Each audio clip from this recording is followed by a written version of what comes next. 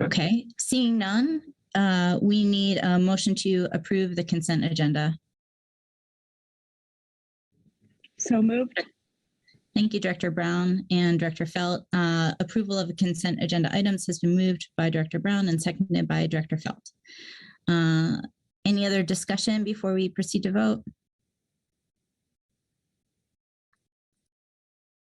And seeing none, let's go ahead and vote. If you wish to object or abstain, please indicate in the chat.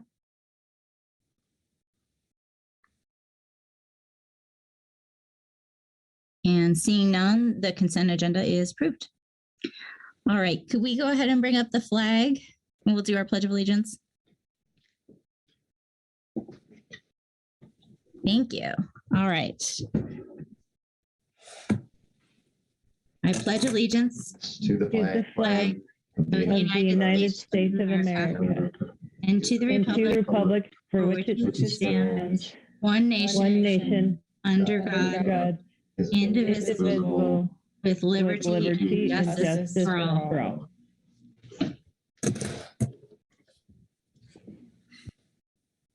Thank you all.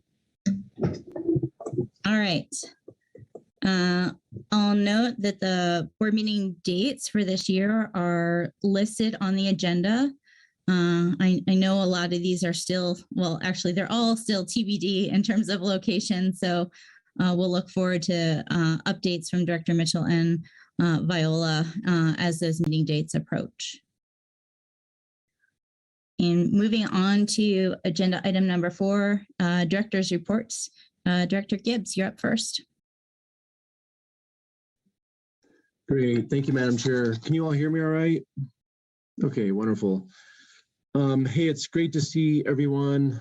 I know that we're in this virtual world still. Keeping my fingers crossed. Looks like COVID numbers are starting to go down a bit. It looked like it peaked during the week of January 13th. So, you know, hopefully we can see each other in person once things get a little bit safer. But so far, right now, I've directed all DNR staff that are able to work from home to continue to work from home till at least January 31st.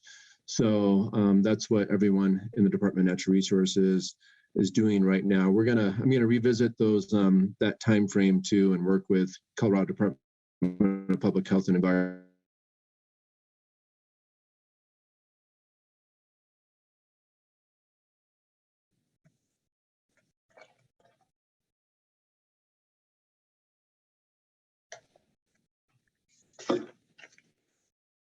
Director Gibbs, did we lose you? January 12th. The state of the state was on January 13th.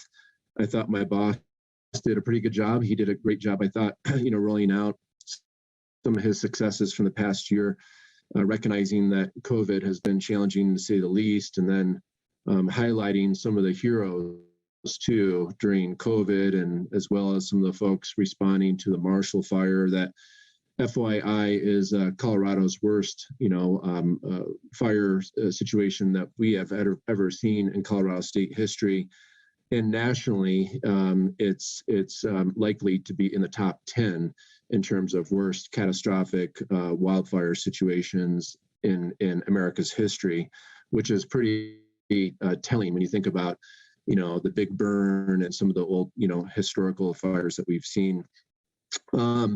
So the legislative session is obviously in full swing now. We have a few priority bills for the Department of Natural Resources. I think I've just shared briefly with you all what that looks like, but it includes some of our legislative agenda, including everything from the reauthorization of what's called the Habitat Partnership Program, and also the reauthorization of the non-game species tax checkoff. We also have a bill to protect sensitive wildlife data.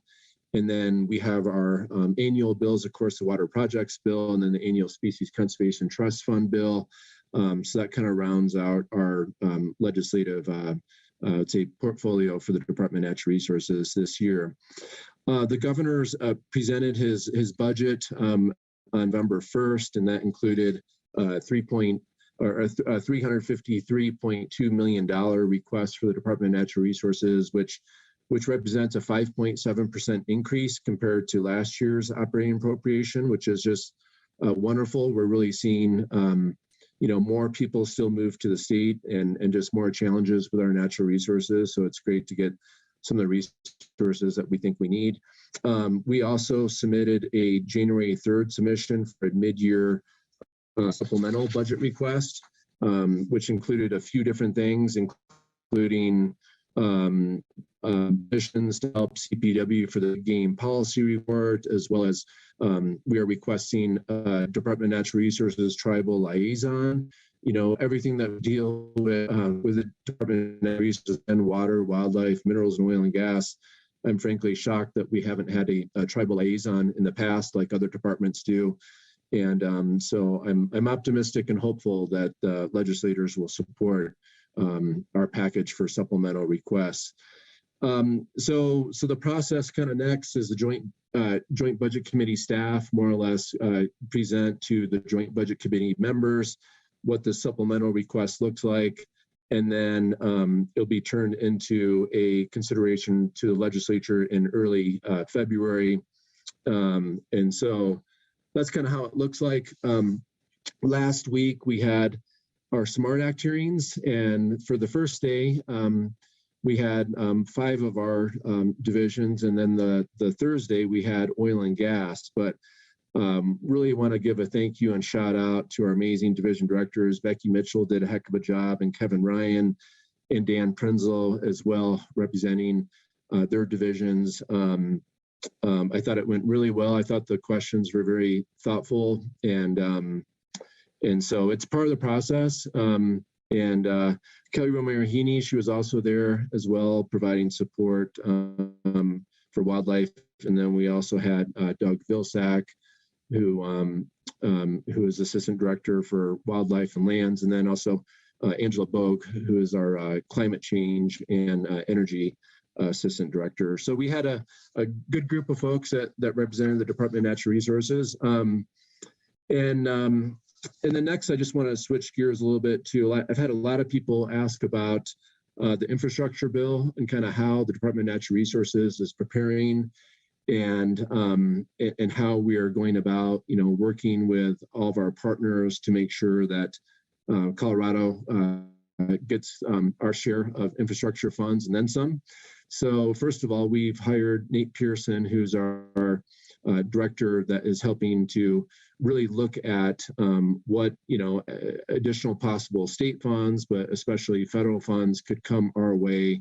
So he is working with all the different divisions to really look through a lens of what the Infrastructure Investment and Jobs Act, known as IIJA, will look like for Colorado. And through our initial analysis, we're looking at in terms of water, the opportunities range from everything from water supply, reuse, recycling projects, water quality, wastewater projects, to forest health and watershed restoration projects. So quite broad, as you could imagine. The funding opportunities can be considered to be within like 3 buckets. Number 1, to direct federal spending of federally owned assets. Number 2, formula grants to states. That's normally kind of based on population mechanisms. We're about 1.7% of the nation's total population. So depending on that mechanism, we get a certain amount of share. And then number 3, competitive grants for states, tribes, and locals. And so those are the 3, big buckets. And then also we've been working closely with the governor's office of OSPB, Office of State Planning and Budget. And they have forecasted a potential range for Colorado to be between $794 million and $1.2 billion for Colorado water projects, based on some of the analysis that they've done.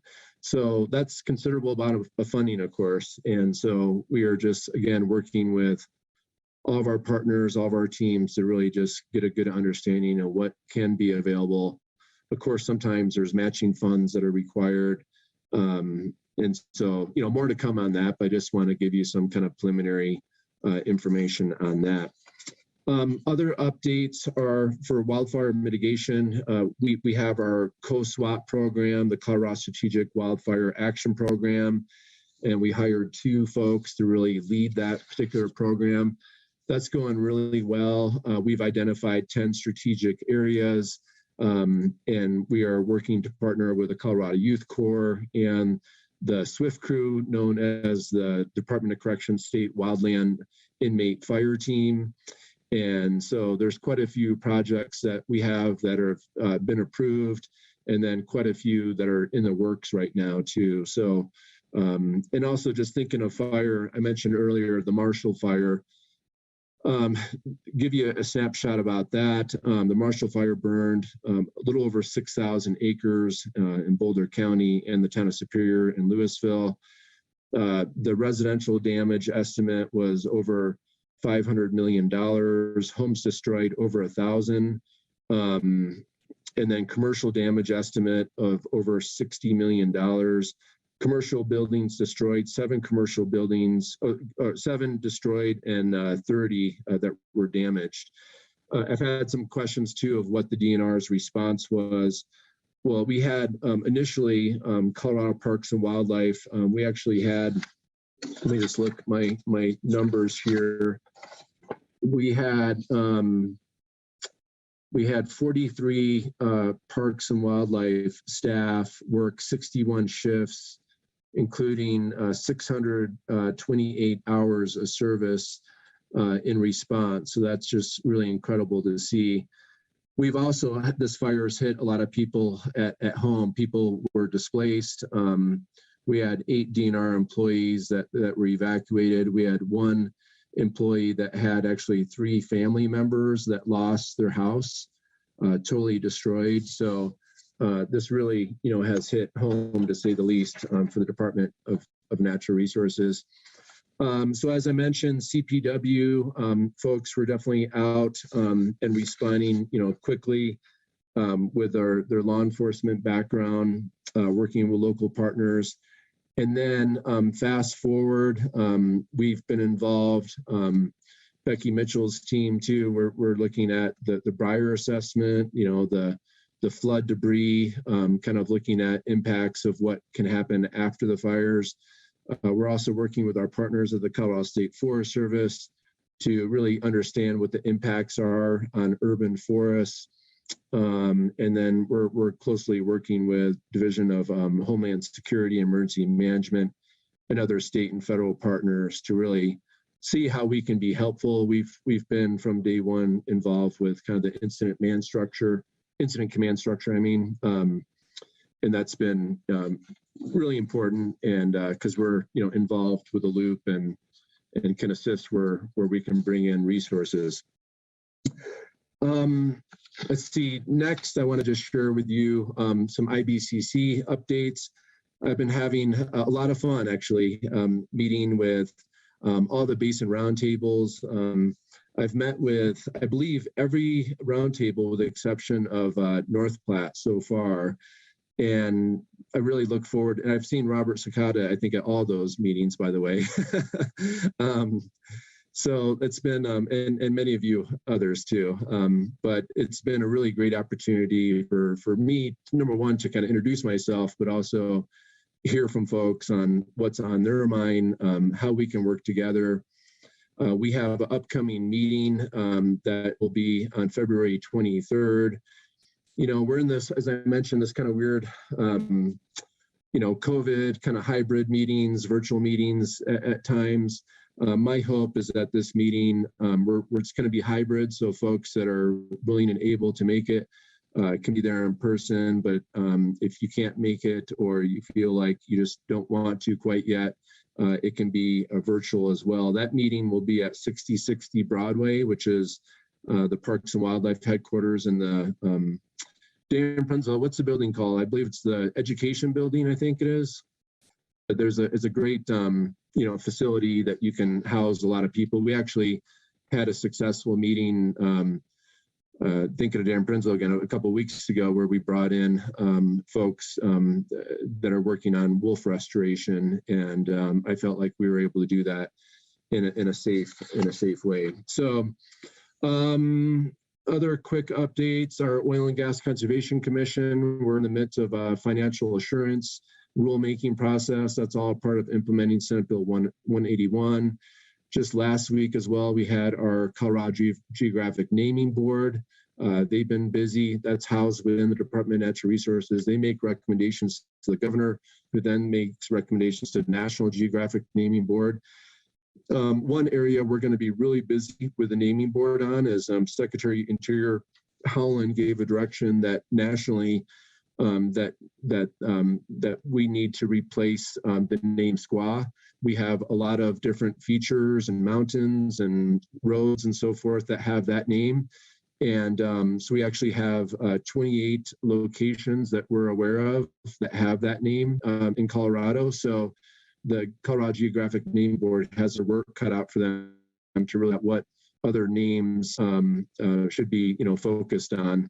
And then there's a 30-day public comment period too, as a result of that as well. Once a new name is going to be determined before it's totally finalized. So that's it. I know I've been talking a long time, but there's just a lot going on always. And I'm planning on being here all day today and tomorrow. I have to run to a meeting with my boss around 11:45 or 12 or so. But then I'll be back actually after that. So hopefully it'll just be right around our lunch break. But looks like Celine has a question, maybe.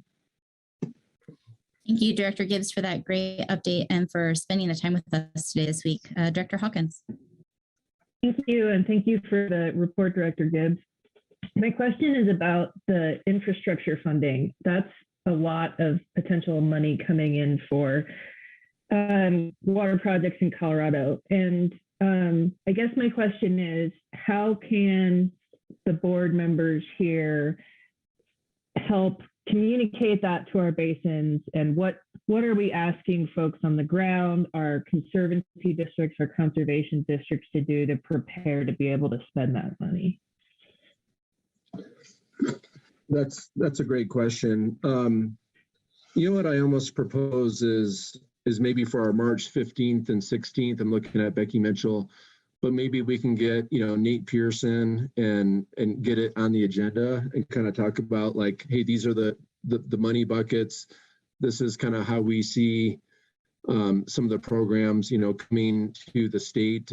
As you all know, some of these will be directed right to special districts, water districts, to potentially municipalities or counties, some to the state. So it's really kind of a patchwork quilt of navigating what goes where and how we can best help facilitate all of this. So I don't have the details, right in front of me, but I know Nate is really working hard to just kind of almost put together like a chart of all these different programs to be like, okay, this is formula based. So we know approximately this is what it could mean for Colorado. This other particular grant has another, it may just go to, counties with a certain amount of population or whatever it may be, or, a different type of formula.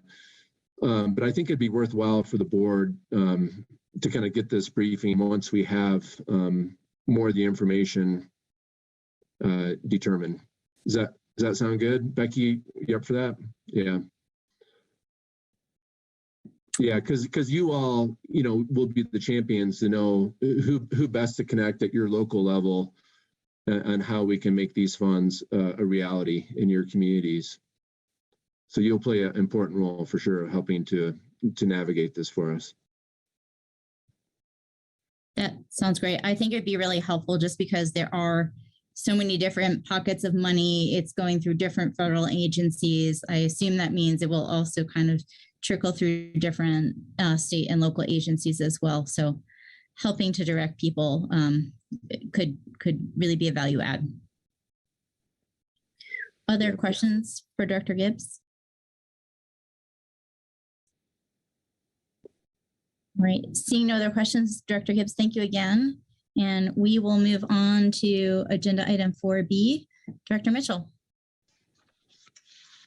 Thank you, Chairwoman Brody. And I need to thank Director Gibbs first for stepping up and doing the IVCC director role, but then also his leadership on what is continuing to be what seems to be fire after fire, and they're changing up in terms of how they look. I want to give a little bit of an update, not reiterating too much of what Director Gibbs said about the Marshall Fire, but add some emphasis on what CWCB has been doing with the support of DNR and the Executive Director's Office. And so I think folks may know that the State Recovery Task Force was activated on January 1st in response to that Marshall Fire in Boulder County and its impacted communities of Superior and Louisville.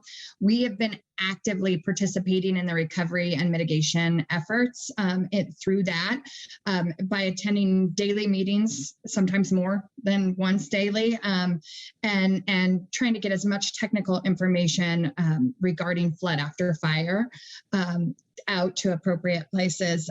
Up to this point, primarily, most of the tension has been placed on human issues, housing, unemployment, insurance, but really there has been a shift that to the natural hazards, the increased flood risk, debris flow, erosion, sedimentation, the watershed recovery kind of ability that we are very knowledgeable about. So.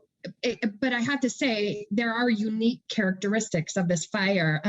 It's highly destructive, and we don't know exactly what to expect. This urban fire is something that our expertise has not, we don't have expertise in that area. And to be perfectly honest, the Forest Service usually does a burned area emergency response and to develop data on those post-fire conditions. This was different. This didn't happen on Forest Service land. They have stepped up and through some state pressure and said, we're willing to do that. And so we'll be looking at that data and specifically as it relates to soil burn severity and analyzing for potential secondary hazards, those hazards that I talked about. The snow cover makes that a little more difficult, but that is definitely a priority. Once we have that data, CWCB is fully capable to model it really quickly before the rain season. I have to give a shout out, though, to an EDO staff member, Angela Boeg. Dan mentioned her, but we've been working closely. She was tasked with being the team lead for the Colorado Burned Area Emergency Response Team for the State Recovery Task Force Incident Command Structure. And so we have been taking a lot of cues from her, but when we talk about those daily meetings, Angela is the one in those. So I need to give a shout out to that, to Angela. And then wanting to touch on a bit of what Director Gibbs mentioned in terms of stimulus funds, I need to mention our efficiency with the state stimulus funds that we've gotten to this point. And a lot of the comments that we are getting is about, okay, what's going to happen with those federal stimulus funds? But I want to give a bit of an update on what CWCB's done with the state stimulus funds. That there was $34 million in state stimulus funding for wildfire-related watershed restoration and recovery grants during the 2021 legislative session. Through House Bill 2154, $4 million for watershed restoration grant program to support that post-2020 fire recovery and mitigation. That has been fully funded. When we talk about efficiency in government, responsible government, getting that money out the door as quickly as possible is something that I consider one of the metrics. That has been fully, that funding was fully awarded. Also under Senate Bill 21-240, $30 million was allocated for the watershed restoration grant program for wildfire recovery. 18 million has been awarded, surpassing the statutory goal of 10 million awarded by July 31st, 2022. Again, I consider that a success, getting that money out the door. And I think a lot of folks don't realize the human effort that's taken to get that money out the door. And that is done by our existing staff. And it's important to recognize the types of projects that we're funding were non-federal share of emergency watershed protection projects, aerial mulching on both federal and private land, post-wildfire flood warning systems, the list goes on. We are on track.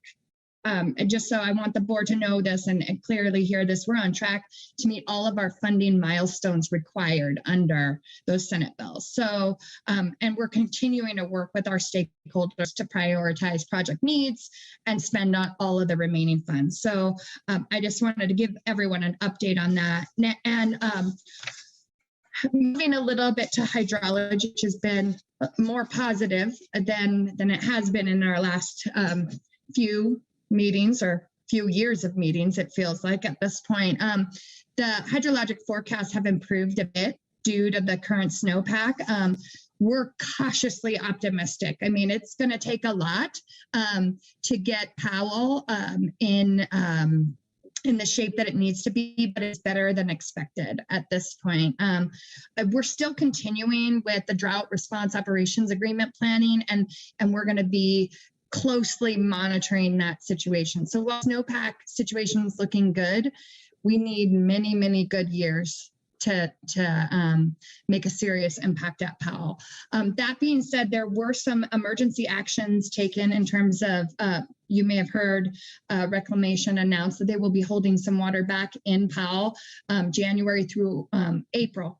Right now, we're in the midst of that. So 350,000 acre feet, 50,000 acre feet this month, and 100,000 acre feet in the months of February through April. I do want to make sure that folks are aware that is not a holdback in perpetuity. That will be made up over the summer. So those releases will be made up in the summer. It's to protect critical elevations right now.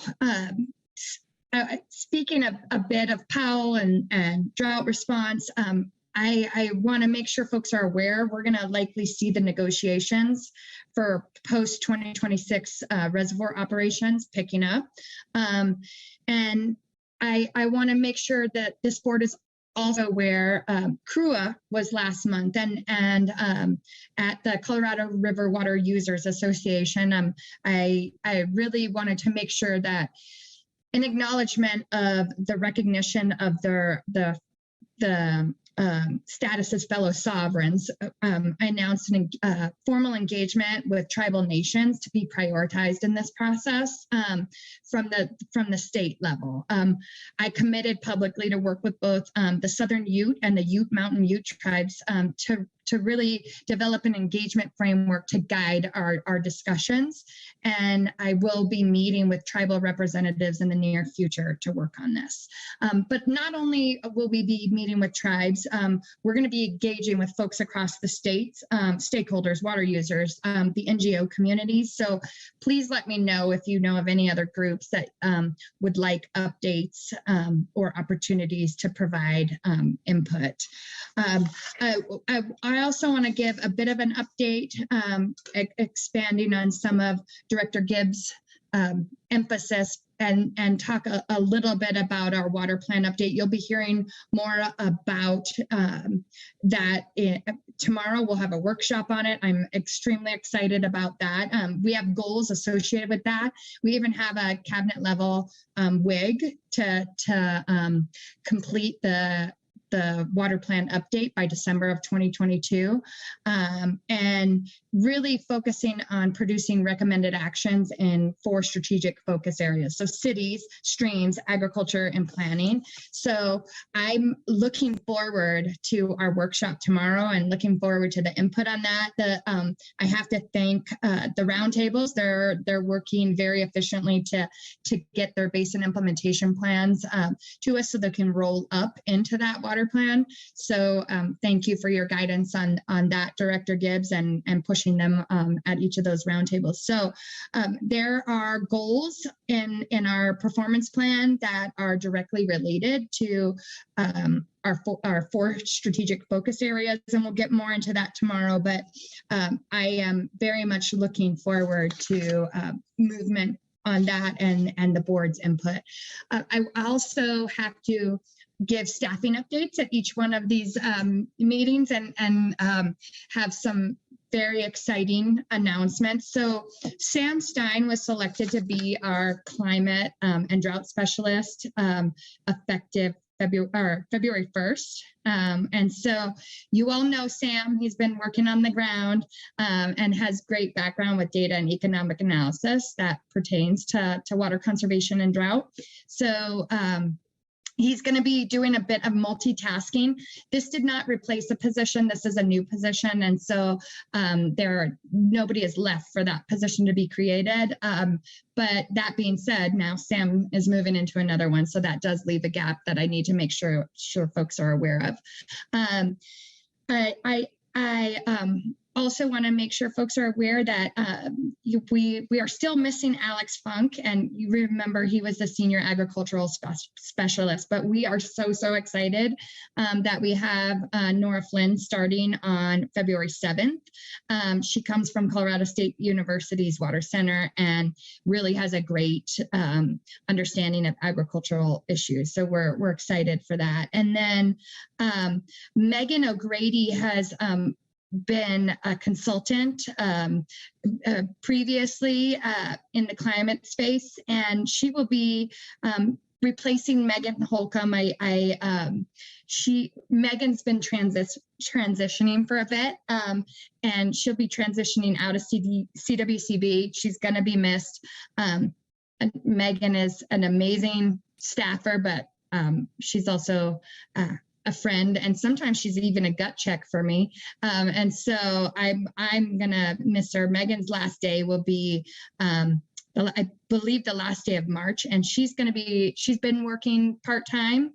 And so if you need anything, schedule it with her now. And I think she should squeeze as much work out of her as you can until then. And she's not gonna be disappearing. We'll be seeing her out and about. So, but her replacement, I think, is going to be amazing. Megan, the new Megan O'Grady, has a breadth of climate experience that, I mean, her work ranges from working with the UN and NASA.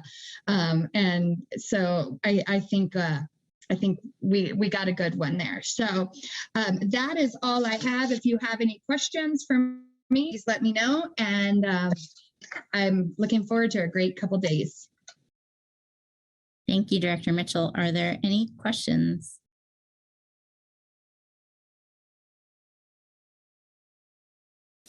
So I just wanted to comment on, this is directed for both Director Mitchell and Director Gibbs.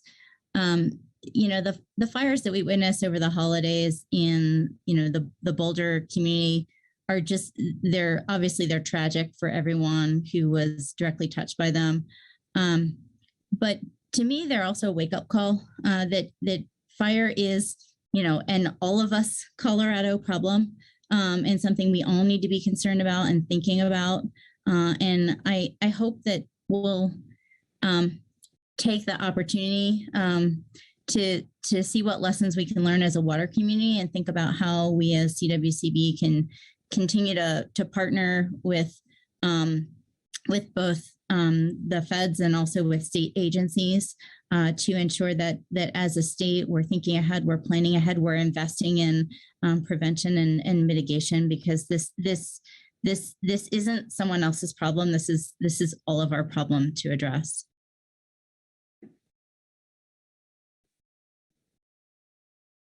Thank you for that, Director Brody. And I think as you watch the impact of the Marshall Fire, it is definitely all of our problems, and we're going to have to figure out how to move forward together with this. So thank you. Yeah, I agree. Thanks for your comments. And I think the water community in general has a great role to play. I remember vividly when I was a legislator, just trying to convince folks to get $1 million for grants, statewide, and folks were looking at me like I was crazy when I was talking to folks in Denver on the Front Range. But I mean, we know the lessons now, and I'm just grateful it hasn't been a partisan issue, that we can all hopefully be on the same page as much as possible and really look at bringing as many federal funds to the table as possible, and work with local communities, work with all of our partners, work with the federal partners and in the water community to figure out the best location to get meaningful projects off the ground. But I have to tell you, like, as someone that used to put projects, trying to get them off the ground, it's not easy. But the more support you have at the local level, that's where, meaningful change can really occur. And that's been some of my messaging to the roundtables, frankly, is like, hey, I'm seeing similar themes when I look through the basin implementation plans. A lot of it's kind of forest health watershed related, and we all need to step up and not just like put that in a document, but like everyone needs to step up to really be a strong advocate to get projects off the ground. It just takes a couple of people to say, hey, not my backyard, to stop projects. Thank you, Director Gibbs and Director Mitchell. All right, let's move on to agenda item 4C. Director Greenberg, welcome. Thank you, Chairwoman Brody, and everyone. It's good to be with you as always. Happy New Year. Since we're touching on the fire, maybe I'll start there just briefly. Just hats off, of course, to everyone who was responding directly. We also have a role to play in fire response, I think, as many of you know, especially when it comes to livestock. So my team has been part of the SEOC response and working with Boulder County OEM to make sure that we're supporting landowners and anybody impacted on the livestock or ag side. We also oversee animal welfare, as you know, and we had one pet animal facility, a boarding facility, that lost both its business and the residents of the owner. Luckily, they saved all of the animals, which is pretty remarkable. But that was the kind of thing that my team was monitoring for and helping support both our ag community and licensed community as well. But beyond that, of course, a lot of other things have been going on this first few weeks of January. In addition to emergency response, there's been all sorts of events. Last 2 weeks was Stock Show. So I've been down at rodeo just about every other night. Was at the Bill Pickett Rodeo on last Monday for MLK Day. Helped announce the Conservationist of the Year Awards this week with the Conservation Association, the Conservation District Association here. And at Rural Voices with Club 20, Action 22, and Pro 15 last Thursday, just talking about the work that our ag community is doing across the state. Last month, I was also delighted to join Commissioner Felt down in Chaffee County for a rancher appreciation dinner and listening session. The governor was there with us the whole evening for about 3 hours, listening to producers from across the county, talking to them about how we can help get resources, especially for processing. And Commissioner Felt, thank you so much once again for the very warm welcome and invitation to join you. Department level, we are busy, just like DNR, advancing our WIGs. So our 3 big WIGs are economic and supply chain resilience. I think a lot of you, especially on the ag side, are feeling this with prices where they are, supply chain backups, input costs are just through the roof. You can't get pallets. We don't have tractors on lots right now. So we're really focused on how can we help diversify our supply chains and build resilience into our system. Our second one, advancing voluntary stewardship. I'll talk about that a little bit more with our stimulus dollars, but we're driving that forward.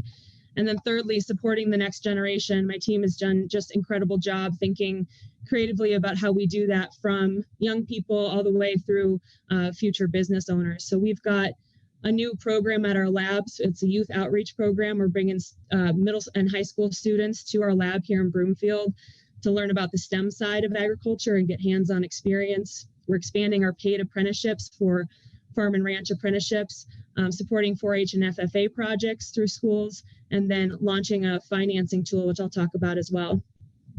So our legislative and budget package reflects our WIGs and our big goals for the department. We are asking for funds to hire an emergency coordinator. So as I mentioned, we have duties within the SCOC, especially when it pertains to livestock. In any sort of mass livestock incident, we become the lead agency, but we don't have an emergency person. So that means that my staff who have full-time jobs become our emergency lead in the case of an emergency. And it's given how many of these we've had to respond to in the last couple of years, it's incredibly taxing. So we're looking to expand our capacity there. We're also looking to enhance our resources for the Bureau of Animal Protection, one of our 2 main animal welfare programs. We're asking for support for diversifying the hemp industry, especially around fiber production. Want to find a stable and diverse marketplace for our producers there. We're also, looking ahead to more and more regular pest outbreaks. So we're looking for support to help our counties and ag associations mitigate and respond to pest outbreaks. And then we're also looking to modernize our licensing and registration software, which is a big aspect for our customer service. We have a really light legislative agenda this year. We have a LAC bill to just make some simple modifications to the state fair statute. We're looking to align, yet again, our hemp program with the federal rules. That has been a multi-year process as USDA has worked to finalize their rules. And then an extension of the Conservation District grant fund that sunsets this December. We also had our SMART Act hearing last week, and for any CDA staff on the phone, just hats off to an excellent team effort, both in the prep and testimony during that SMART Act. We've got a number of new positions at the department. I'm really excited to announce that we have our new and first ever agricultural drought and climate specialist on board. Her name is Kristen Boyson. She's fantastic. Also incredible depth of experience, both on the ag side and climate science and research side. So she's really going to help us expand our capacity to lead on agricultural opportunities for drought and climate mitigation and resilience. I'm also hiring for 2 new deputies. My deputy of ag, or deputy commissioner of ag, Steve Silverman, is moving on in just a few weeks. He's going to be teaching at DU Law School, and I think enjoying a little bit more time to himself than he's had the last 30-some years of his career in public service. I couldn't be more appreciative for his time here at CDA. So I'll be hiring and actually have the job open for another week for Deputy Commissioner of Agriculture. That will also be our tribal liaison. And then the second deputy is Deputy Commissioner of Operations, who will also be our recovery officer. Together, that's going to help us build our capacity for the federal fund conversation Director Gibbs was having. How can CDA help support getting as many dollars here to Colorado as possible? We're also looking for a Spanish-English bilingual communications specialist to help us tell the story of impact and really reach new communities for the services and resources we have to offer.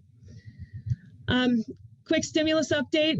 It's hard to make it quick because there are just dozens and dozens of projects going out the door. We had $76 million in state stimulus just for ag last session. We have distributed more than 31 million to our ag and rural communities, hitting nearly every county in Colorado.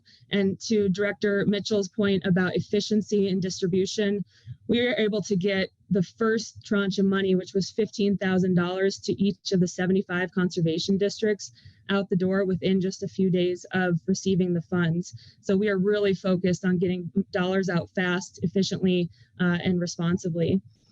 So we've gotten support out to the National Western Stock Show, the event and the grounds. We've got support for the state fair for our redevelopment down there. We supported around 45 county fairs and other ag events across the state. We're investing in drought resilience, both statewide and at the local level. And I, at some point, would be happy to run through the list. We'll be publishing all the awardees, but just working on getting those grant contracts out the door. But we'll be supporting initiatives like the Drought Advisors, the COAGMAT weather and data stations and efforts, post-fire recovery, our grazing districts, drought education and research through CSU, and also a competitive grant program for producers. On the soil health and renewable side, we are busy getting the soil health dollars out the door as part of our STAR program, our voluntary soil health program, partnering with 17 conservation districts across the state to pilot that. We also have 74 projects on renewable energy development in stages, including 7 agrivoltaic projects, 8 energy recovery hydropower projects, and 8 anaerobic digester projects. So all of that has been accelerated with the stimulus investment. Our Colorado Proud effort, we've also really been pushing marketing and promotion for our Colorado products. We partnered up with Instacart in December, and that campaign led to an additional 40,000 in sales for Colorado Proud products in December alone. So we're really looking for opportunities to elevate that brand of Colorado food and ag businesses. We're also about to get $1 million of our up to $10 million for processing grants, farm to market infrastructure grants. That's moving forward. And then I mentioned earlier our financing tool, that's part of the 30 million revolving loan fund that we are setting up. We are getting ready to start lending, and that was just a matter of 5 or 6 months after that bill was signed. We've awarded the contract with our lending partner to First Southwest Bank. They're based in Southwest Colorado, but have relationships with banks across the state, which is, of course, a priority for us in this program, that we provide the same kind of service statewide. And I just want to thank the staff at CWCB who have worked with my team as we set this up on how we can build an efficient and effective lending tool here at CDA. Lastly, had the pleasure of joining Secretary Vilsack when he was here. I believe it was last week. President Biden has announced a $1 billion plan for processing investment across the country. That's very much in line with what we are doing here and how we can support and advance capacity in our small and mid-scale processors in particular. Goes back to our first WIG, diversifying our economic and supply chain opportunities here in Colorado. So just very much look forward to, again, working across agencies, across state, local, and federal partners to make sure we're getting as many of those dollars here to Colorado to support our ag producers and our ag community. And with that, Director Brody, happy to take any questions. Thank you so much for that fantastic update, Director Greenberg, and for making the time to be with us today. Are there any questions? Director Dutton. Thanks, Director Greenberg. Really appreciate it. I just wanted to thank you for working on, trying to figure out the alternate markets, and especially noting hemp. And, as we've previously discussed, there's just a huge need. There are potential crops that could take the place of some of these thirstier crops as people are, figuring out ways to adapt to become more flexible. And so CDA's help in understanding, developing, expanding the markets is critical. So thanks for your work on that. Thanks, Director Dutton. Any other questions for Director Greenberg? Seeing none, well, thank you again. And let's move on to agenda item 4D. Director Ryan, welcome. Thank you, Madam Chair, and thank you, board members. I appreciate the chance just to give you a quick update this morning. I have a few comments, and then I'm going to put a slide up for us in just a few minutes. But I'd like to start by updating you on staffing at DWR. As you all know, in your basins, you've seen that occasional missing water commissioner or person in the division office that might be helping you out with an approval of some type or another. And that is important to us because at DWR, the way we are staffed, we believe everybody is pretty full with responsibilities on those timely approvals, timely approval of a substitute water supply plan or of a well permit application, or importantly, diversion of water. And we are filling back up. We have the unfortunate circumstance where we have so many good people internally that we fill a position with someone internally and we just have one more person to fill. So we're also bringing people in from the outside, but we are making progress on that. And we really appreciate Dan, DNR's HR group that has been so helpful in doing that. Measurement rules. I've talked about them in the past, and I'll just give you a quick update. I talked about stakeholder meetings that we did last time in our last meeting. This is in Division 6, measurement rules for measured devices, diversions, diversion structures, records, submittals, etc. Very important. And we did the stakeholder meetings in the Yampa, the White River Basin, the North Platte. Director Brown, Director Trick, I just can't say enough about the people in your areas that they come out, they get engaged, but they get engaged in a positive, constructive way. And they take time out of their evenings to come visit with us in their basin. And Director Trick, you yourself have had a lot of input. And so that means a lot to us. We think the rules are in a good place. We're doing that with the assistance of Leoniak at the Attorney General's office and her staff. Particularly, I need to mention Emily Halverson, Lane's attorney in the Federal and Interstate Unit. Emily has been so critical in making sure our rules are where they make legal sense and a procedural sense.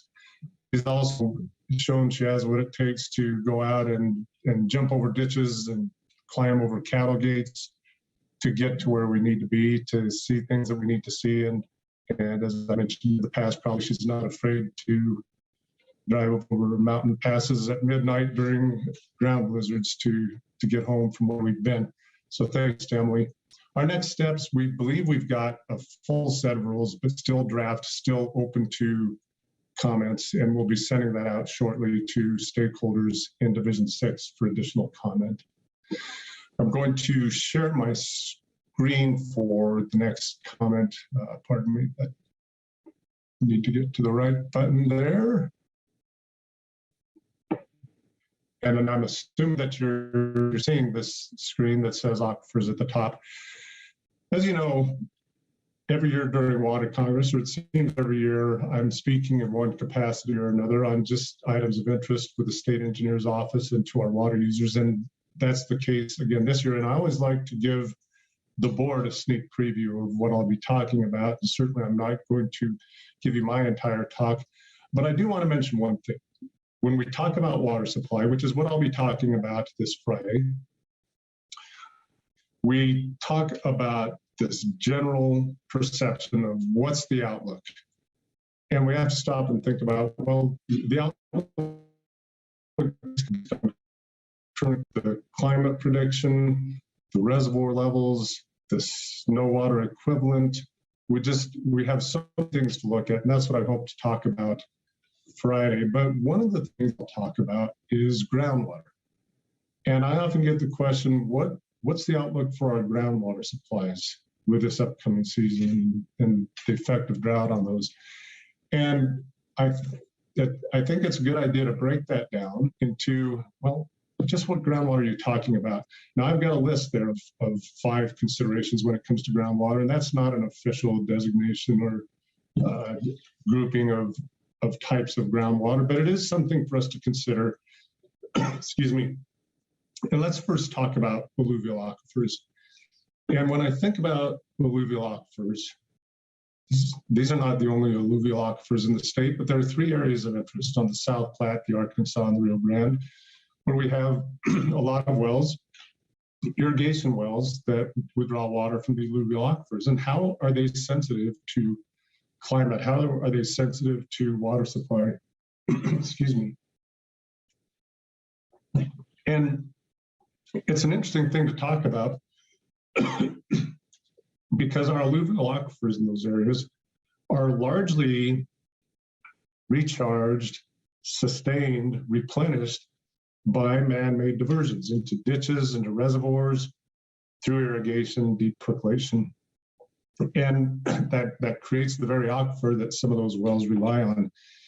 And in that sense, they're a little bit protected. I wouldn't say they're quite self-sustaining, but they're a little protected because all of those wells are very limited in the amount of water they can withdraw, only that amount that they can replace to the stream because of their impacts.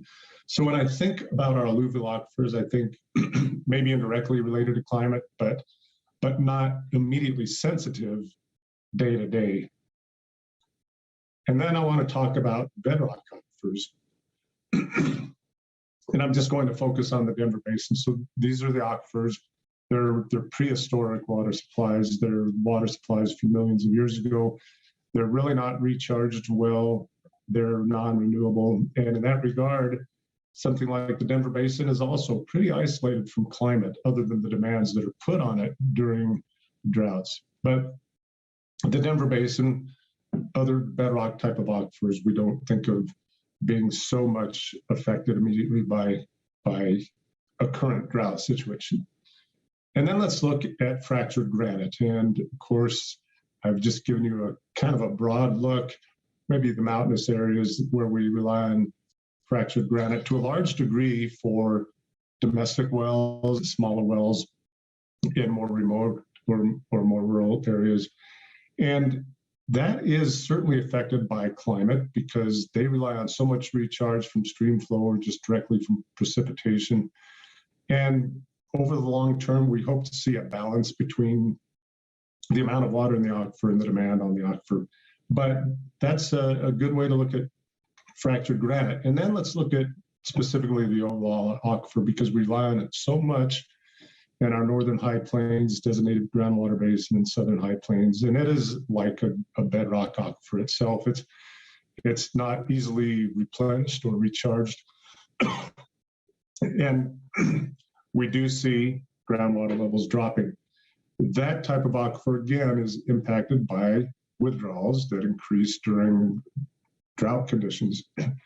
And we don't really see it relying on year-to-year better or worse hydrologic conditions to somehow sustain it because it is so isolated from direct and immediate recharge from surface water. The last one I'd like to talk about is specifically the confined and unconfined aquifers in the San Luis Valley. And as I look at Director Dutton, you know better than I do what I'm talking about here. This is an area that is probably very sensitive to drought conditions in two ways. One, just its ability to get immediate recharge from hydrologic conditions. The confined and unconfined aquifers rely on that surface water in many ways to keep it replenished, keep it sustained. And then as well as other aquifers, the demand goes up during drought conditions. And so this is an area probably that more than any other that I would say is very sensitive to drought conditions. And again, Director Dutton, the drought conditions over the last few years and over the last 20 years have not been kind to especially the unconfined aquifer. That's a quick look at that one aspect of water supply, the groundwater supply, when we talk about drought conditions and what our outlook is. I will stop there because I'll have other things to talk about, at least as far as the water supply. I want to mention one last thing though, before I end my report, and that is I have to point out some sad news that probably many of you have heard because it is from several weeks ago, but it's since our last meeting. And that is that DWR lost just such a critical person in our staff, John Van Oort from our Division II Pueblo office on the Arkansas River on November 30th. John passed away from COVID complications. And when we lose someone on our staffs, all the other directors know, we talk about how critical they were and what a great person they were. We say that about everyone, but I really need to point out that John was such a critical resource, a river operations coordinator. Robert, you can compare him to Brent Shantz in Division I. And then, of course, we can't compare any of these people to each other, but John, a river operations coordinator, if it had to do with water administration from the headwaters to the state line in Division II, if it had to do with compact administration and compact compliance, John was the hub of that. So it's a huge loss, just a healthy person that was so helpful to us. And we talk about his criticality in everything we do in water administration, but a great person and a strong presence in his community. And all I can say is when we talk about how to replace him and we draw up that job description to ask people to consider that, it's really not fair to list all of John's duties and all of the things he was doing because nobody could really fill those shoes. So we have to take a look at how do we configure this job so that people can actually step in and do a good job. And that's probably the best testament I can give to John and how important he was to DWR. Madam Chair, that concludes my report. Well, thank you for that report, Director Ryan, and certainly condolences to his family, friends, and coworkers on his passing. Director Hawkins, did you have a question? Thank you. And first, Director Ryan, I echo the condolences. It's hard to hear about a loss like that, and I'm sorry for you and his family and friends. My question was actually about the measurement rules. In my basin, one of the concerns I've heard is just about how expensive it's going to be to put measurement infrastructure into areas that don't have it yet. So are there any thoughts from your office about how the infrastructure funding might be spent to support efforts as these measurement rules may be hitting our basins? Thank you, Director Hawkins. That's an important question because we hear that when we go out into Division 6, Director Brown, specifically in your area.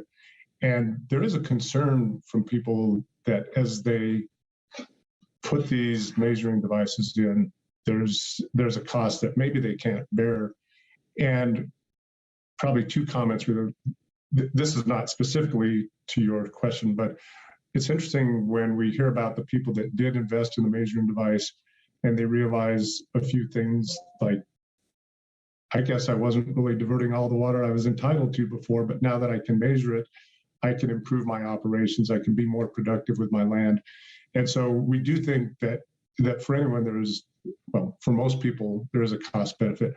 But to be more specific in response to your question, there are grant programs in Division 6 related to this, and they don't necessarily cover the entire area, but we have worked with some of the local interests to identify funding available for people that can't put those in. We also like to think that in many of the areas, this is true in Division 6, and I suspect it would be true down in your division, where there is not a measuring device, it's smaller scale diversions.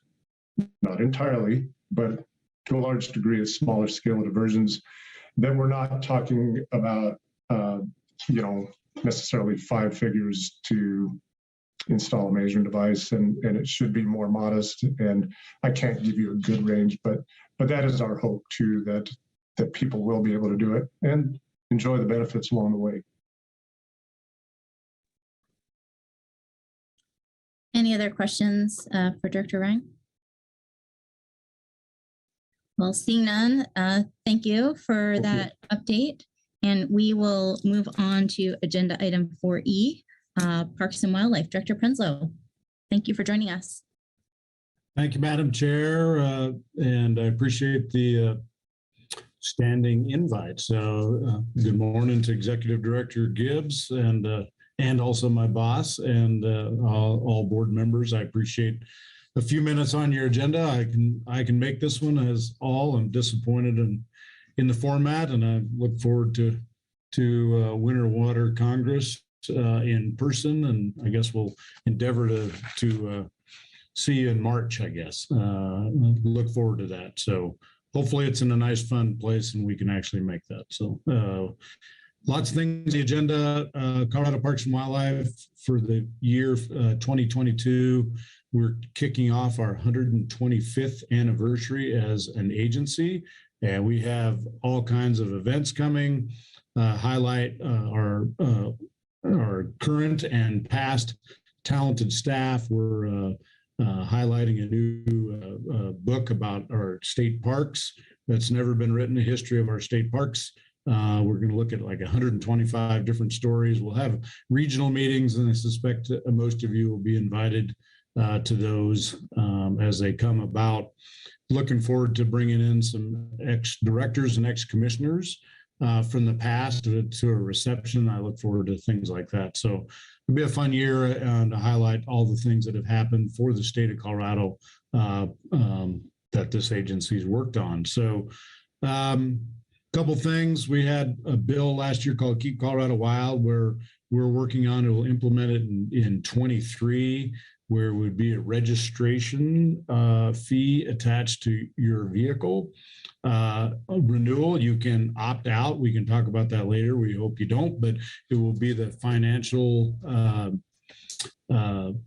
support that the state parks, our state parks portion needs for operating. We look forward to that. We're working with county clerks right now and Department of Revenue and working out the pricing of that.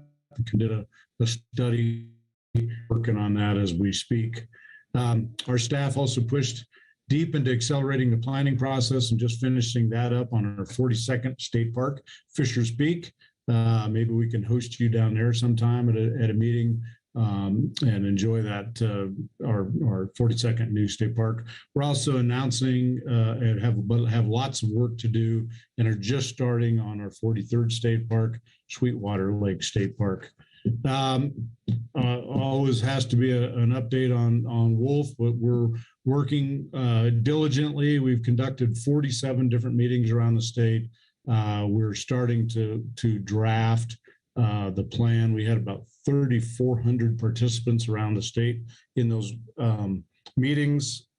My staff and our working committees, the technical group and the stakeholder advisory group will advise, and my staff will write the draft plan. We think that draft plan will be in front of the Parks and Wildlife Commission around November with a final decision in May of 23. We also expanded our public access program by nearly 200,000 acres. I want to thank my partner in the State Land Board and some private landowners too on that to expand public access program in the state. We also created the first ever in Colorado, and I think the third ever nationally, Colorado Outdoor Equity Board to get access to all people in the out of doors. And so we had our first board meeting last week, and we're real excited about that opportunity. Our fearless customer service representatives and law enforcement people, and I know Director Gibbs talked about a few of those with the Marshall Fire, have been out since I think the first month of COVID and have never been working from home. They get to go out and do their job. Just want to shout out for them. Also, our aquatic biologists and terrestrial biologists have also been out and about on the state performing their crucial data collection, which informs some of the decisions that you'll make.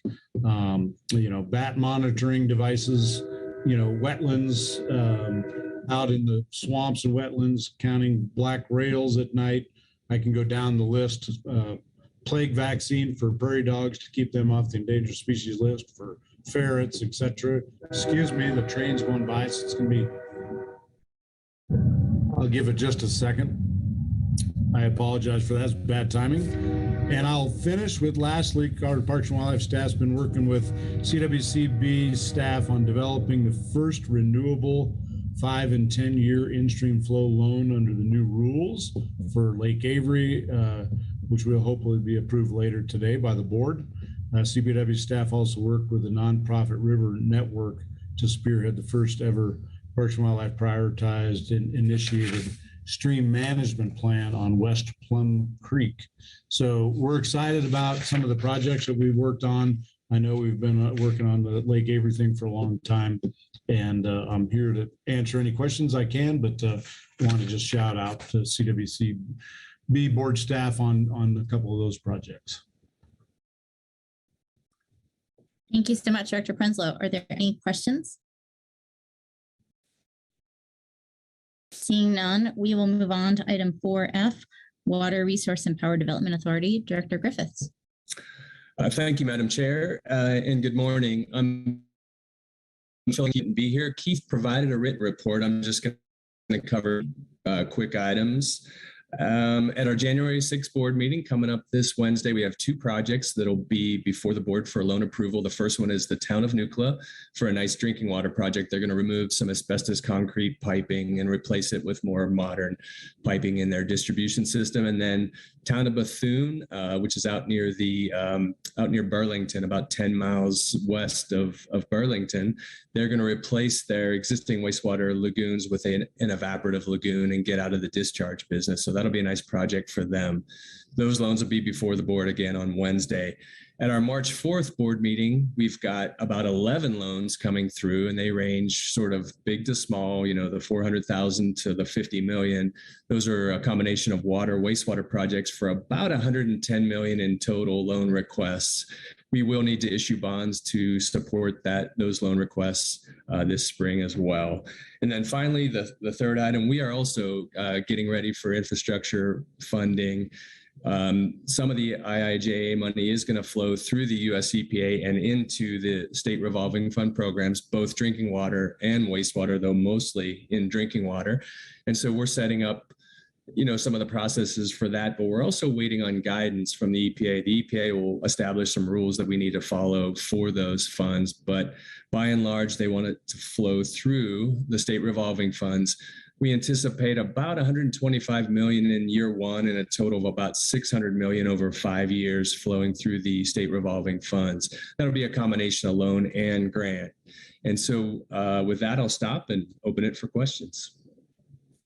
Thank you for that update. Are there any questions? Well, thank you again for being here. Appreciate it. Thanks. All right, let's move on to agenda item number 5, financial matters, construction fund and severance tax perpetual base fund update. Kirk, welcome.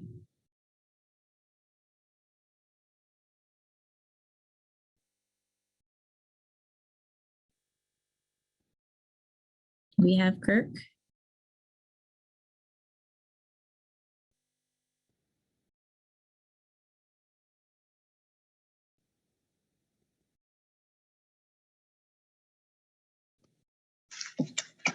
Looks like he's on the meeting participants.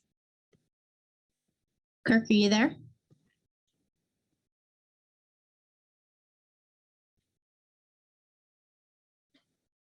Give me Director just Mitchell? give me just a second, Director Brody.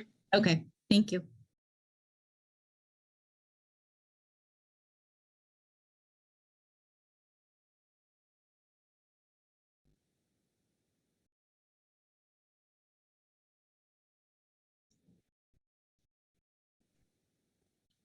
Director Sakata?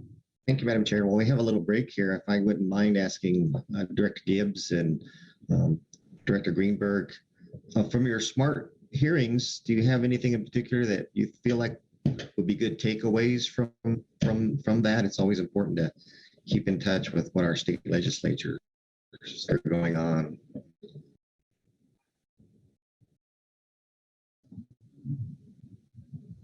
Director Brody, I'm happy to jump in there. Sure, please do. Thanks, Director Sakata, for that question. It's always a question going into the SMART Act, you know, where our joint committees are going to be most interested. And I would say this year, it was the most in-depth and lengthiest discussion was around our recovery efforts. They wanted to know how dollars were being distributed to around the state and what the impact was. And that was really where our focus was as well. You know, I think one of the questions I got was, is this enough? And do we need more? And how do we keep helping? Which is a common question for me on the ag side. And, you know, our conversation was the challenges we're up against in agriculture. While yes, this one-time funding has been incredibly meaningful and impactful in the near term, we've got longer-term issues to deal with. Drought's not going to go away with, you know, a few million in stimulus, for example. So I think that discussion about how do we support and advance agriculture in the long term, given what we've been through these last 2 years, was very much a focus for us. Thank you, Director Greenberg. Director Gibbs, is there anything you want to add? Yeah, I mean, it's interesting. These SMART Act hearings are fascinating.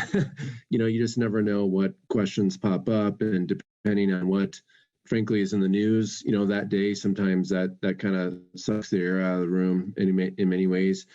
But we had questions on everything from, you know, the South Platte River compact that's been in the news. I know we'll have executive session on that later on. Questions on reintroduction of wolves, kind of where we're at in the planning process for that. Different SMART Act hearing on oil and gas. You know, we're working through a lens now, set up a one-day one we've gone through 6 different rules as part of that rulemaking process. We have a few more to go, but we're in financial assurance right now. And it's interesting always to hear like it was always the intent that permits were going to get out the door while we're in this rulemaking process. But there are some folks that would argue that you shouldn't allow any permits to go out the door until you're done with the rulemaking process. And then some would argue you need to get a lot more permits out the door. So it's just kind of, with oil and gas, there's it's hard to find the sweet spot at times. But there were questions on, how many permits were approved, how many not, why did you not approve those particular permits, and so forth. I'm trying to think, Becky, Kevin, Dan, anything else that we missed? I thought they were actually going to be more engaged on water-related questions. It was a little light, but maybe it had something to do with they've had a long day and Commissioner Greenberg kind of wore them down before us. I didn't feel like it was that light on water questions if you were sitting in my seat, but in relation to Director Greenberg's, it may have been light. And we were closing in on the 6 o'clock hour, I think. Yeah. Cool. Thanks for this. Dan, sorry, I agree that I think it was the hour, and maybe some legislators that were able to stay for our portion, or at least for my portion, that made it a little lighter on water questions. Thank you for sharing those perspectives. It looks like Kirk is having technical difficulties. So Rachel, if you're ready, why don't we go to agenda item 6, the water project loans, and then we'll see if Kirk is able to rejoin. Thank you, Director Brody. Hello, everyone. Rachel Pittenger. I will be presenting agenda item 6A, the Town of Dove Creek Reservoir number 2. Next slide, please.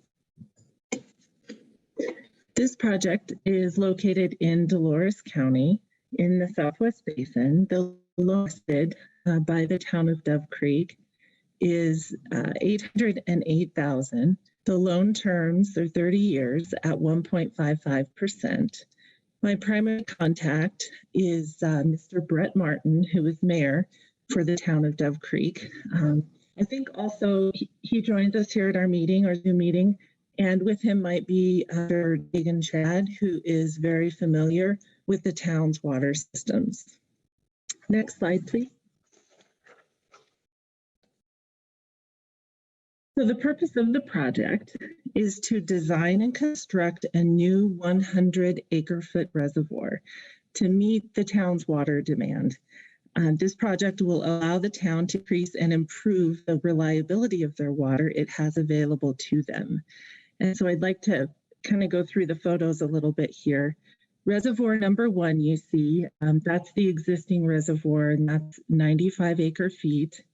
The proposed reservoir number 2 is just south of that, and that's 100 acre foot. And it kind of looks in the photo just because of the angle and the alignment of the aerial image. But it is, there's an area there kind of with the idea, I think they had always wanted to put a reservoir in that location. To the left of that, the image is of a preliminary design of reservoir number 2. And further to the left is the Dove Creek Canal, which is how they fill the reservoir number 1 currently. The total project cost is $1.6 million, and the town received a water plan grant in September of 2021 in the amount of $800,000. So the CWCB loan amount with the service fee request here is $808,000. And again, it's at 1.55% for 30 years. The collateral here will be a pledge of Water Enterprise Fund revenues backed by a rate covenant. And I'd like to take any questions you have at this time and ask Brett and if Dagan's available to also answer the questions. Thank you, Rachel. Any questions for staff before we invite the applicants to make any comments they wish? Okay, Mayor Martin and Mr. Chad, you're welcome to address the board if you'd like. Good morning. How are you? Good morning. Brett Martin here. I don't want to take up too much of your time. We've spent quite a bit of time with Rachel, and she's got a good understanding of our need. The biggest concern in the crisis of the drought is from about October till May or June, I'm running on that fixed supply in that reservoir. If we can't fill that reservoir in the October cycle, then I run out of water somewhere around March or April to feed my people here in the town. With that extra storage, then I can have a full 1 year supply and then some. The water is already paid for from the project, quote unquote. I just don't have access to the water because of the canal delivery system. When that resource or that source of water, when they shut that canal down, I can no longer receive any water. So it created quite a fear for us when they, if I don't have that water in that second reservoir, I have a potential of not being able to provide water to the residences and to this county. Dagan, you have any more comments there? Yes, I just want, we went through a crazy year with this exceptional drought conditions down here. And I think what Mr. Martin's trying to get at is, we lost our water supply in July. That usually went to. For this year, we lost it in July. Yeah, we usually get water way to October. So shutting that down in the peak months of summer for fire flow and water consumption in general in our town, this is very important. Very concerning. Yes, and that's all I have. That's the need that we have, yes. Guys. If you have any specific questions, we do have some engineers on tap here. I think we could access, but go ahead. Thank you for the opportunity for us to speak. Thank you for joining us, and thank you for the application. I see Ken Curtis is on as well. Director Hawkins, did you have a comment? I did. I wanted to thank the applicants for being here today, and I won't take too much time, but I need to underscore the seriousness that I think the town of Dove Creek experienced last summer when the canal couldn't deliver water. And so I commend the town for leveraging our grant and loan programs. I appreciate the work that's been into this. And I see this as a hugely important drought resilience project for my basin and for a town that I just dearly love. So thank you. Thank you for that. Any other questions or comments? Mr. Curtis. Yes, I just wanted to let the board know that the Dolores Water Conservancy District supports this project. We've delivered water for Dove Creek for close to 30 years. And given the terrible conditions in 2021, we definitely had problems. And I would agree with Director Hawkins that we see this as a project that creates some extra capacity and redundancy in their system, and it's going to help them for the long term. And I think it's very important. Thank you. Thank you. I appreciate that. Seeing no other questions or comments, Rachel, do you want to present the staff recommendation? Sure thing. Staff recommendation is as written. Thank you. We need a motion. Director Hawkins. I would move staff to approve staff recommendation for agenda item 6A. Second. Thank you. Staff recommendation on agenda item 6A has been moved by Director Hawkins, seconded by Director Dutton. Is there any further discussion by the board before we proceed to vote? Seeing none, let's go ahead and vote. If you wish to object or abstain on this item, please indicate in the chat. Seeing no objections, staff recommendation is approved. Congratulations. And again, thank you, everyone. And let's move on to item 6B, Tribune Metropolitan District. Rachel, I believe this is you as well. Yes, it is. Thank you, Director Brody. For the record, Rachel Pittenger, CWCB staff. I will be presenting this item, number 6B, the Tribune Metropolitan District Stonewall Springs Reservoir Complex. Next slide, please. So as you can see from the map, this project is located in the Arkansas Basin. It is just east of Pueblo.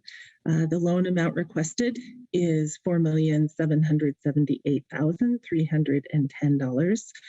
Loan term is 30 years at 2.05%. My main contact has been Mr. Jim McGrady, who is the general manager at Tribune Metro District. I think also he joins us today, as well as Chris Cummins, who represents the district. I believe he's on the call and available for questions at the end as well. Next slide, please. Thank you. Okay, just a quick rundown, a little bit about the borrower. Real quick, you all could read the slide here. They were incorporated in 1985. It's about a 4 square mile service area as identified by the yellow lines on the map to the right. About 2,000 residential taps, about 60 commercial taps, and the district serves the community and is responsible for the maintenance and parks, open space, and roads within the district. Next slide.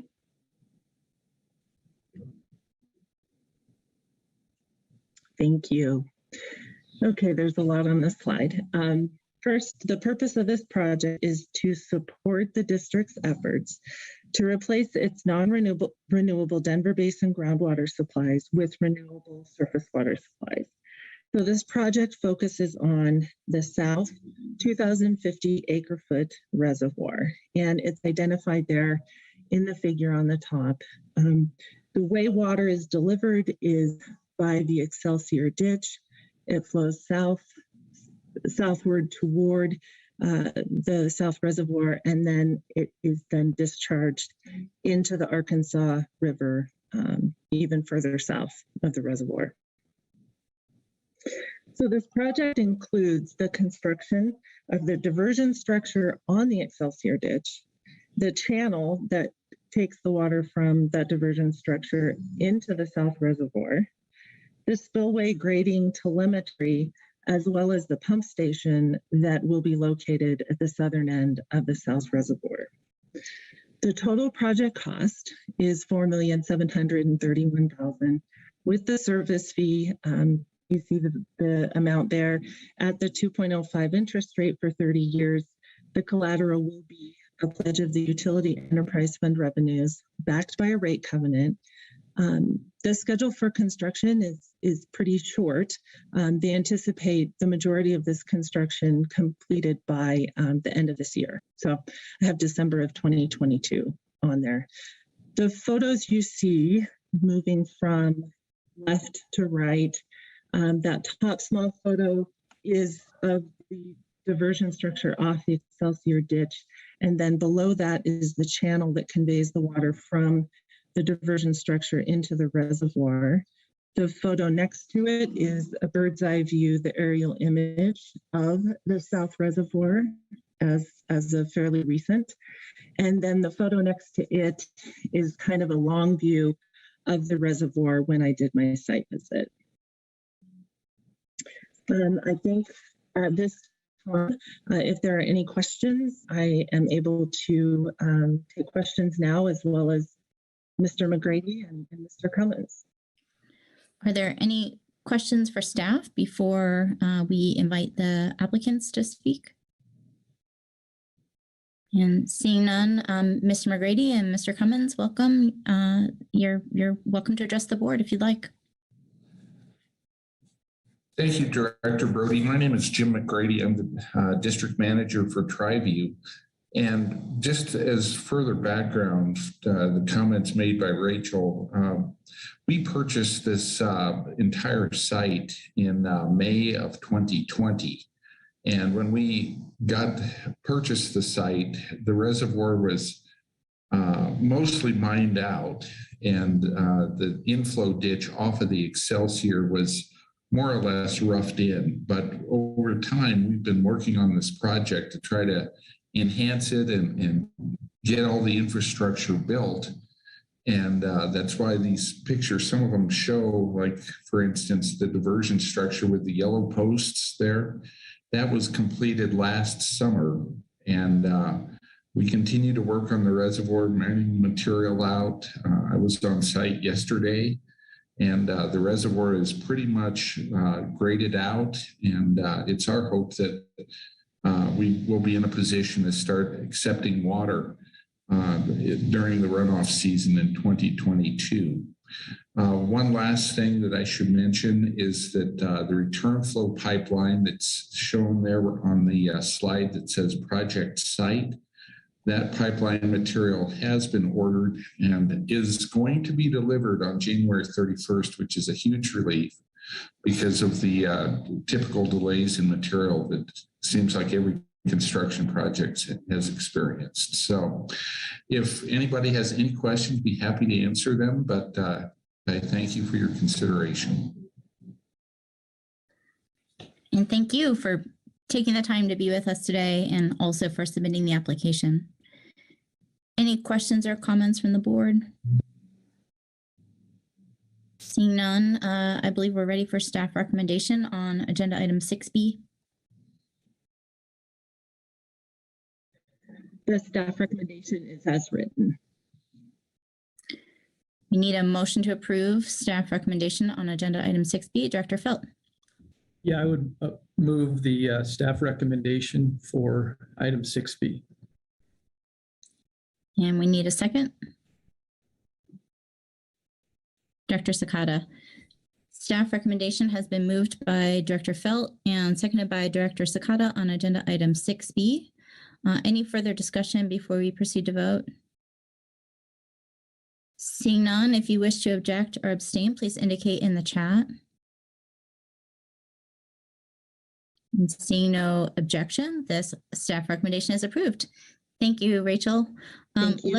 Let's take one more. Let's go to agenda item 7, if you don't mind, Rachel, and then we'll take a 10-minute morning break after we complete agenda item 7, and then we'll circle back to agenda item 5 after the break. Sounds good. Okay. Thank you for your flexibility, Rachel. Absolutely. Thank you. Again, for the record, Rachel Pittenger, CWCB staff. This is agenda item 7A. I will be presenting Victor Reservoir number 2 dam rehabilitation. This is a loan increase. Next slide. Thank you. Okay. City of Victor, also in the Arkansas Basin near the town of Cripple Creek and the Victor Gold Mine. The original loan amount approved is $378,750. This request is an increase, which is equal to $136,350. So the total loan amount we're looking at here is $515,100. The loan term will remain the same as the previously approved original loan, 20 years, 1.25%. Again, Mr. Richard Mann has been leading the charge on this one, and I've been in communication with him. He is the administrator, city administrator. I believe he joins us on the Zoom meeting, and I'm not quite certain. We'll see at the end here. Next slide. So you may recognize these photos, but just a reminder, the purpose of this project is to address dam safety concerns and provide improvements to the outlet pipes for continued reliability of water delivery to the city. Due to the increased material costs and contractor limitations and the bid exceeding the original estimated construction costs, this is the reason, or these are the reasons for the loan increase request. The outlet works, we'll just go through the photos real quick. The outlet works tower you see there has kind of shifted over time. Everything in there, all the valving, all the controls are vulnerable, and the dam itself is a concern under dam safety rules. So this is the reason for the whole construction, the whole premise. Again, photo, a different viewpoint. The image below is the proposed design of the outlet works. The collateral will remain the same as a pledge of utility enterprise fund revenues backed by a rate covenant. So the total project cost now is $810,000. With the CWCB loan and service fee, it's $515,100. It is a reduced amount as previously defined in the original loan request, the 20-year term at a low-income municipal rate at 1.25. They did receive, I'll just note, excuse me, they did receive a couple different DOLA grants, and so they will be using those as well to put toward the cost of this construction. So they're really trying to use as much as they can and pull together as many resources to cover the additional costs associated with this unplanned increase in materials and labor. And with that, I will take any questions, and we'll see if Richard is available for questions as well. Thank you, Rachel. Are there any questions for staff? Seeing none, it does look like Mr. Mann is on the Zoom call. Mr. Mann, Yes, ma'am. did you want to address the board?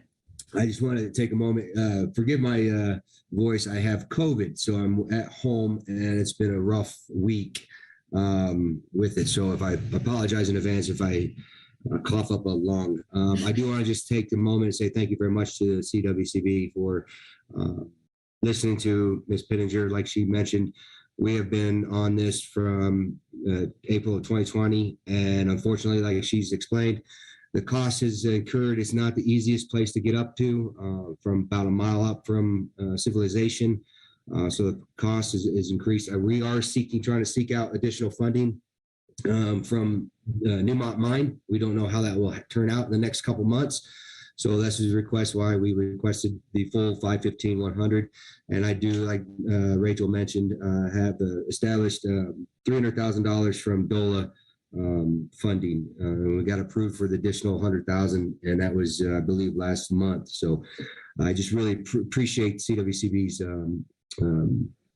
opportunity to listen and providing this additional funding, if so approved. Thank you. Any questions for the applicant? All right, seeing none, I think we're ready for staff recommendation. And staff recommendation is as written here. Thank you, Rachel. Dr. Felt. Thank you. I would like to move approval of staff recommendation for item 7A. And we need a second. Director Sakata, thank you.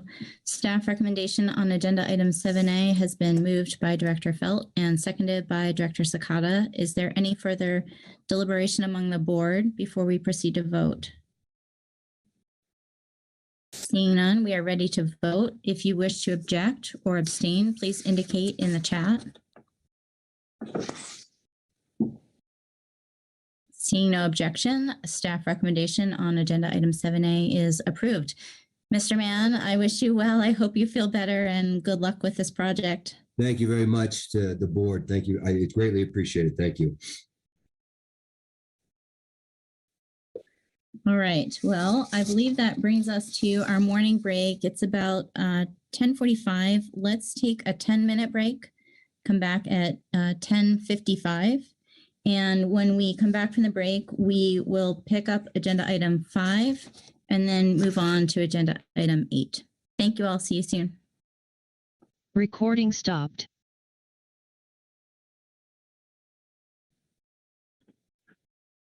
Kirk, are you there? Do you want to try?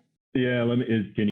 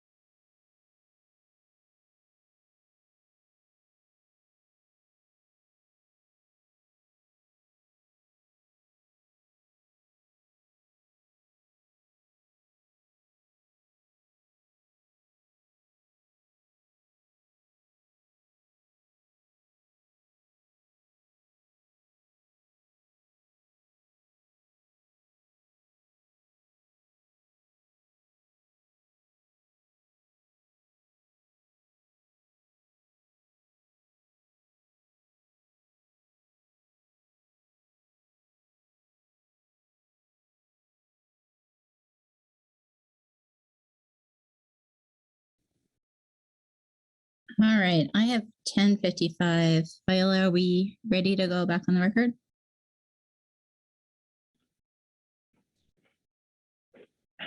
Recording in progress. Welcome back, everyone, from the morning break. We are on agenda item 5, construction fund and severance tax perpetual base fund. Kirk, welcome. Thank you, Madam Chair, and I apologize for that technical difficulty. I think my internet connection is tired of virtual board meetings.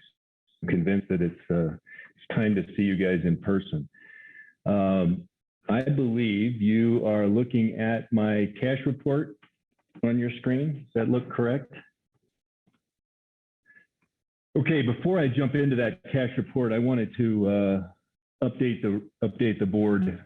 We have been able to hire a new accountant. I think at the last meeting I indicated that Lauren Miramont took a position at Jefferson County. She is our finance team accountant and keeps track of the funding side of things. She will be replaced on Monday, a week from today, by Wendy Cheek. We are excited to have Wendy on board.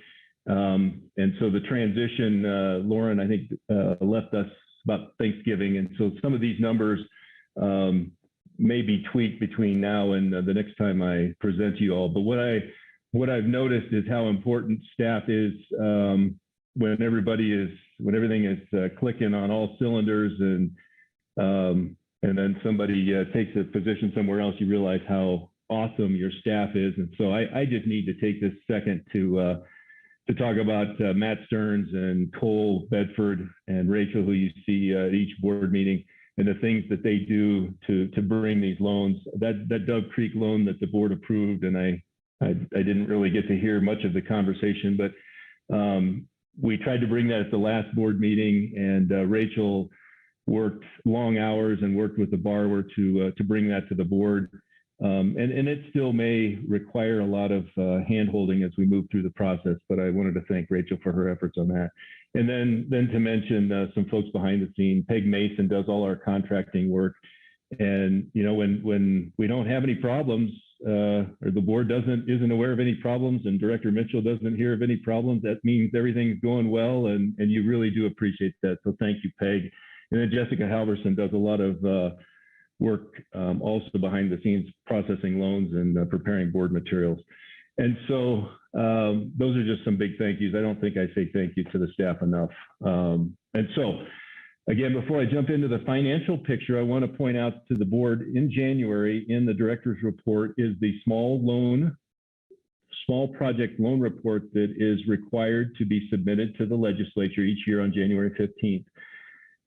Again, it's in Director Mitchell's director's report, and it is required because this board approves loans under $10 million and the legislature approves them over 10 million. And so that report shows that we did 14 new loans worth about $20 million in last calendar year.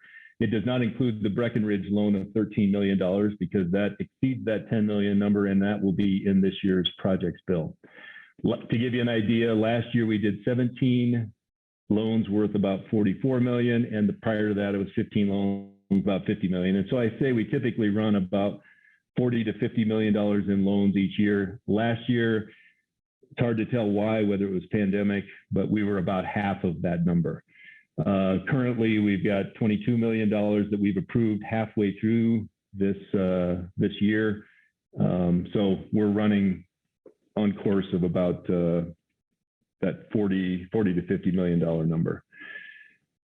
And I also wanted to point out, in January and July, but I'll focus on the January board meeting, we summarized the year's substantially completed projects. And so when the board approves a loan, we go through contracting, we go through disbursement of funds, then we close out those loans when the project is substantially complete, and it puts them into repayment.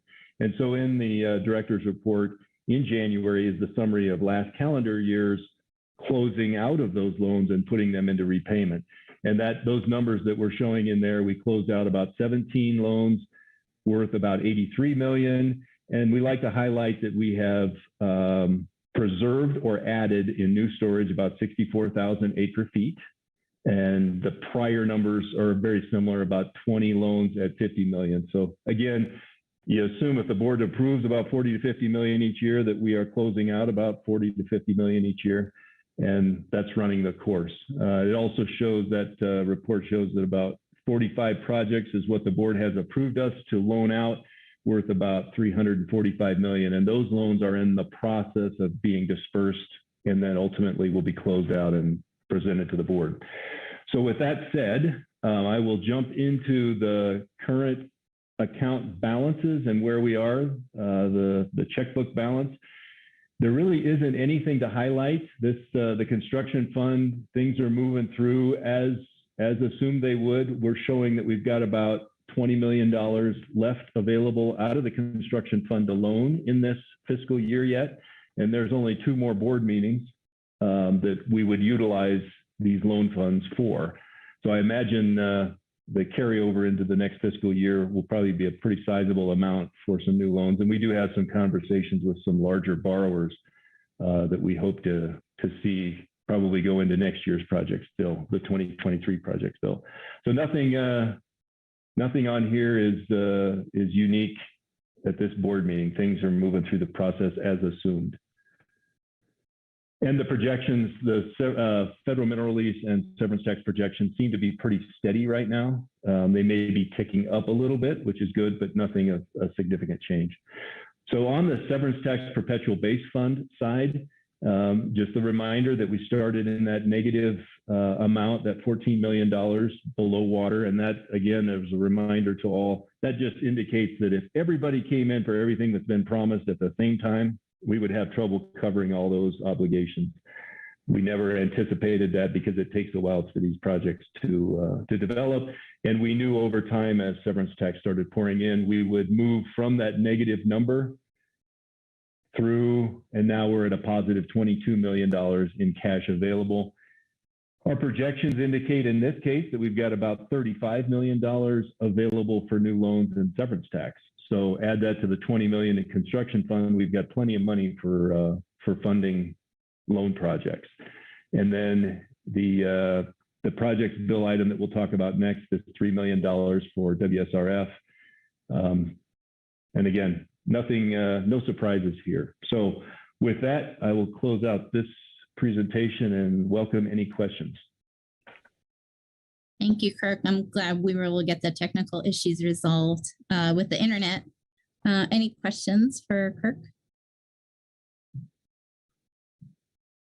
Okay, seeing none, let's move on to agenda item 8, the 2022 projects bill summary, which Kirk, I believe, is also you. Yeah, let me stop sharing here.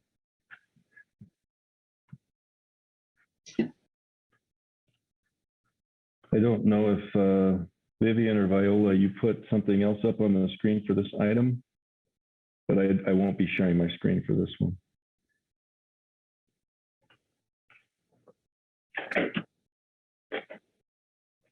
All right, agenda item 8, for Kirk Russell, Finance Section Chief.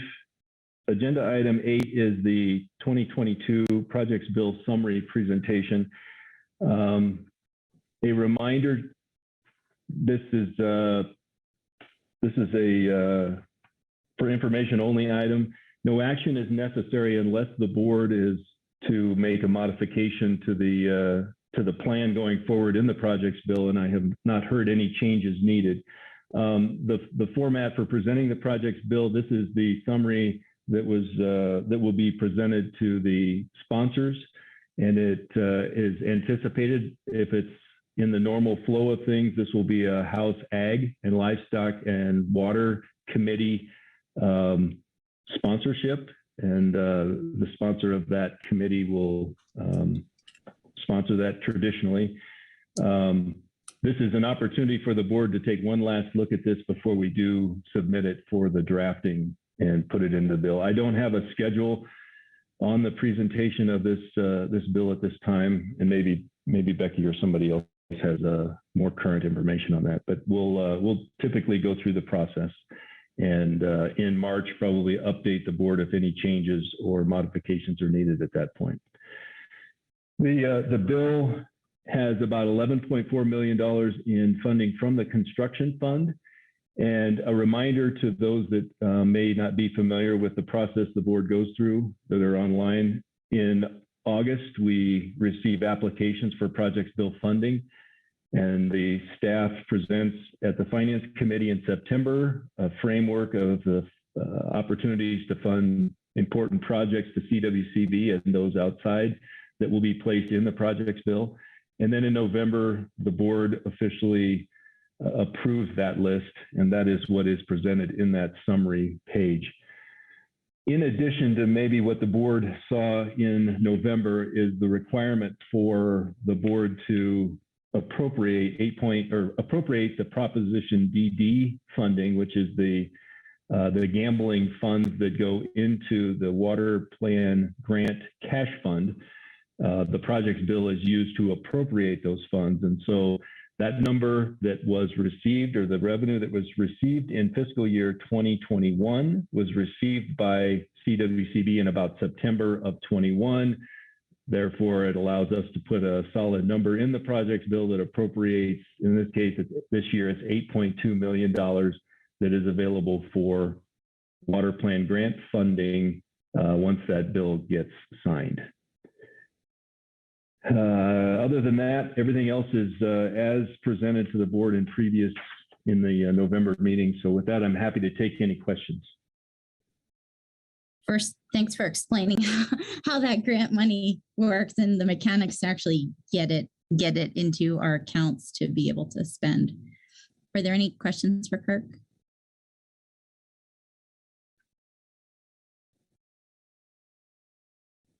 Director Sakata? You're muted.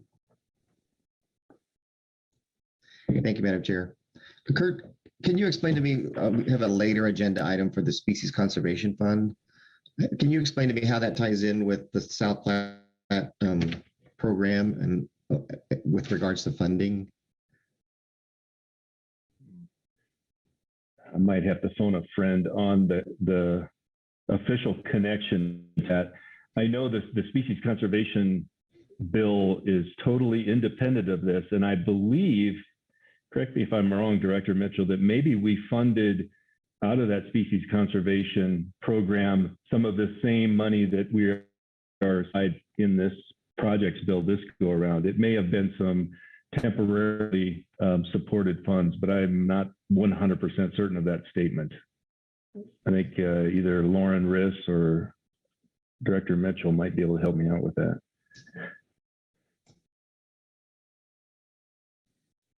I'll ask Lauren to step in, and if not, I can cover it, that question specifically. Gosh, sorry, I'm having trouble now with my audio. Can you guys hear me? Yes. Oh, now I'm working. Okay. Good morning, Lauren Riss with CWCB staff. Yeah, so our total obligation for the Platte River Recovery Implementation Program is pretty big. And so in order to kind of keep pace with the needs of that program, we did ask Kirk for his blessing to use some of the construction fund dollars to put towards that program, not knowing whether we would have severance tax available to use. And so this year, really, we were lucky in that we had sufficient severance tax that we could hopefully put that towards the program as well. But it's really because the need for that program is so large right now that we're using two funding sources. Thank you for explaining that, Lauren. Any other questions on this agenda item? All right, seeing none, thank you, Kirk and Lauren and Becky for jumping in on that one. Let's move on to agenda item 9, Colorado River updates. And I believe we have Amy and Michelle.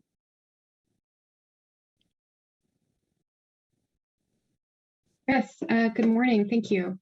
Hello, members of the board. This is Amy Ostick, Section Chief of the Interstate Federal Water Information Section. And I am joined today by Michelle Garrison. And I will hand it over to her in just a second. I'm going to try to request control here. All right, so this is not a decision item. We are really here just to provide you with some updates, a CRUA debrief, some updates on DCP implementation in the upper and lower basin. Let's see. Sorry, I'm just trying to, there we go. And also to touch base again on this concept that you all raised of an intra-state resiliency toolkit. And we've had some initial discussions about that and have some ideas to run by you, many of which came from you all at previous board meetings. So we just kind of wanted that we are getting off on the right track, that we are tracking what you all want to see, and that we're taking advantage of some existing opportunities. So that will actually lead into a presentation with Russ's team where we can identify some existing work and again, just kind of make sure that we're all moving in the same direction. So I will be back in a bit, but with that, I'll go ahead and hand it over to Michelle. Thanks, Amy. All right, next slide. There we go.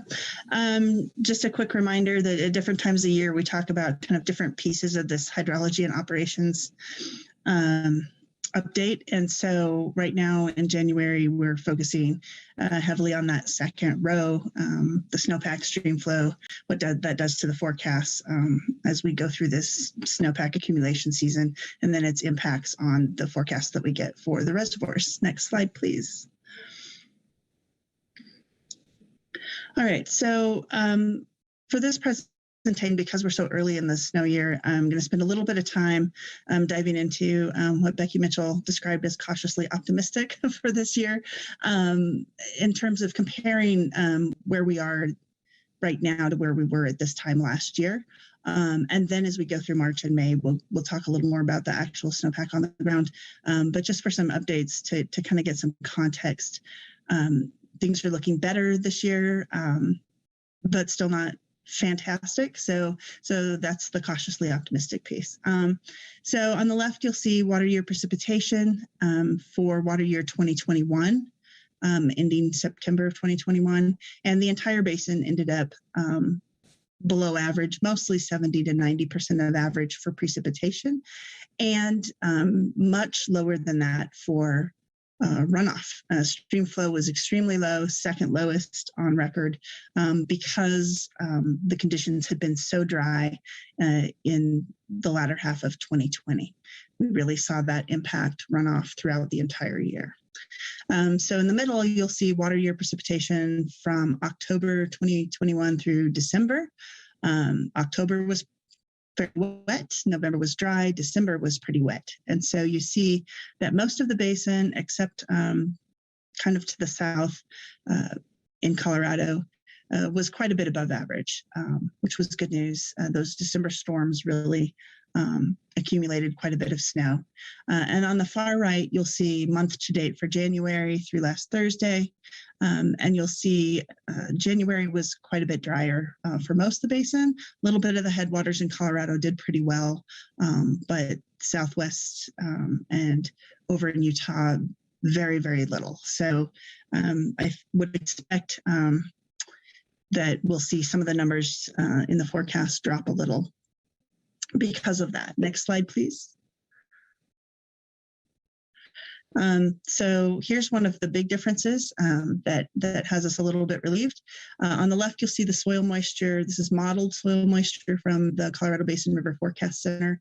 So it takes into account precipitation and other data. It's kind of a deep soil moisture.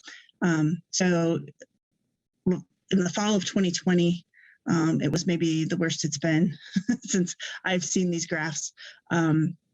Extremely, extremely dry. We're looking at best 7% of average in the orange and down to 0 to 30% in that pink.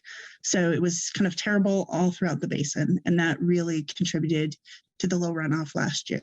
On the right, you'll see the soil moisture modeled for fall of 2021. And again, still below average. And a lot of that is the deep soil moisture. There's residual there in terms of when it's that dry, it takes a while to bounce back. So you'll see the effects of that October precipitation, but still below average. So I would expect to see better runoff this year, but not fantastic runoff from the snowpack because of that dry soil moisture. Slide, please.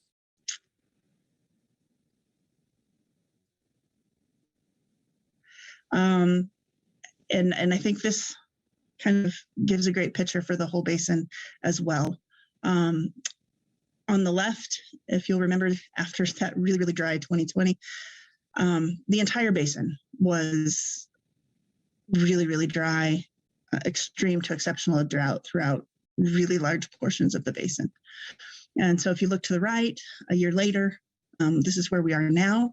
And it's still dry. It's still below average throughout the basin. Things are still dry, but they're not as terribly dry as they were. So it is a drastic improvement, but it is still dry. And we are still feeling the impacts of both the extremely dry latter half of 2020 plus 2021. Next slide, please. So we'll talk a little bit about snowpack. On the left, you'll see the entire basin is above average. This is heavily due to those December storms. So these numbers in Western Colorado are kind of dropping because in January we didn't, I think most places will have received below average precipitation. So some of these numbers were much higher early in January. And as the accumulation season goes on, if we don't get more, you'll see that flatten out a little bit. But it is good news that we started January with some pretty good snowpack. And the right is just a reminder of where we are in the snow accumulation season. So the black line is this year, and you'll see that we were pretty dry November and December, and then you see those big storms hit. And you see that huge jump, and now we've flattened out again. But then importantly, you'll see that we're still really early in the accumulation season.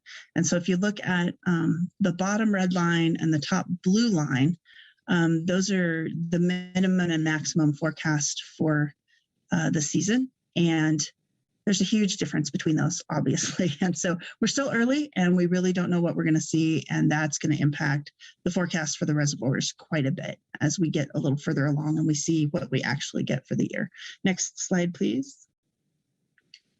And on the left, there's a not so busy, slightly easier to read version of that, where you can see the huge jump in December and now flattening out in January. So we'll continue to monitor that and see where we end up. We were at 122% median as of last week, which is great news, but we'll see what we get later in the season. On the right is this cumulative hydrograph for above Lake Powell, and you'll see we're early in the season, and from the dry conditions in 2021, we're still bouncing along pretty close to 2002 numbers, starting to climb off them just a little bit, but we won't see, I'm guessing, much of a change for a few more months there. Next slide, please. So what are we expecting going forward? These are the graphs for February. The ones for February, March, April, May, June look kind of similar. We're in a La Nina condition, which typically means warm and dry to the south of us and wet and cooler to the north of us, which has been occurring. And the question for Colorado always is how far north or south are those dry or wet conditions to prevail? And so for February, we are seeing an increased chance for part of the basin, including southern Colorado, to be below average precipitation and above average temperature. Next slide, please. Storage conditions on the left, you'll see Blue Mesa at 28% full, Navajo at 51%, Flaming Gorge at 77%, and Lake Powell at only 27% full. And Lake Powell will continue to decline. This is the time of year when stream flows are low and Lake Powell is typically releasing more than is coming in. That's typical. And then as Director Mitchell said, because of that and how close we are to elevation 3525, reclamation will be holding back some of the water they were originally scheduled to kind of under the standard set of monthly releases. They're going to hold back 350,000 acre feet off of that standard release schedule and hold that until later after the runoff comes in and then release that 350,000 acre feet later in the year. On the right, as a comparison again of last year to this year, these are water year unregulated inflow forecasts for the reservoir for 2022 as percent of average. So they kind of all fit on the same left-hand scale. And so the yellow bars are the forecasts we saw last January 2021 for water year 2021. The orange bars are what we actually experienced in water year 2021. And the blue bars are the January 2022 forecast. So again, optimistic, we are looking better than last year, even though you'll notice most of these are still below average. In fact, they all are. So we're not expecting a banner year, but we are expecting a better year. Next slide, please. Hey, Michelle, before you move off of that slide, it looks like Director Dutton had a question, if you don't mind. Not at all. Thank you, Chairwoman. I was curious if we could go back to that slide. Just for my understanding, I was pretty intrigued to see Blue Mesa at 27%, but Moore Point at 90%. I was just wondering, kind of for my own understanding, how are those reservoirs, are they operated together or are they typically operated independently? And why is there such a difference there? That's a great question. So the Aspinall unit is 3 reservoirs. Blue Mesa is by far the largest. It's the main storage component of the Aspinall unit. And then Morrow Point is quite a bit smaller. And it is the power generation reservoir, essentially. So all 3 units have power on them, but Morrow Point is smaller and in the middle, and they can fill it and empty it to generate power when they would like to. So it may follow kind of the power needs of the system. And so you kind of can't look at the percentage of Morrow Point. It's not, it bounces around a lot, and it's not an indication of how much water is actually available in the system there. So if you'll see Blue Mesa's over 8 million acre feet, and Morrow Point's only 117,000. And it is just a power generation reservoir, essentially.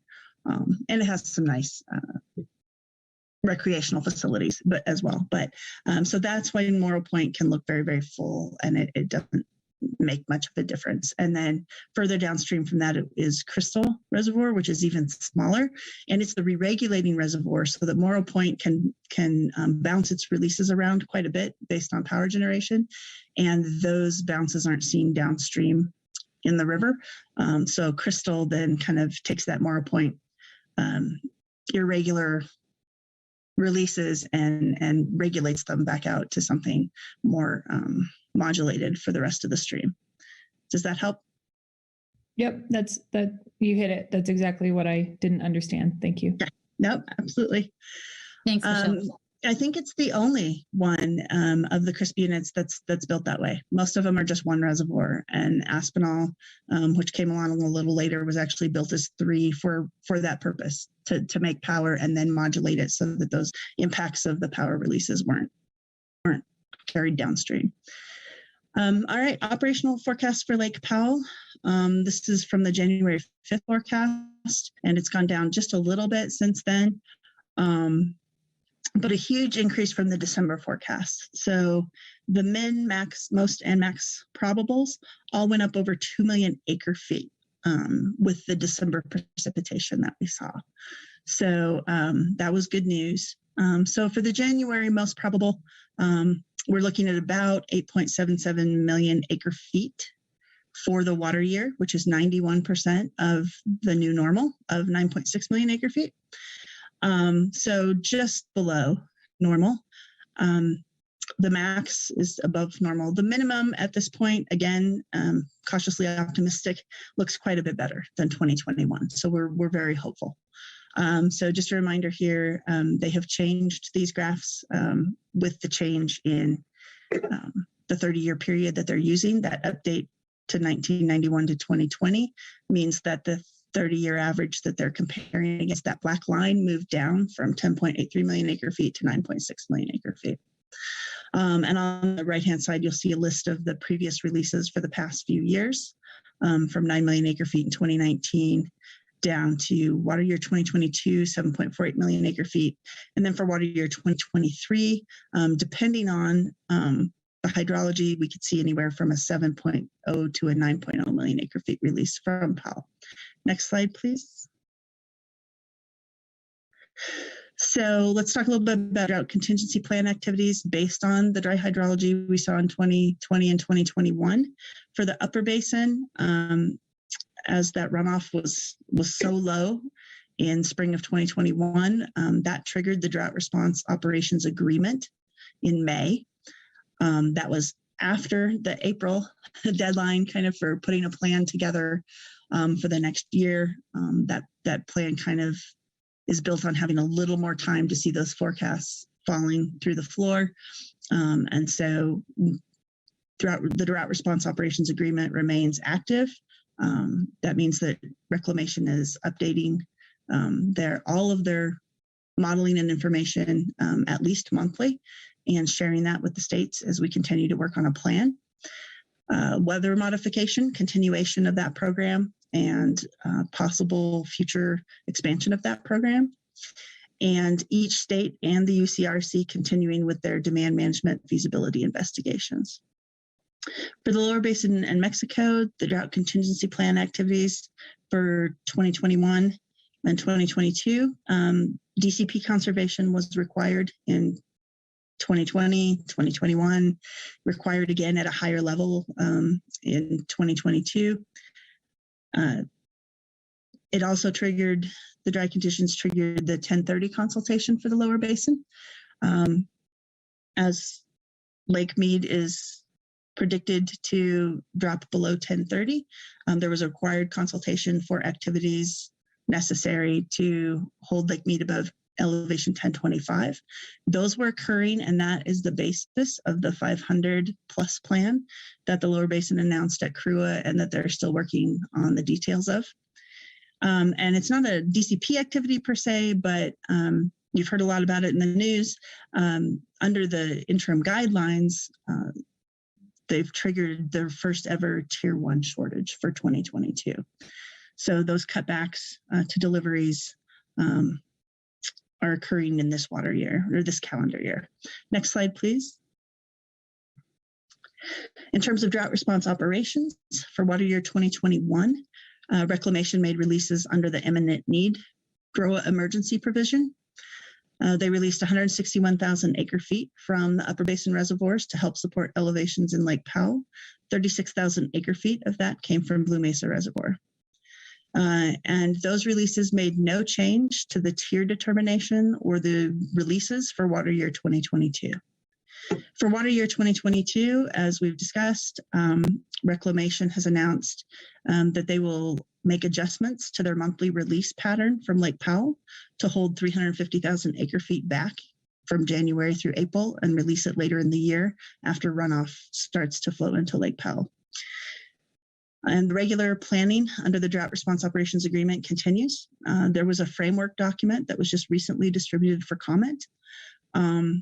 Reclamation was going to work with Colorado Water Congress to get that sent out to folks in Colorado. So please be watching for that. If you haven't seen it, let us know. There will be a public webinar at the end of this week on January 28th, held by Reclamation, and then a 3-week review and comment period on that document. The framework document, just as a reminder, is the more static piece. So it's kind of the background and the accounting, the general information about the reservoirs and the flexibilities and limitations that they have in terms of water available to be released under a drought response operation. And then there's a more flexible piece in the attachments that we'll talk about the hydrology that we're seeing at the moment and the reservoir conditions that we're seeing at the moment and what those mean for this year. And those have not been put together yet. They're still in draft and have not been circulated because those are going to continue to evolve through at least the end of February and probably into March. And then it needs to be finalized in April so that it's ready to implement. So that's what's going on with drought response operations. And so those attachments will come out quite a bit later, and those will probably have the information that most people are actually interested in terms of how much might be released from which reservoirs, and importantly, when, because as we saw from the imminent need releases, when you release from those reservoirs matters quite a bit to different resources, including local economy. So we will be getting that information out later in the snowpack accumulation season when we have a better idea what's going to happen. Next slide, please. Michelle? Yes. So what's the impact of holding back that 350,000 acre feet? Does that reduce the overall amount that's going to get sent downriver, or is it just change the timing of when that water gets released? What's the purpose of doing that? Good question. It's just a timing change, and it's the first thing that's supposed to be looked at under drought response operations is whether or not you can adjust the monthly releases at Powell to keep Powell above 3525. So if Powell's only projected to go below 3525 for a short period, and quite often that would be in this time of year, because it's releasing more than is coming in. So Powell is continuing to drop, that you could make these monthly adjustments. It cannot change the annual release total. So because that's set, and all the agreements and things say that those won't change. So Powell was projected to fall below 3525 in February. And so by withholding this 350,000 acre feet, they're hopeful that that will maintain Powell above elevation 3525 through February and March and April. And then in April, May, June, we would expect to see inflows, exflows, and let start to rise. So it's a temporary withholding of water from Powell to hold up that elevation at 3525 until this year's runoff comes in. Thank you. And just as a reminder, here's the slide of what happens in the lower basin under the interim guidelines, Minute 323, and the lower basin drought contingency plan, and the binational water scarcity contingency plan. So for several years, the lower basin had been operating in the top line, where there were no shortages or delivery reductions to Mexico, but there were some required voluntary contributions. And now this year, for the first time, we're in that second row, where there will be in the shortages. On the left-hand side, you'll see the shortages to the lower basin and Mexico. And those shortages go to Arizona and Nevada and Mexico. California does not take shortage under the interim guidelines. In the next set of columns, you'll see their DCP water savings contributions, which are similar to the previous couple of years, except Mexico, which takes a little less. Again, at this elevation, not from California.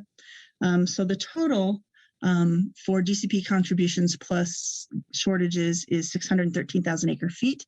And some of that will come from what they call pre-considered water. Some of it will come from changing some previous ICS to DCP ICS, and some will come. And so the total difference to Meade is not necessarily 613,000 acre feet, but they do have to account for some sort of change in either water use or conservation or previous conservation, total 613,000 acre feet. But the effects to the res a little bit less than that. Next slide, please. And the next slide will just be a reminder of some changes they have made to the modeling that affects the results that you'll see. So one of the things now that we've triggered the drought response operations agreement is that Reclamation has turned a kind of hypothetical rule-based modeling of the reservoirs releasing under DROA And instead, they're going with actual numbers. And so the 2021 volume that they released, that 161,000 acre feet, and those monthly adjustments they're planning for early 2022, those are now in their model and coming out in their results. So you will see a change in Lake Powell elevations based on those. And then as we get further into the year, if releases are going to be made from the upper basin reservoirs again, then those will be added to the modeling when we know what those are. For the 500 plus plan, those details are still being worked out. And so the only pieces of that that are currently showing up in line are things that are currently approved conservation. So as that 500 plus plan continues to evolve and things are starting to be put into place, you'll see those slowly being added, I think, into reclamation's modeling and changing the forecast for Lake Mead. Reclamation is working on updating their reservoir capacity curves, and as each one of those gets updated, then that'll change their modeling a little bit. Each of those reservoirs is continuing to take in sediment slowly, and so we'll see slightly reduced capacities for the reservoirs as they continue to update those. And just another reminder that both the Colorado Basin River Forecast Center and Reclamation have now updated all of their forecasting and statistics to compare to 1991 to 2020. So you'll see changes in that for this starting in October of this year going forward. And with that, that's the end of my presentation. If there are any other questions, I'm happy to take them. And otherwise, I will hand it off to Amy to talk about what's going on in the basin. Thank you so much, Michelle, for that update. Are there any other questions for Michelle? Director Sakata. Thank you, Madam Chair. Michelle, is there a timeline or a deadline for the 500 plus plan? I am not aware of one. So I think there probably is, but what they announced to CRUA is that for 2022 and 2023, they intend to create savings of 500,000 acre feet each of those 2 years. They run on a calendar year basis, so we're very early in that for them, and they put in their water orders early and then can keep adjusting them. And so I think they have time, 2022, but not a lot of time. I think they're working feverishly on it, but I think it'll take time to get some of those deals signed and put into place. But as they move into kind of their heavier use season, we should see some of those coming into play. But I don't have a specific timeline for any of those. I think it's just their goal to have them completed by the end of 2022 so that the full 500,000 for 2022 has been achieved. Okay, that makes sense. And if I may, Madam Chair, another question? Sure, go ahead. Michelle, in the CWCB Director's Report, there was a section on the Colorado River use, and it showed Lake Mead percent of capacity, Lake Powell percent of capacity, and then it had total system active storage, and just intuitively, it didn't make sense because the total system active storage is greater than Lake Mead and Lake Powell. Is that because the other reservoirs are part of that system storage? Yes, it is. And so I think the 37% is for Lake Powell plus the lower basin. And so Lake Mojave and Lake Havasu are at much higher levels. And again, that's kind of planned and depends on the deliveries they're planning to make. Those aren't the larger reservoirs, but they do have, one of them is fairly large. And so that 37% includes those two lower basin reservoirs as well. You will also see on Reclamation's Upper Basin website, when they do the Upper Basin or system, and they're talking about the Upper Basin, they may or may not include Mead, and then they're talking about Powell, and then the Upper Basin reservoirs. So you'll see different numbers, but again, if you saw the Upper Basin one, it would also look like that Powell and Mead would look like they're in worse shape than the whole basin because Flaming Gorge is doing a little better than those other reservoirs. So that is the difference. Right, that makes sense. Then also on that same page was forecasted for lower basin consumptive use. And by my math, it didn't make sense. When I added up the consumptive use from Arizona, California, Nevada, it didn't equal the total that was in the last column. Would you mind taking a look at that, and or maybe right off the top of your head, you can explain why that didn't add up? I can, and I think that table from the director's report was probably pulled from a summary website that just had an error in it. If you look at the Lower Colorado weekly summary from Reclamation, the numbers for each individual state in the director's report are correct, and the total is not. So the total should be the 7.0, whatever it is, million acre feet. So the 7.0 is the correct number, and I think that table just had an error in it. Great. Thank you, Michelle. Thank you, Madam Chair. Any other questions for Michelle?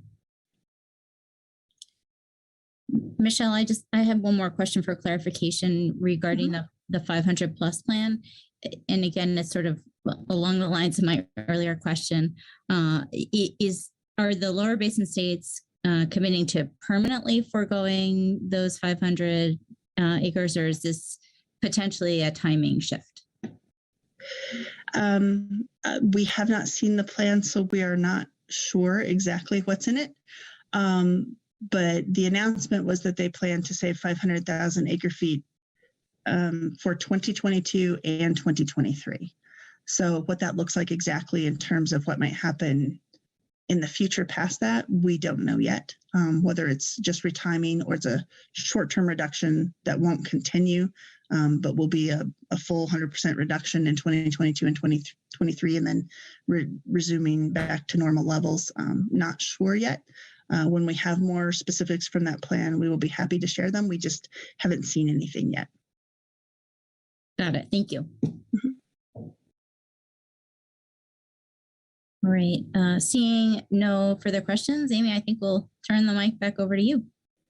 Thanks, Madam Chair. And as I said, I think at some point last week, it's always great to be up after Michelle because she covers all the really challenging details, and I just really appreciate that so much. So just wanted to make sure that you are all up to date on what happened at CRUA and also what's going on with DCP implementation. And a lot of that Michelle covered. A couple things that you probably heard about in the news. Again, the 500 plus plan, which we just discussed. And another thing that you may have heard about is this resolution among the lower basin states and the NGO community that was adopted at CRUA that really is a very general commitment by those parties to working together to find sustainable solutions on the Colorado River. So it was a pretty general kind of statement. Some other things that happened at CRUA that I want to emphasize: the sovereign to sovereign engagement framework concept. Becky raised this at the UCRC meeting, and the idea really is just, in recognition of their status as fellow sovereigns, that engagement is a really important first step from Colorado's perspective and hopefully from other states' perspectives as well. So the work will really focus on developing a framework document that will guide those discussions throughout the negotiation process. And we are already starting to schedule some meetings with tribal representatives. So we'll keep you updated as that progresses, but that work is just getting started. So let's see. There's just a small lag that gets me in trouble with the PowerPoint. Just some updates on kind of high-level DCP implementation.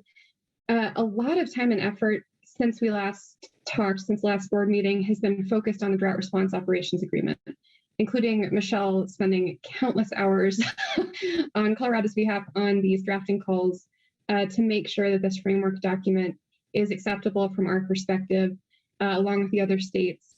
So again, so much of, I think, all the staff time across the Upper Basin has been really focused on this. And what that has meant is that there's not a lot new to report from other states on the demand management feasibility investigation in that time since last board meeting. But as I think we discussed last time, we are seeing that work pick up more. We're, I think, seeing that progress more quickly. So I anticipate that people will refocus on that work going forward. I was about to say now that the drought response operations work is the first stage, at least, is done. There's a lot more work ahead of us, frankly, for the DROA as well. Another thing, I think Michelle mentioned this, Reclamation will be hosting a public webinar on the drought response operations agreement, that framework document that she was referring to. That's this Friday.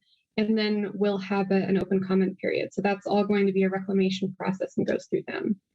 And finally, the third leg of the DCP, weather modification, and Andrew Rickert will be here, I think, after lunch to provide an update on those efforts. And, you know, to revisit the federal infrastructure bill funding opportunities, I guess I should start by saying there's still a lot of uncertainty about exactly how those funds will roll out and when. But there has been significant coordination among Upper Basin staff about how to spend some of that money, and a lot of that has been focused on technical needs to support implementation of the DCP, or various components of the DCP, stream gauges, weather modification, monitoring and verification needs, and things like that. So that's still a work in progress. We're still awaiting some more information, and we'll continue coordinating with the Upper Basin states on that. So at this point, I wanted to revisit a concept that you all have been talking about recently at recent board meetings and directed staff to begin some initial work on. And that is this idea of a Colorado-specific drought resiliency toolkit. And I think that the idea here was, in recognition of the fact that demand management is not a silver bullet, just one tool in the toolkit, and also very heavily dependent on what other states do or don't do. It would be wise to give a little bit of thought and start building out a toolkit of mechanisms that we have available to us or could create just as a state to increase resiliency, to offer more protection to our water users, to just kind of make sure that we're prepared going into an uncertain future and likely dry future.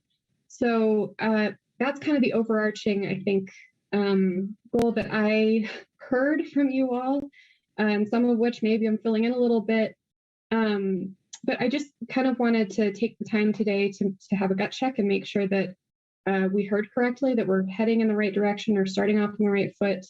And one thing that became very clear is that there's a lot of ongoing work already in progress on some of these types of ideas.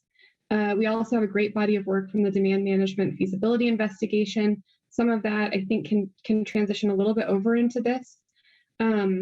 We also might have opportunities to leverage some federal funds and look at who we might be able to partner with some of these opportunities. So that's kind of the high level idea or concept, and we'll be curious to hear from you all if we're missing anything there. In terms of what tools would be in the toolkit, what are some of those initial actually substantive ideas? You all have provided a few, and we've just created this initial list. And I want to really emphasize here that this does not need to be, this shouldn't be a static list. It shouldn't be something that we talk about today and go forth and do, and then don't revisit it. I think that this will be evolving and changing, and that's how it should be. So this is just an initial list of ideas. And again, would be curious to hear from you all if there's anything big that we're missing here.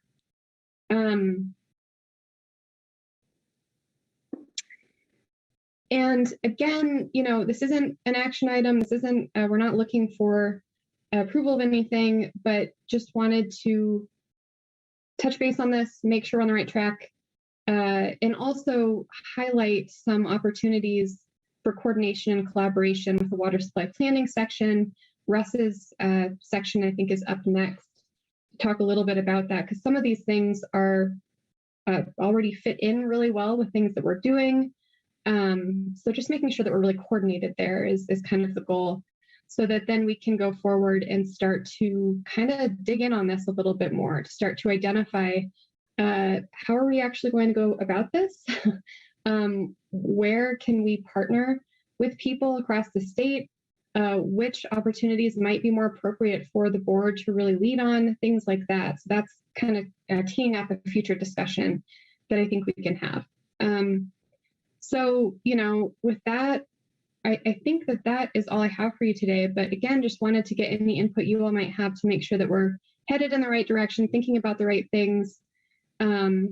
We'll plan to come back and talk about this more probably at the next board meeting. So yeah, with that, I think I'll go ahead and conclude and see if there are any questions. Thanks, Amy. Any questions or feedback for Amy and the team? Director Felt. Yeah, thank you, Madam Chair. Amy, I'm not totally clear what some of those broad brushstrokes are, but when I look at the situation we're in and I think about maybe how we could help convene conversations that lead to solutions, I think that one thing that I run into a lot just generally in the water community is, I guess, people being reluctant sometimes to entertain ideas that could have a threatening side to them, depending on how they're played out or implemented. And yet, those are the kinds of areas maybe where people need sort of a safe space to go into and to just say, hey, there's no precedent being set here or anything like that. We're just entertaining an idea and seeing where it leads. And so I wasn't sure if maybe that could fit into some of the discussions that you referenced in those bullet points a minute ago. But I'm not sure. I just feel like there's potential real benefit if we can find ways to create those spaces, those opportunities. And Director, apologies. Go ahead, Amy. Okay, thanks. Yeah, Director Phil, I think that it's important to recognize that these discussions, and it's not going to be a one-size-fits-all type of approach. I think that there are certain discussions that really benefit from a more relaxed, candid environment, a smaller group perhaps.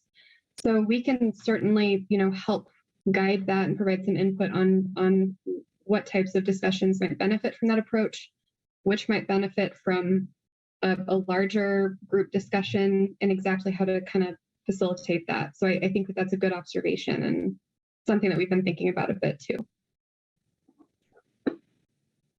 Thanks, Amy. I saw Director Hawkins in the chat, and then we'll go next to Director Dutton and then to Director Brown.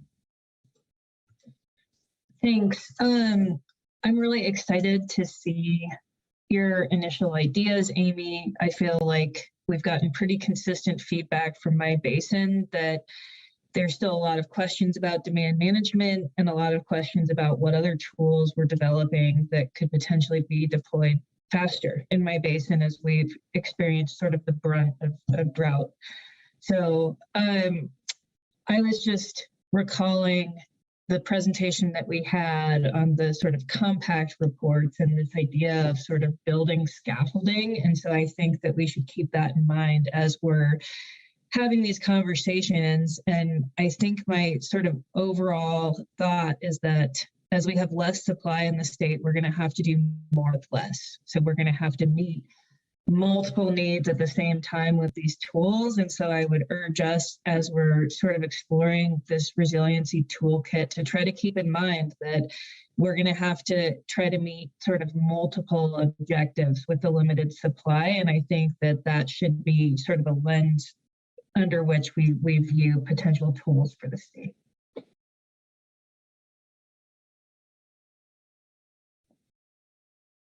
Thank you, Director Hawkins. Director Dutton. Thanks.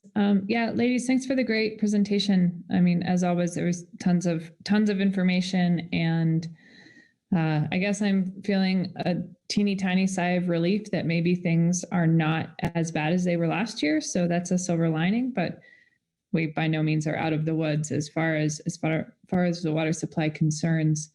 But really appreciate it. I really am happy to see this. I wasn't expecting it.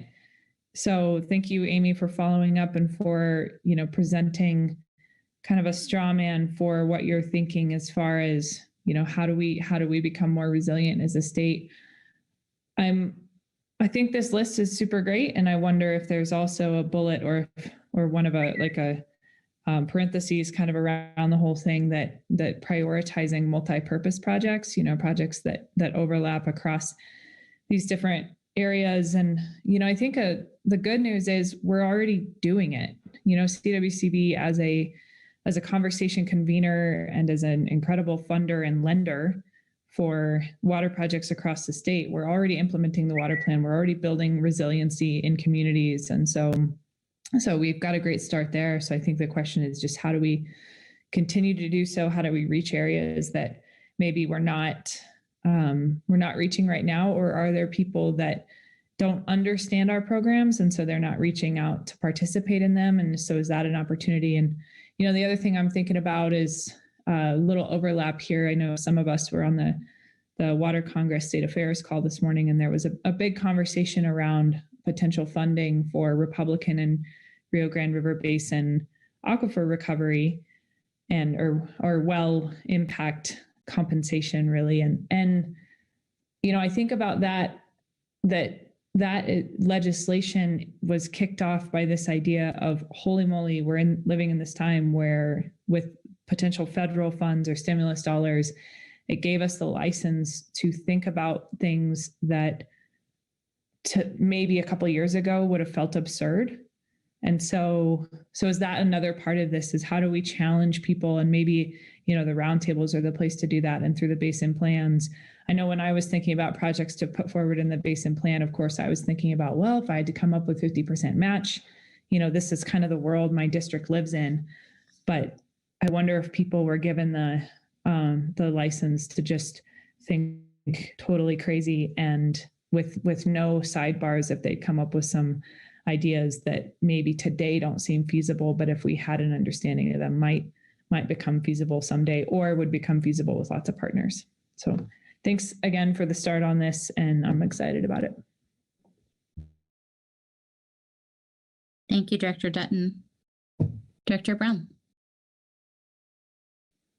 Thank you. And thank you, as Director Dutton said, for the presentation. It's very good. My two comments are, one, how do we make sure that there is a conversation about this drought resiliency toolkit that acknowledges the influx of funding we're going to be getting federally, especially when it comes to infrastructure related issues and what else can be managed, acknowledging that if we have funding in the state of Colorado that is filtered through our Colorado water plan to projects, and then we have this federal funding, how do we make sure we're not funding the same thing and that everybody's getting funding across the board? That point came up during a visit that I had with the Colorado Cattlemen's Association this week, and I thought it was a good one, just making sure that we're acknowledging the influx of funding and equalizing a little bit where we can. And then maybe unpopularly, I would also like to bring into the conversation the significant work and research we've done into demand management and how we take what we've learned through demand management and the concept of water banking in the state of Colorado, and see if there is a potential for looking beyond supplying water into the CRIS projects or Lake Powell, and how we more robustly are able to share water across the state in a way that modernizes our own, water availability and the supplies we currently have, and, the significant, I think, steps that the West has made in looking at markets for sharing water. And that comment is not directed at speculation. It's directed at how we, if we're fallowing a field, how can that water go somewhere to another farmer that needs it, or to a municipality, et cetera. So I know we've done so much research, just how does that not go to waste if we don't move forward with demand management as, first proposed, but there is some variation of that. So those are my comments. Thank you. Thank you, Director Brown. Other questions or comments? I'll just share a couple. First, I agree with the other directors who have weighed in that I really appreciate the thought that went into this presentation. I think these are things that we should explore, we need to explore. There's a lot we don't control as a state of Colorado when it comes to the overall basin and what's going to happen. And to the extent that we can be proactive and forward thinking, so that we as a state can figure out how best to operate in the domain that we do control, that's a positive thing and something that I hope we'll continue to discuss and explore as a board. Another thing too that comes to mind, there's a lot to unpack in your list here. There are a lot of probably beneficial things that we could pursue, but we also need to be mindful of the limited resources that we control as a CWCB. And so one thing that I want to make sure we're thinking about is, to the extent that we do have water plan grant dollars to give out, to the extent that we do have other resources that we manage and control, how do we make sure that they're going, to the most effective and the most efficient uses of those resources? And so I hope that's something we keep in mind too. That there's lots of different ways to allocate those resources, and there's pros and cons to different approaches. And I want to make sure that as a board we're thinking strategically about how to maximize those dollars to benefit all of Colorado. Anything else on this agenda item? Well, again, thank you to staff for that excellent presentation. We look forward to hearing more. All right, let's move on to agenda item 10, which is the last agenda item before our break, water conservation and drought updates. Kat, welcome. Thank you. I'm just sharing my screen. Give me 1 second.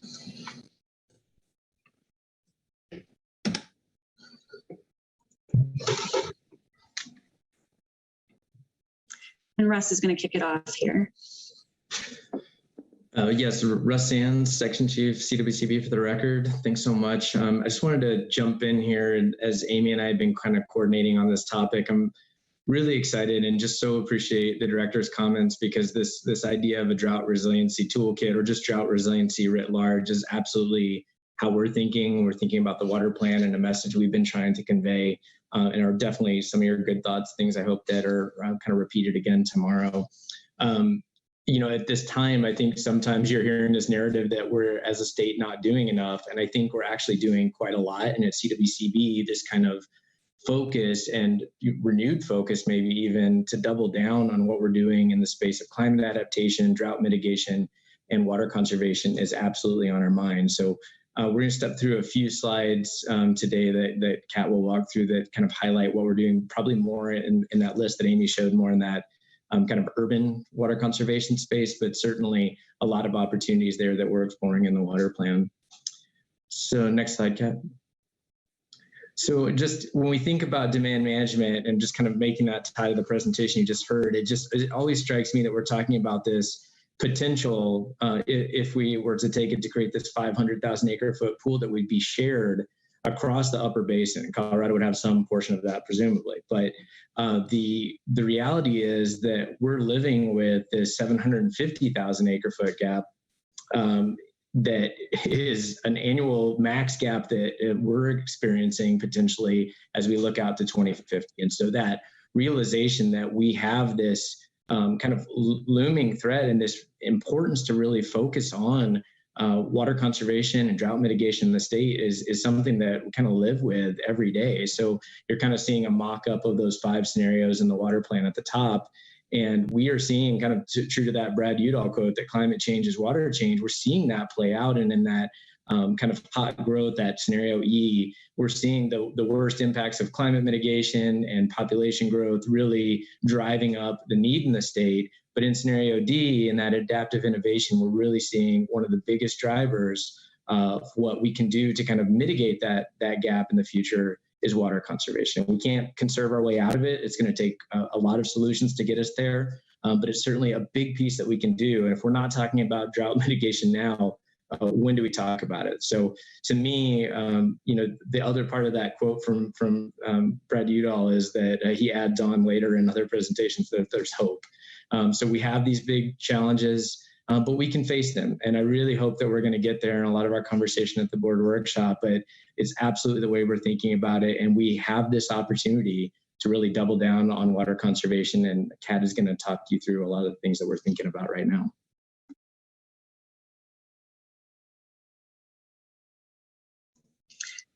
Hi, thanks, Russ. Kat Weissmiller, Deputy Section Chief of Water Supply Planning for the record. And Russ, you're absolutely right. Conservation and drought are a major focus of the work that we're doing in our in the water supply planning team.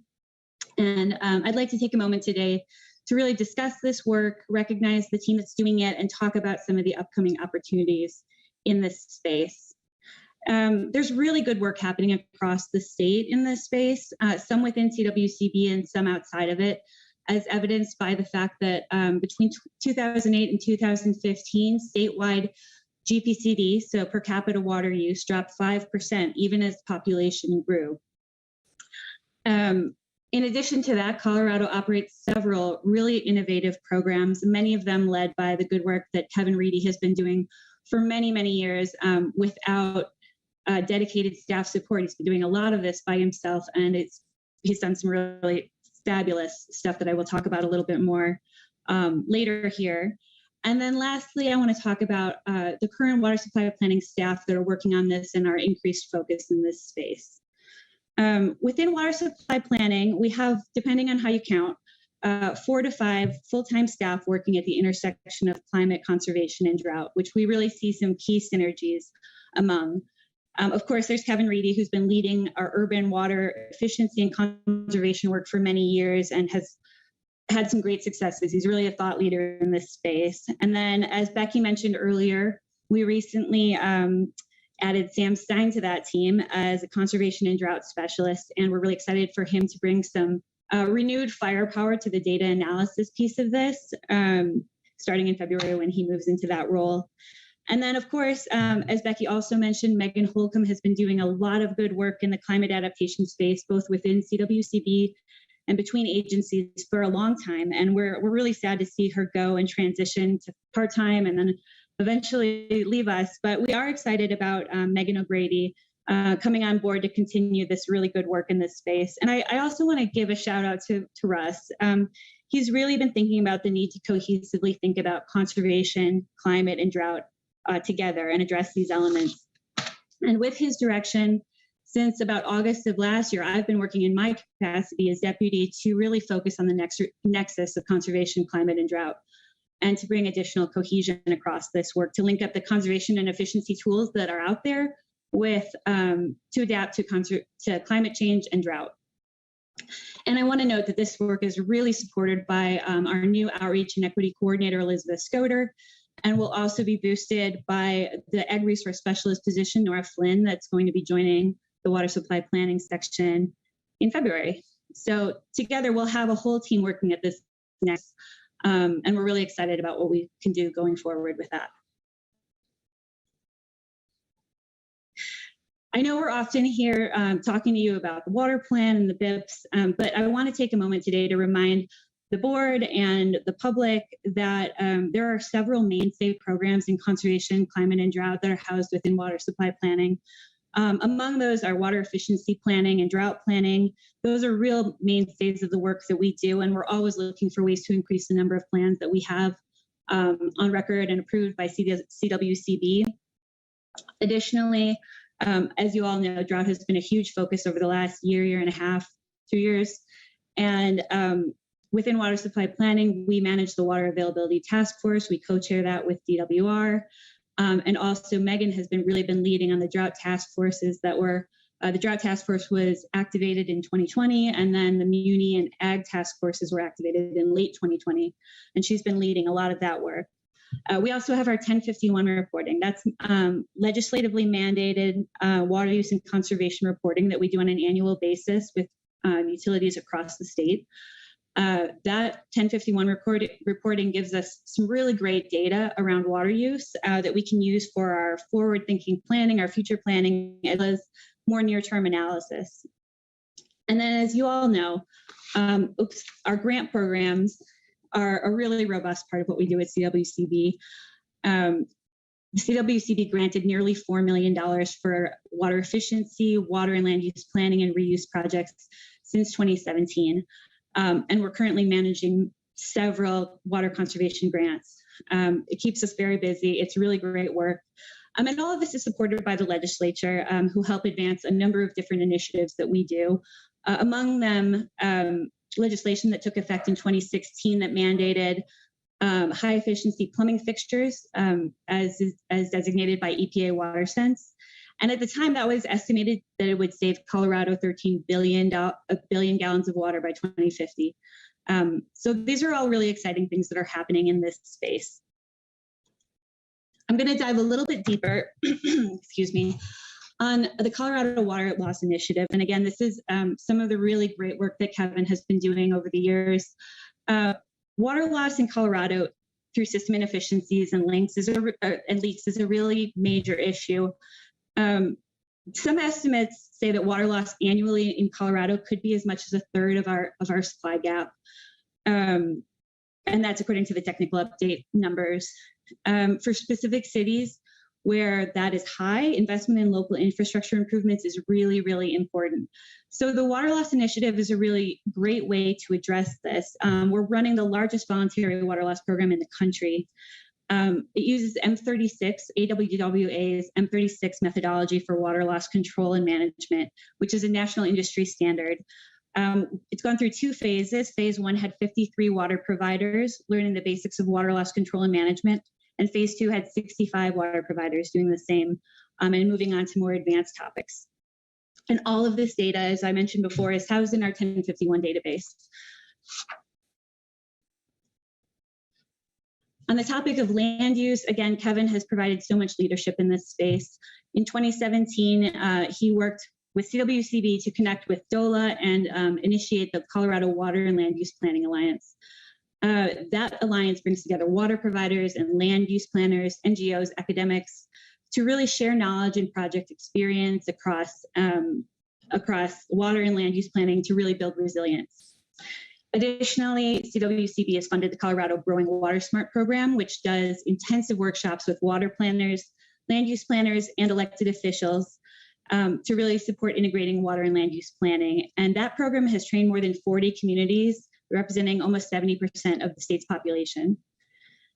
And then CWCB continues to fund and support multiple efforts to create handbooks and research on water and land use planning, among them the Denver One Water Plan, as well as the Western Resource Advocates Non-Essential Turf Removal Study, and past work to create a municipal handbook for efficiency. And then again, I want to hit on the fact that in 2020, the Colorado passed legislation to really institutionalize the linkage between water conservation and land use planning through House Bill 1095.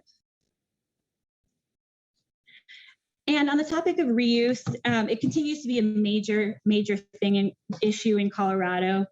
The CWCB continues to partner with CDPHE to work on the rulemaking for 2023 for DPR. CWCB has been funding a DPR demonstration project with Colorado Springs Utilities to build a mobile treatment unit and demonstrate DPR technologies. That's something that's really cool. We would love to leverage that DPR trailer for some of our water plan rollout down the road. And it's great for educating the community about how DPR works and the possibilities there. Additionally, Colorado has Reg 84 for non-potable reuse that can be used for industrial uses, irrigation, and more recently for edible crops. And additionally, we have Reg 86, which allows for gray water use in cities that allow that through their local water rights and codes. And CWCB is funding a new home gray water project to demonstrate that technology and train maintenance professionals in that. Now I want to pivot a little bit to talking a bit more about climate and drought. As you know, Megan has been really important in this space, working on climate adaptation tools and reports. Among them, the Face Hazards tool, which I'm sure you all have heard about. It's the Future Avoided Cost Explorer, and that enables local decision makers to really evaluate the cost of like flooding, drought, and wildfire across several different economic sectors and looking out until 2050. Additionally, we are currently working in partnership with Denver Water, CSU, and Jeff Lucas to update the Climate Change in Colorado report, which was last updated in 2014, so it's due for an update. In addition, Megan has been working throughout the last year plus on the Drought Story Map and the Drought Tour. The Drought Story Map really came together during the height of drought last summer with the Agricultural Impact Task Force, Commissioner Greenberg, and others to collect a range of drought stories from producers on the ground to really help tell the story of drought for farmers and ranchers. And in addition to that, the Northwest Drought Tour in August of 2021 was a really effective way to get people out on the ground to see the lived experience of drought on the West Slope. Great efforts that she worked really hard on. And then the last thing I want to talk about in this space is the water and drought task forces. Megan has been coordinating, and with Ben Wade's help, these task forces. The Water Availability Task Force meets regularly, and that monitors ongoing conditions. The Drought Task Force has been activated since mid-2020 under phase 2 of the state's Drought and Mitigation Response Plan. And the Ag and Municipal Task Forces started in 2020 to respond to deepening drought conditions across the state. There we go, sorry, missed a couple clicks there. So I know that's a lot to throw at you, but I really wanted to make sure that I was recognizing all the work that's happening in this space and the staff that are doing it. So finally, I'd like to talk about some opportunities we're seeing to cross-collaborate better on the work that's happening both within our team and outside, and then to grow solutions that draw from conservation and efficiency to support adaptation strategies for climate and drought. We really see the water plan as a bridge to much of that action. That includes finding ways to maintain and update cross-sector tools for use and make them really accessible. An example of that could be through our 1051 reporting. In 2021, we worked to start investigating ways to streamline drought planning and water efficiency planning through the 1051 portal. It could really benefit and lighten the load for local providers. While many municipalities have drought plans, they can be onerous to develop, and we want to find ways to make that a little bit easier and a lighter load. And there's huge opportunity here. We also need practical drought solutions. We're looking at on-the-ground solutions to help farms, ranches, cities, and watersheds adapt to changing climate. Within that, we want a menu of short-term actions and potential funding that could provide direction to those who are struggling and alternatives to less desirable outcomes like buy and dry, selling off herds, or other strategies that can be really detrimental. This is something we really expect to feature prominently in the water plan going forward. And it's also something that relates back to IBCC's work on the no and lower GRET strategies and scenarios. And then more generally, the water plan offers a bit of a work plan for CWCB to help establish support for providing ongoing trainings and resources, aligning state and local initiatives, both the need, the cost for those initiatives, and funding through grants. And then CWCB really is working through the water plan as a convener to start new processes and keep ongoing processes and research going, to really bring the vision of the water plan to life through actions on the ground.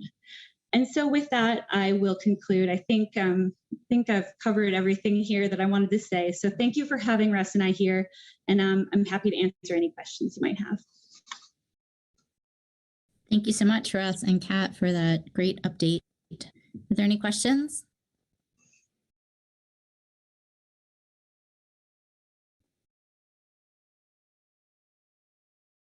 Right. Well, seeing none, that brings us to our lunch break. And I think somehow magically we are right on time. So we'll break at 12:20 and we will reconvene in an hour at 1:20. Enjoy the break.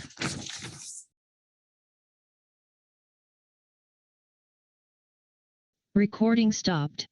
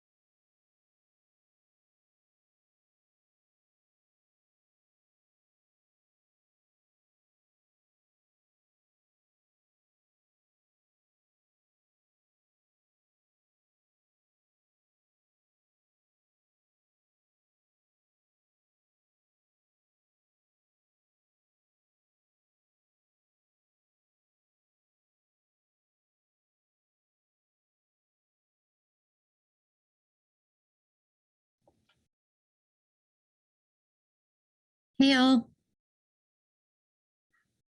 Recording in progress. Looks like we are ready. Let's give folks just another minute.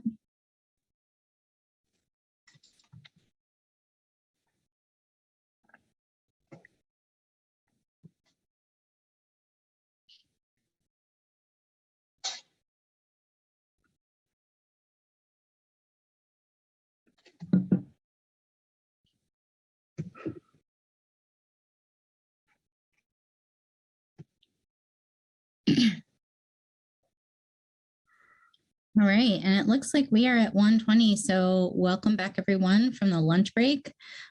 We are right on schedule with agenda item 11, Colorado Weather Modification Program Update. Andrew, welcome. Good afternoon, board. Thank you. I'll just be giving a brief update on weather modification program for Colorado. Andrew Rickard, CWD staff for the record. And I think maybe you're controlling the presentation. You want to go to the next slide? Thank you. Just an overview of the 7 permitted programs within Colorado. I'll point your attention up to that top right corner with the new Jackson County ground-based program. It's that shaded purple area. And then you can also see the 2 generators just to the left of that we have just deployed this year that are targeting that area. But in the rest of the programs, not a lot. A couple new generators have been placed out that I'll get into, but I just want to show the board an overview of the program areas and where we're targeting in Colorado. Next slide, please. Here's a update on funding for the weather modification programs throughout the state. As you all know, we get a lot of money through the projects bill, $350,000. We got $80,000 through the severance tax operational fund this year, and that went to purchase 2 new generators.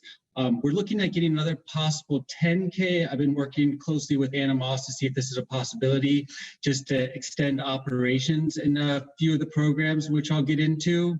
We get $225 from WSRF for the Jackson County aerial program. And then the local funds are right around that $500,000 mark. We have over 40 plus participants from conservation districts, ski areas, ditch companies, so a wide variety of other participants. And then the next chunk is from the lower basin. So all together, we get about 1.5 million annually a year, right around that mark. And then, you can just see the 4 different lower basin companies that give us money. Next slide, please. So we did purchase 5 new generators, remote generators from DRI. 2 of them have been deployed, unfortunately, with some problems getting some computer chips. We are still waiting to deploy the other 3, but we're hoping to get those out in the next week or 2. And then, as I said earlier, that $80K we got from severance tax, we actually purchased 2 other remote generators from North American Weather Consultants. And we're working with Northern to try to get one of them out in the next 2 weeks. There's some issues with land lease and they have to go to their board and they don't meet till early February. So we're still waiting on that. And we'll see if we can get that second one deployed as well. That might not happen this year, but if that doesn't happen, we actually have worked out that we'll roll that money into the CCMRB program to extend operations. Next slide, please. I showed this picture at the last board meeting and told you all to just pretend and see if you could visualize what that looks like. But now I can actually show you what those built. If you go to the next slide, please. So here's some new Rocky Mountain generators. This is one of the ones that was moved up to the Never Summer program. This one is at Owl Canyon. Next slide.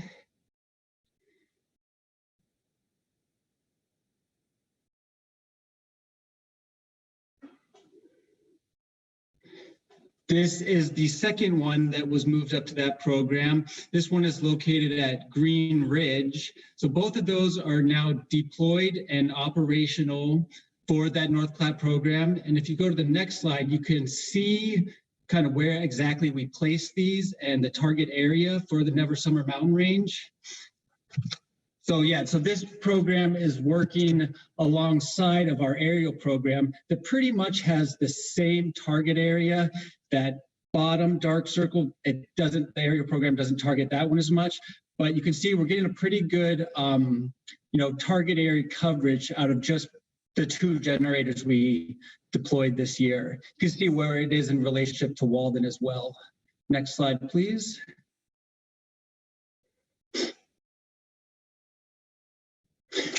And this is just another picture. This is actually one of the brand new remote generators that we purchased from DRI, what we call the Rocky Mountain model.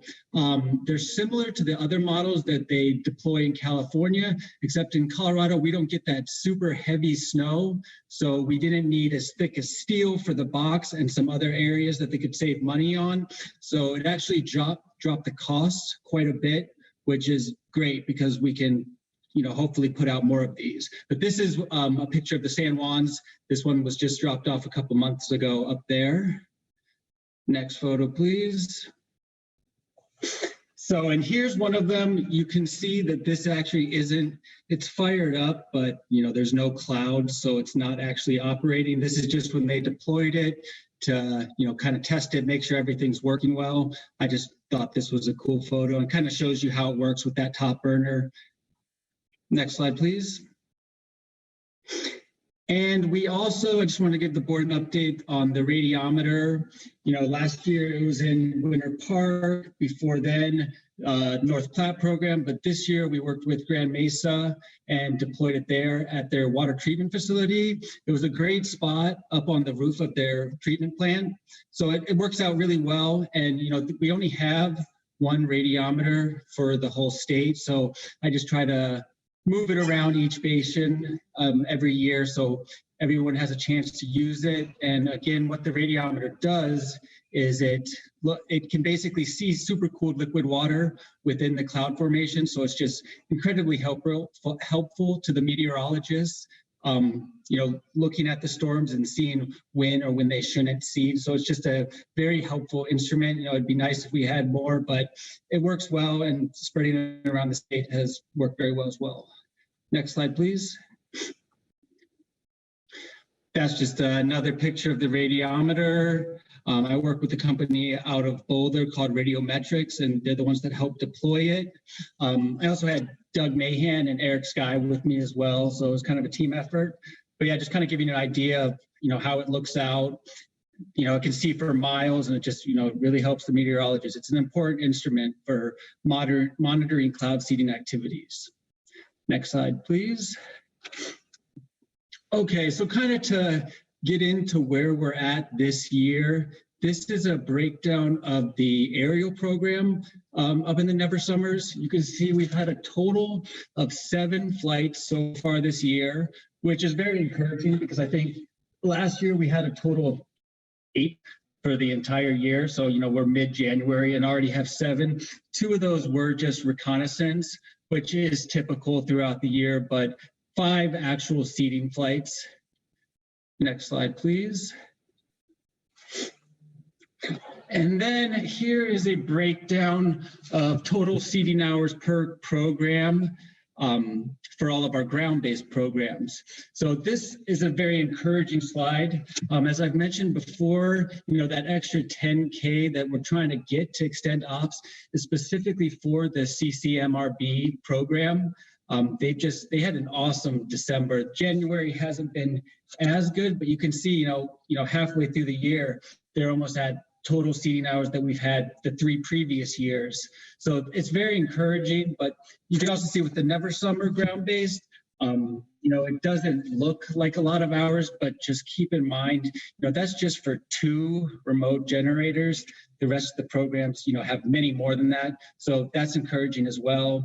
You can also tell, unfortunately, that Vail did suspended funding again for this year. We're still working with them, trying to get them back on board. They've been hesitant, but we have been finding more participants, which is what they wanted to see. So hopefully next year, we can get some funding out of them. which would specifically also help bolster the CCMRB program. Next slide, please. So I know Michelle kind of went over this with a lot of her slides, but given a weather modification update, you kind of have to talk about snowpack. So I pulled this off the NRCS website last week, January 18th. But you can see, around the state, we're doing pretty good so far. Arkansas Basin's struggling a little bit, but I think, overall it's encouraging. And, we still have quite a few months of potential seeding left. So, I'm hoping, fingers crossed that we're able to have a lot more seedable storm and get some more hours out of these generators. Next slide. Here's just another breakdown of the snow water equivalent for each basin. Right now we're not doing too bad. So I think that's an encouraging graph. Next slide. So I just wanted to show this real quick to kind of show what my contractors use. They plot a lot of the stuff themselves, making sure that we're within our thresholds for seeding. The Never Summer and the Joe Wright are two snow tells that we use for this Never Summer program. So you can see they're, right around the snow tell mean, but you can also see, we're still well below that threshold moving forward. So, I've been encouraging my contractors to seed as much as possible. Next slide. So if you go to the Colorado Avalanche Information Center website, this is what you'll typically see, which is a avalanche forecast warning. So I use this to help my contractors, know when they should seed or not. But if you actually have a Colorado Avalanche Information Center login, you can see, next slide, please. I use this a lot more. So you need a login to be able to access this information, but this is incredibly helpful. It has all the major highways, and you'll see that hazard bar. Basically, it goes from none to notice, notice to caution, caution to warning. So when we get up into those warning, that's when I'm on the phone with my various contractors, letting them know that we should suspend cloud seeding for a certain amount of time. But this is incredibly helpful just to make sure that, we're within the parameters that the state, the guidelines, and we're just doing everything as it should be. Next slide. So yeah, I just wanted to give a couple other quick updates. The North American Weather Modification Council, which, I'm a member of Colorado, we had a booth at CRUA. And I think it went really well. We educated a lot of people on cloud seeding that some people, a lot of people didn't even know this was a thing. So I think that was really helpful, just, spread positive information and, to that community. I think that's particularly helpful. Still working closely with Safe Rain and Left Hand on a possible weather modification program for next water year. They are very interested. We're just kind of working through some of the tidbits about funding and, helping explain what the permitting process would be. But, it's really encouraging because, we're, expanding this all over the state, almost with a new program every year. So I think, more people are starting to see the benefits of weather modification, and it's easier to get more people on board. So I'll continue to update the board on that as we move forward. I just wanted to quickly say that I've been working with some people, emergency managers out of Grand County, to possibly deploy some mobile radars for this year's runoff to, help them with post-wildfire hydrology, which obviously is incredibly important around that area because of the East Troublesome fires. So just working with them, seeing if we can get the funding for this. We had this huge project that I worked with some researchers out of the University of Oklahoma last year, trying to get a grant from the National Science Foundation, which would have done exactly this and deploying mobile radars. Unfortunately, our grant wasn't one of the ones selected, but it's nice now because we have this whole program outlined, and now we're just trying to see if we can find some funding. And then lastly, this SAIL program, Surface Atmosphere Integrated Field Laboratory. It's very, very cool. It's with the Department of Energy, Berkeley National Lab, a handful of other universities, but I'll read this just to make sure I say this right. But what they're trying to do is advance scientific understanding of the major atmospheric physical processes and land-atmosphere interactions impacting how mountainous watersheds in the Rocky Mountains deliver water. So it's this big group effort to really just see like the physical processes of what happens and how snow created and how that interacts with stream runoff and everything. So it's just this huge program. They have, if you go to the website, I encourage you to, because it's very interesting. They're based in doing the research in Gothic, Colorado, but I mean, they have about 4 dozen different instruments of different radars, radiometers, weather stations, all trying to, find out the atmospheric processes, which is obviously incredibly helpful to weather mod studies. And kind of a branch of that is this East River Basin cloud seeding and research.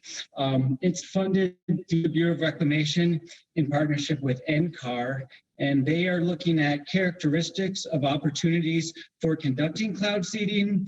What is the potential enhancement of seasonal precipitation, potential enhancement of seasonal stream flow, and just really trying to quantify how much extra precipitation we're actually getting from cloud seeding. So, a very important study to, furthering the efficacy of cloud seeding. So they're just kind of starting this, working out funding, but that should be taking place this year partly and then into next year. So that would just, that's exactly what we want to know when we're seeding, what we're doing, how much extra precipitation we're actually getting from these storms. So just an incredibly important study. And finally, just want to remind the board, CWCB in partnership with NRCS, we do this snow course every year.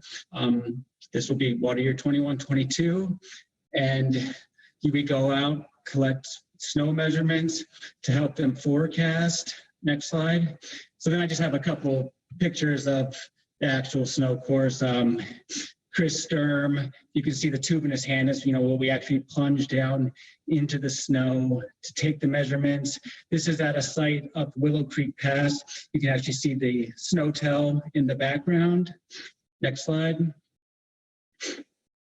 And finally, just one more picture of snow course. That's actually at the same location, just higher up. That's Doug Mahan. Next slide. And then, I just wanted to make sure I give a special thanks. Carolyn Kemp, she helps me so much with all my mapping and everything for Weather Mod. Eric Sky, he does the same, and he's just integral in everything Weather Mod. Him and Doug Mahan, I don't think either of them have missed a snow course in years, which, this is important work that we're doing. So I really appreciate that. And then just finally, Chris Sturm and Kevin Howe with snow course as well. They're always they make themselves available if anybody can't make it the last minute. So I just wanted to give a special thanks to those 5 people. And with that, any questions? And just finally, that generator right there, we just want to mention, that's the Joe Busto remote generator in the San Juan Mountains. So it's an important generator. That is an incredible picture and very fitting. So thank you. Any questions for Andrew?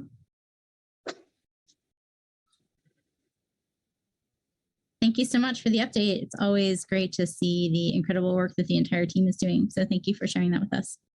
Yeah, thank you, board.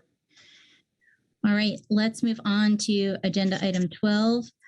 This is WSRF change of scope to the Schaefer Farms Conservation Easement Grant. Ben, welcome. Good afternoon, Madam Chair and board members. For the record, Ben Wade, CWCB staff, presenting agenda item 12. And as you said, Madam Chair, this is a change of scope for a Water Supply Reserve Fund grant. The full title is Conserving Working Lands and Senior Water Rights, Schaefer Farms Conservation Easement. Per the WSRF grant guidelines, the typical procedure for the changes in scope happens just between the CWCB project manager and the grantee, but consulting with Jen Mealy and Patrick Barker from the Attorney General's office, we decided it would be best to come back in front of the board to present this change in the project scope and seek your approval today. Just a real quick background. This grant was approved back in March 2020 by the board for $232,550 to help the purchase of the Schaefer Farms conservation easement. The grantee is Colorado Open Lands. And with our funding, they're also getting funding from Colorado Parks and Wildlife as well as NRCS. And we have not contracted this quite yet. So we're looking to do that if the board approves this change. So I am going to bring in John Peters and Sarah Parmar with Colorado Open Lands. John is the Conservation Project Manager. Sarah is the Director of Conservation. And they're just going to give a short presentation on the proposed scope change. And then after John and Sarah are done, Jen Mealy and Patrick Barker, again from the AG's office, will also be available to answer any questions the board may have. So with that, I'm going to pass it off to John and Sarah. Thank you, Ben, and thanks for this opportunity to present to the board here. I'm going to share my screen just because the visual representations will be a little bit easier to follow. So bear with me as I typically fumble through this process, even though we're 2 years into doing this. All right, hopefully everybody can see the map here. So basically, as Ben said, in 2020, the Colorado Water Conservation Board approved a Water Supply Reserve Fund grant in the amount of $232,550 for the Schaefer Farms conservation easement. The Schaefer Farms property is a 910-acre agricultural property located in Rio Grande County, and it consists of 3 tracts of land that are shown here on this map. 2 are located just west of Monte Vista, and 1 is located just north of Monte Vista. The 2 tracts west of town consist of irrigated crop ground, and the one north of town consists of irrigated crop ground and pasture and frontage along the Rio Grande River. The terms of the conservation easement that were negotiated with the family and approved by the funders were to allow each of these tracts to be sold separately for estate purposes, which I'll get into here in a minute. The senior water rights associated with these properties would also be tied to the property, which is typical for Colorado Open Lands conservation easements. The $232,550 from CWCB, about $190,000 of that was payment for the landowner for the portion of a conservation easement value.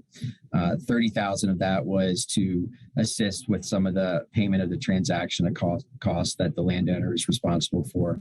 And then about $12,000 of that, in addition, was for payment to COL for administering the project to cover our staff time. At the time of the CWCB grant approval, Colorado Open Lands had already obtained grant funding from NRCS, the Natural Resources Conservation Service, in the amount of $425,000, and also Colorado Parks and Wildlife in the amount of $165,000. Both of these amounts were to pay the Schaefer family a portion of the conservation easement value. As part of the agreement with Colorado Parks and Wildlife, the Schaefer family was also granting a 10-year public access easement along the Rio Grande portion of the northern tract for hunting and fishing. So due diligence for the conservation easement transaction was obtained throughout 2020, and the project was anticipated to close in early 2021.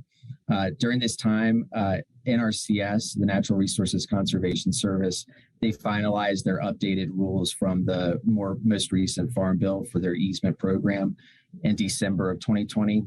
The updated rules affected the project configuration by denying the separate division of each of these tracts, essentially because the individual tracts did not meet NRCS's requirements for % prime soils cover. the entire 910 acres met that requirement, but each individual tract also had to meet that requirement. So essentially we didn't qualify for the NRCS funding because of that designation. The ability for the family to sell each individual tract was very critical to their estate planning, specifically for medical expenses that were anticipated for some of the aging family members. Because of this need, COL wanted to move forward with the project with funding, and we reconfigured the project. We obtained permission from both CPW and NRCS and verbal permission from CWCB staff to reconfigure the project into 2 conservation easements. 1 conservation easement for the 2 tracts west of Monte Vista, totaling 638 acres, and 1 conservation easement on the north tract for the property north of Monte Vista, which totaled 172 acres. The funding was moved to the 272 acre easement since this particular parcel had the most significant habitat and wildlife values due to its frontage along the Rio Grande River, also because of the CPW access easement that had already been negotiated. And in fact, for NRCS's approval, COL actually had to reapply to their grant program last summer, and we were awarded that funding again. No funding for the 638 acre conservation easement would be retained by the landowners. It was reconfigured into the landowners purely donating 100% of that conservation easement value. We actually closed on that easement in February of 2021. And then we moved forward with sort of splitting out the due diligence that had already been done for the entire property for the LGM Farms tract, which is the northern 272 acre tract.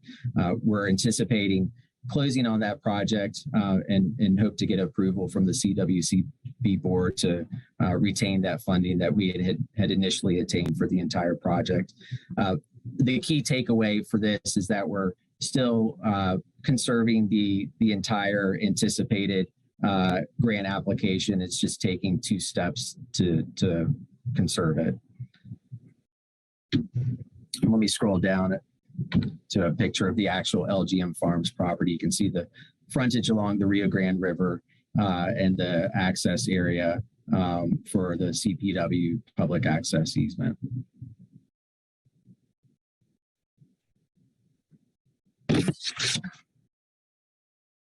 So any questions? Thank you, John. Any questions for staff or for the AG's office on this proposed change? Okay, since this is an approval item, Director Dutton, did you have a comment? I just wanted to comment that I really appreciate, the thorough review of this, and it's a pretty big deal to say that there was a plan, it was presented to the roundtable and then to the board, and we approved it, and then sort of kind of change the plan midstream obviously deserves a significant look. And I think that you guys did a great job in looking at everything and making sure that this was a fair and reasonable change. And, just from my perspective, the result of these transactions is going to be a really, really big asset for our community. As mentioned, these ranches they're important parts of the agriculture community. They're important senior water rights. That riparian area is critical, but the addition of that CPW access easement is also just really important because that's an area where I'm doing some fast math here, but just on either side for a long way in the valley, there's just not a lot of public access on the river, and so having that opportunity for people to get out and enjoy the river bottom and have that experience and that connection so close to Monte Vista is really great. So I just want to thank you guys for that. Any other questions or comments? I'd like to want to thank staff from CWCB and from the AG's office and from the project partners to figure out how to pivot and come up with a creative solution. And I appreciate you all explaining that to the board, because this one is a little bit unusual, but it sounds like a good result all around. So with that, Director Dutton, would you like to make the motion on this one? I would. Thank you, Chairwoman. I would move that we approve staff recommendation on agenda item 12. I would second that. Thank you. So staff recommendation on agenda item 12 has been moved by Director Dutton and seconded by Director Felt. Is there any further deliberation among the board? And thank you for pulling up that staff recommendation. All right. At this point, we're ready for a vote. If anyone wishes to object or abstain, please indicate in the chat. And seeing no objections, staff recommendation is approved. Thank you all. Thank you. All right, we are moving on to agenda item 13, Colorado Watershed Restoration Grant Funding Recommendations. I believe this is Chris, Andrea, and Stephen. Yeah, good afternoon, everyone. Chris Sturm, CWCB staff for the record. Today, we're going to be talking about the grant recommendations for the Colorado Watershed Restoration Program. And I would just like to do a brief history of the program for the board and those listening in, as this is the last time we will have a formal grant program out of the Watershed Restoration Program. It's being merged with the Water Plan Grant Environment and Recreation category. Although it will still remain as a viable program for the CWCB to be used as needed, mostly dealing with special legislation, probably related to disaster recovery. But given all that, I thought I would just go through a quick history of the program. Next slide, please. When I started with the board in 2007, I spent a decent amount of time looking through my predecessor's documents and files, and that was Brian Hyde, and he had envisioned this probably in the early 2000s and never really got legs at that time. But I took a lot of what he had thought and written down and formed it into a guidance document that the board approved in, I believe, the fall of 2008. So we had our first grant program in 2009, a whopping 8 grants for $333,000 with an average grant amount of just over $40,000 and a decent match ratio. And you'll note as I go through these slides that the program's always been really good at leveraging more than what was required. In the guidance document, the match ratio has been 1-to-1 until just recently. Next slide, please. And so as we look at the time period before the release of the water plan, and this is going to be telling for reasons that you'll see in the next slides, we were able to grant funds for 41 different planning efforts and projects with a total of about $1.4 million.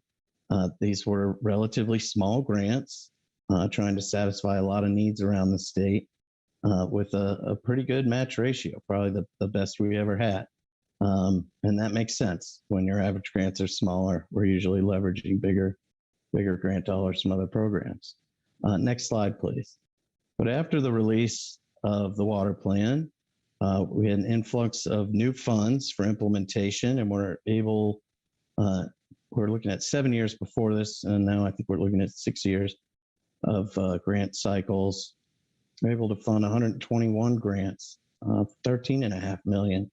And our average grant is in 6 figures, really increased. And the match ratio still pretty good and right there with the overall program match ratio, which you can see on the top of the slide there for the total program at 162 grants. I should mention that there's been a lot of other planning and project efforts funded through this program through special releases for disaster recovery, but for this history, I just focused on the normal grant cycles that we have once a year. Next slide, please. We have funded a lot of different things out of this program, a lot of different planning efforts, watershed planning, watershed assessment, stream management planning, integrated watershed management planning, plans in my most humble opinion, are only as good as the prioritized implementation strategies that come out of them. And so I just wanted to show the board and those listening some of the project examples that we've seen over the years. And starting with the top left there, we've got wet meadow restoration. Connectivity with our floodplains has been a really important part of the program.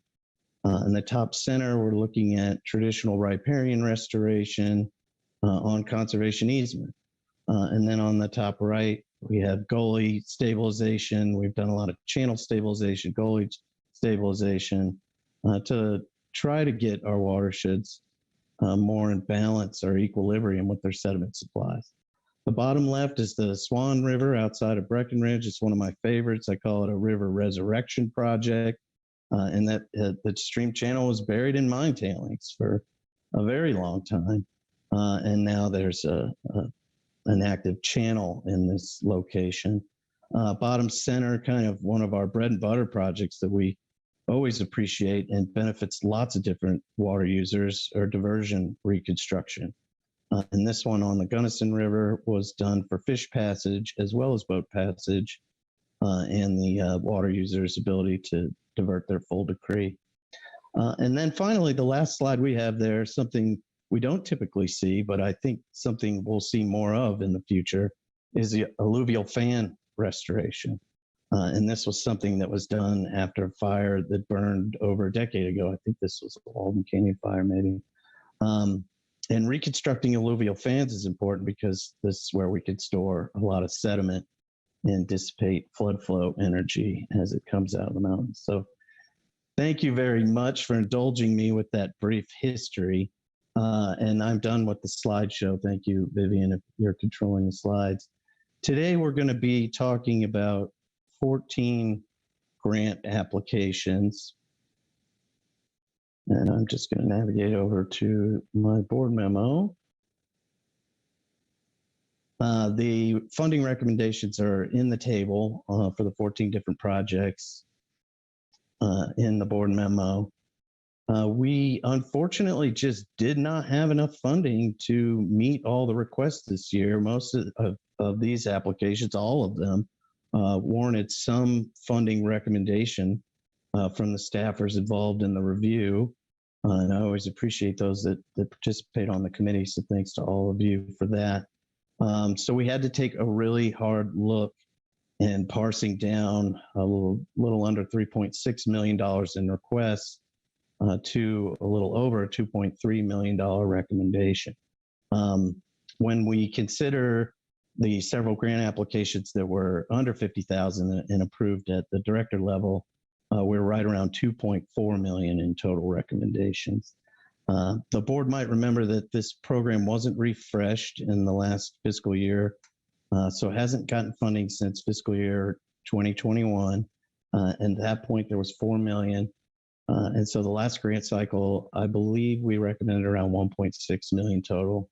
And this time we're at 2.4 total, but what the board is considering today is just those over 100,000. And that's a $2,315,783 recommendation. So due to the number of applications and the limited amount of funding, just over half the applications received a recommendation for partial funding.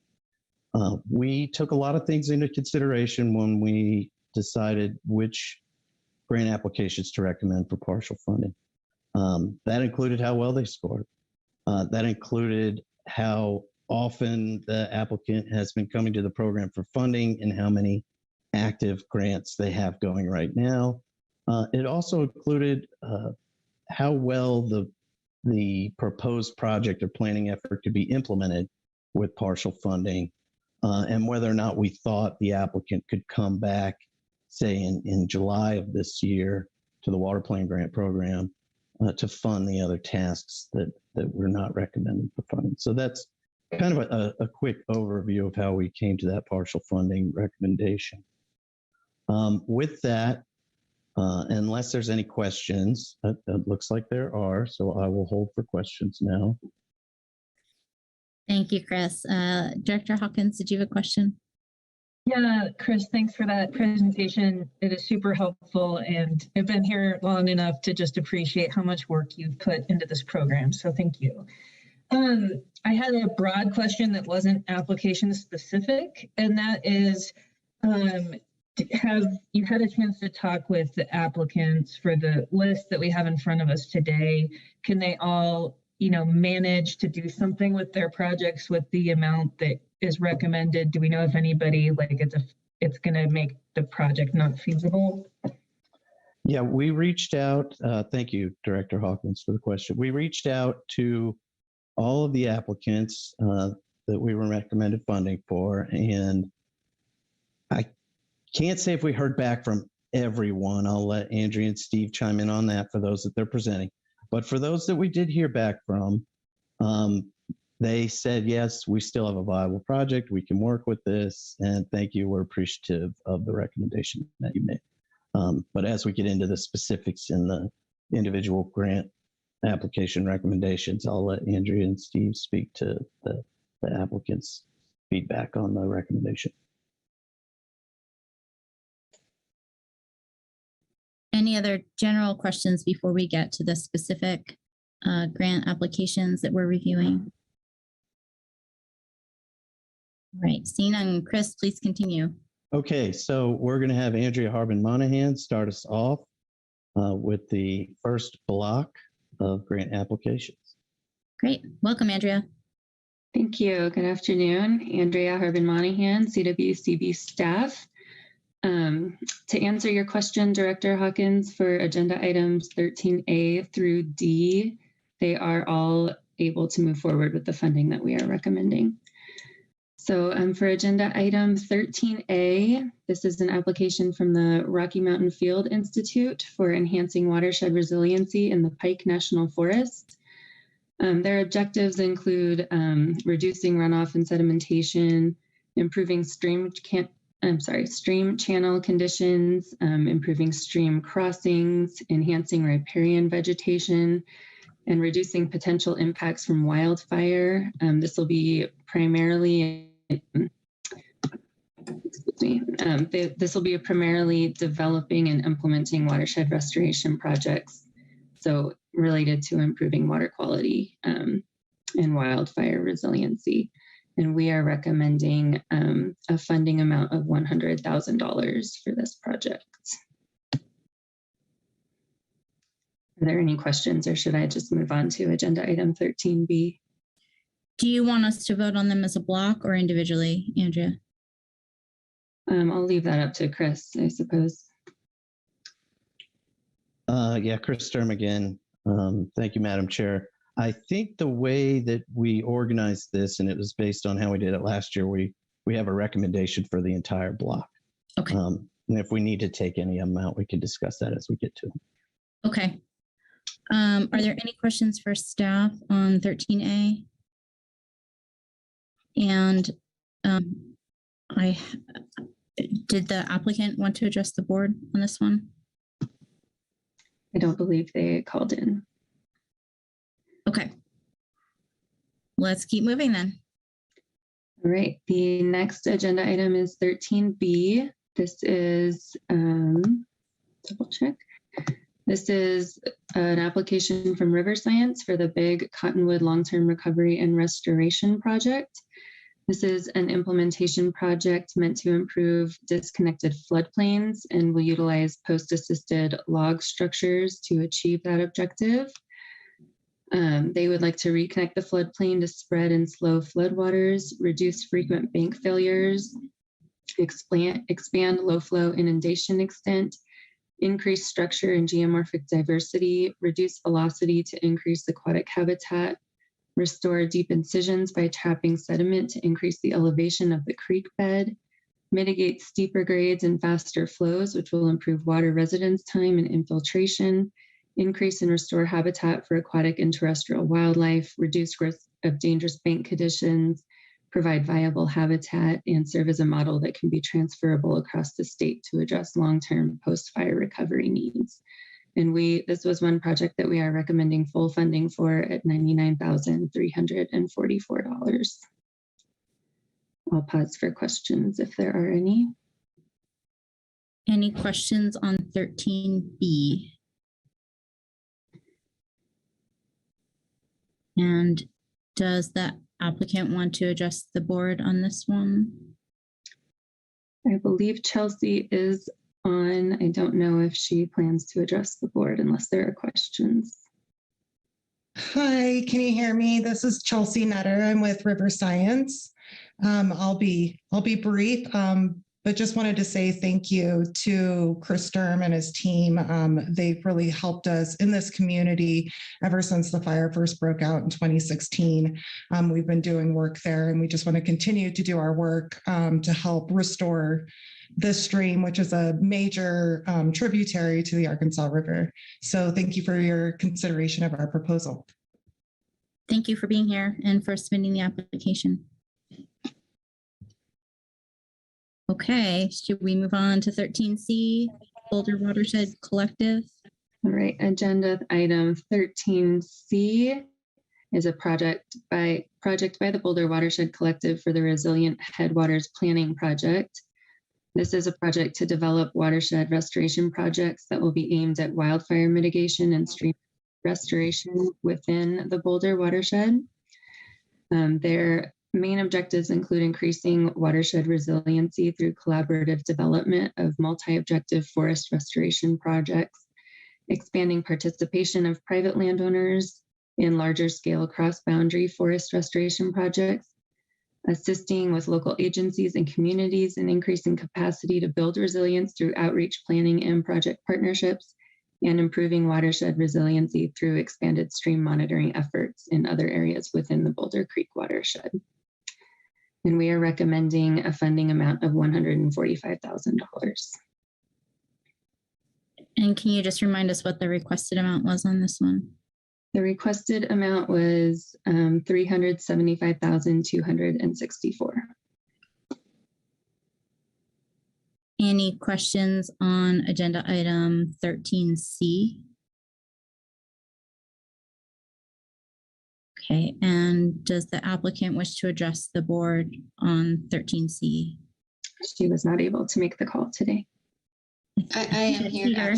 Oh, sorry, Maya. That's okay. I'm here just to answer questions if anyone has them, but we also are super appreciative that CWCB has supported our work so much in the past and continues to do so. And we really feel that this project is scaling up of work that we've been involved in the last few years. So thank you for considering it. Thank you. All right, any other questions on 13C? All right, we'll move on to 13D, Left-Hand Watershed Center. All right, agenda item 13D is the Left-Hand Watershed Center's multi-benefit projects and tools for increasing watershed resilience in the St. Vrain. This is an implementation project located outside of Rocky Mountain National Park that will work to achieve fire mitigation and sediment inflow attenuation. The restoration area it's called Camp St. Malo, and we are recommending funding to complete the design of this restoration work. The project objectives are to buffer downstream communities from flood and fire impacts and improve ecological function and resilience by designing and implementing on-the-ground restoration, advance regional ability to implement collaborative and multi-benefit on-the-ground restoration projects, and ensure coalition-based collaborative and multi-benefit services and programs that are sustainable long into the future. We are recommending an amount of $75,000 that will cover design of this implementation project. And I believe the request amount was $490,000 on this one. Is that correct? That's correct. And I do not see the applicant on the call. Any questions for staff on agenda item 13D?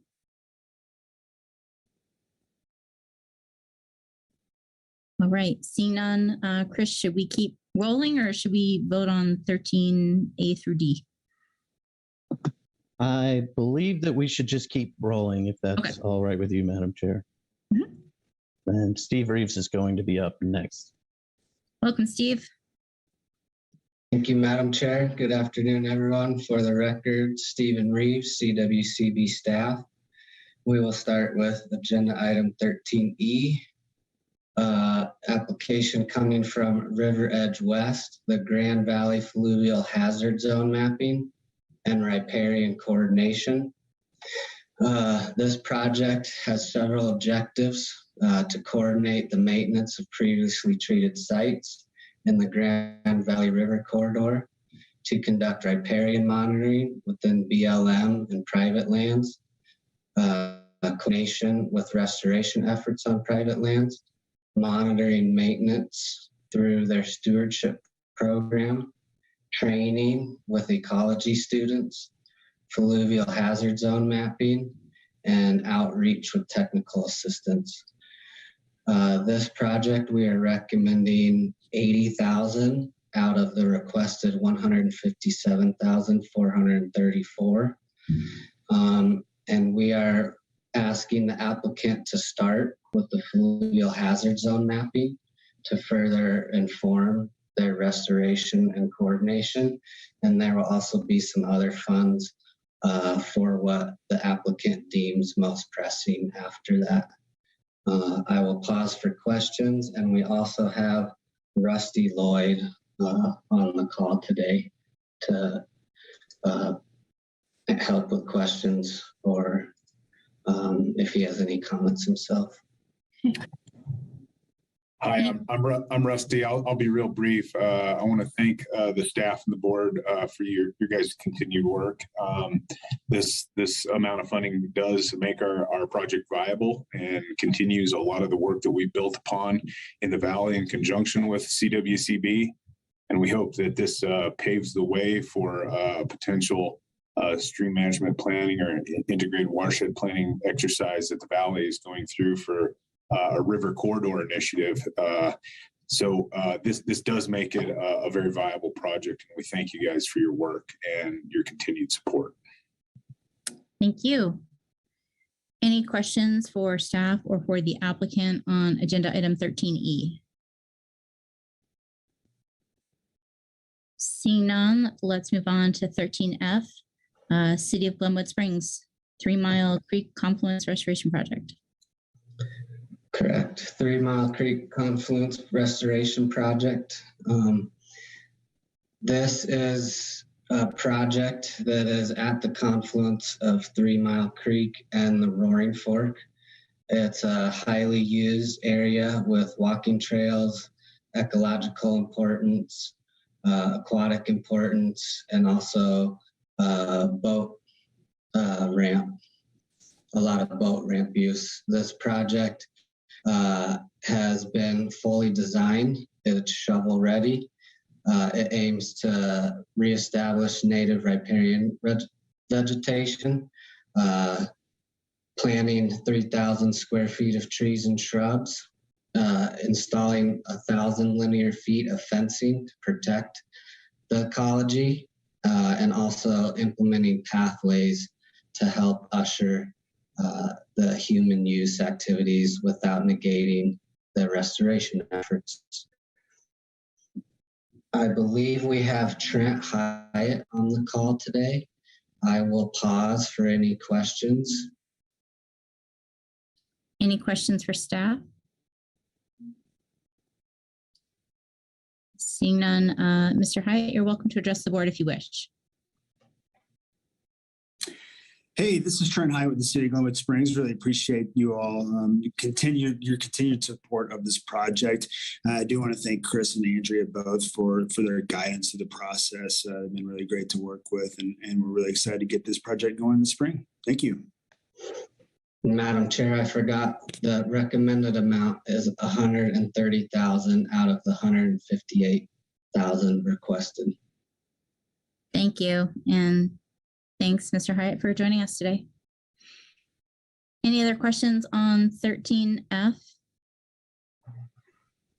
Seeing none, let's keep rolling to 13G Rio Grande Headwaters Restoration Project. This project is a river restoration project that will be implemented in the Alamosa National Wildlife Refuge. It is just downstream of the city of Alamosa. This project wishes to improve water quality, reduce sediment loading, and enhance sediment transport by stabilizing the stream channel, improve floodplain connectivity, restore riparian habitat, enhance aquatic habitat, promote community participation with increased education and river access, and enhance public open spaces and fishing opportunities. We are recommending $250,000 out of the $288,000 requested. And I believe we have Daniel Boyes, Program Manager for the Rio Grande Headwaters Restoration Project, on the line with us. Great. First, any questions for staff? Seeing none, Mr. Boyes, if you wish, you're welcome to address the board. Thanks so much. Daniel Boyes with the Rio Grande Headwaters Restoration Project. Just want to say thanks so much for your consideration of the project. This was really, it's been in the making for quite a long time, and it was identified in the Rio Grande Stream Management Plan, which was published in 2020. This project will really have a lot of benefits throughout the Alamosa National Wildlife Refuge for quite a long ways downstream from the project site itself. It also is somewhat unique and exciting for us because it involves U.S. Fish and Wildlife Service as well as the city of Alamosa, and then additionally 4 private landowners. So really a suite of different stakeholders. And it also will have benefits really for an underserved part of the San Luis Valley and a community that doesn't have really a whole lot of river access currently. And so we're really excited that this project is going to really enhance a riparian trail as well as a fishing area that residents are using, but isn't perfect as it is. And so really an exciting project and really builds on the work that we've done in the past and that the CWCB has supported in the past. So thanks so much, and we really appreciate the support. Thank you. Director Sakata, did you have a question or a comment? Yes, thanks, Madam Chair. Mr. Boyes, and really all to all the applicants, thanks for the work in the packets. In this particular one, though, I wanted to mention one of the pictures. I thought it was really interesting. I thought tires and washing machines were typical riprap for rivers, so it was interesting to see that picture. But thanks for the great work that you're doing out there. Thank you. Any other questions or comments on 13G? All right, seeing none, let's move on to 13H, Conservation Legacy Dolores Restoration Project Implementation and Support. Thank you, Madam Chair. This project wishes to conduct 11.4 acres of tamarask removal with 23 acres of tamarask retreatment along the riparian area of the Dolores River Canyon Wilderness Study Area. Conduct 6 acres of new initial removal and reseeding in the WSA, coordinate 2 DRRP annual meetings, 1 field trip, create outreach materials, and organize 2 volunteer events. Also coordinate strike teams and Conservation Corps saw crews to conduct tamarask retreatments and revegetation on at least 45 acres of riparian land along the Dolores and in the Grand Junction, Unconfined, and Tres Rios field offices, and monitor up to 900 acres of the Dolores River. We are recommending $150,000 out of the $188,695 requested. I did not see Nate Peters on the call, but if you're on, feel free to speak up.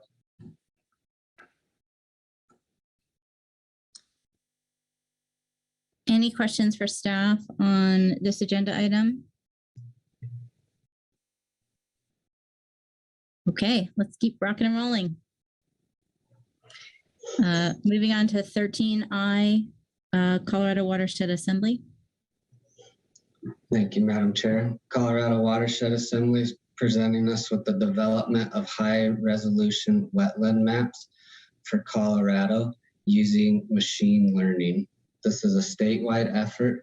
It's a Colorado-wide geospatial layer of valley bottom, vegetated wetlands, and beaver ponds for 6 time periods, where the NAIP, which is the National Agriculture Imagery Program, exists, and 2 to 3 time periods when this additional satellite imagery becomes available.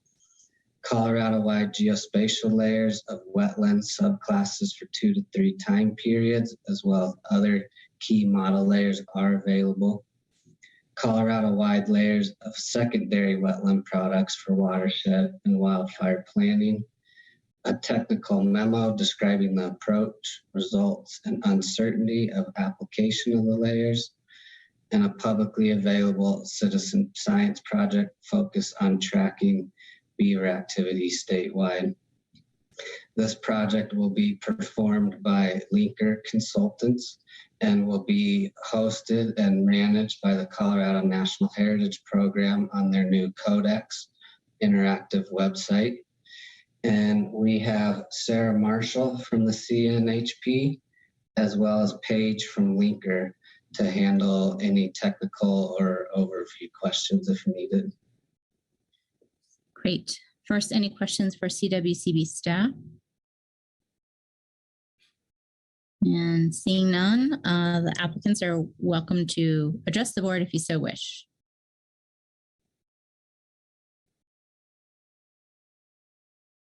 And are there any questions for the applicants? Madam Chair, we are recommending a full amount of $177,200 for this project. Thank you. Thank you. Sounds really fascinating. I'll be interested to see what comes out of that effort. All right, let's move on. Dr. Sakata, do you have a question?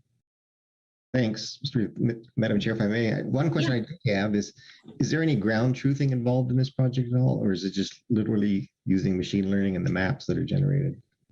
A huge piece of the machine learning component is the ground truthing, and that's how we make sure that the machine is learning correctly. So there is identified sites that get ground truth while implementing the initial machine learning before it's run throughout the state. Paige, if you wanted to jump in on that, feel free.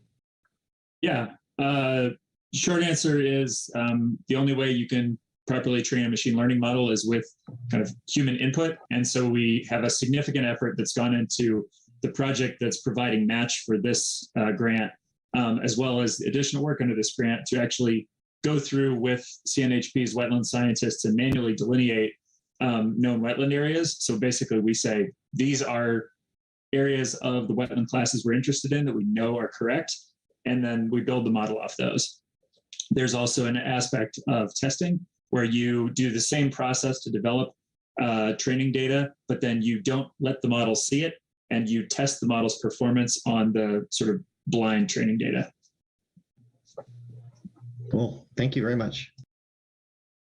Thank you for the question, Director Sakata. And Madam Chair, I'll be handing it back to Chris now. Great. Thank you, Steve. Okay, again, Chris Stern for the record, and I'll be taking care of agenda items 13J through M.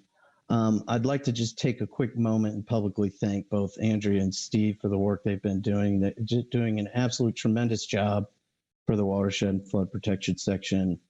And I have no idea how we pulled off what we did before they arrived because they're both really busy. So thank you both for your presentations and your preparation for today. Agenda item 13J is Stream Management Plan Peer Learning Network from the River Network. The requested amount is $228,727. We're recommending the full amount. The River Network has been integral to building capacity in our stream management plan networks, and this will help support the continued operation of their peer learning network and their resource library. On the data page, we have goals for the grant. I'm especially pleased to see that we're going to be focusing on implementation of priorities that are identified in stream management plans, as well as moving more stream management plan applications to the board for their consideration. I believe that Nicole Seltzer is on the line, so I'll open it up for questions for myself, and then if Nicole wants to speak, we can offer her that opportunity. Any questions for Chris on 13J? Seeing none, Ms. Seltzer, if you want, you're welcome to address the board. Thank you.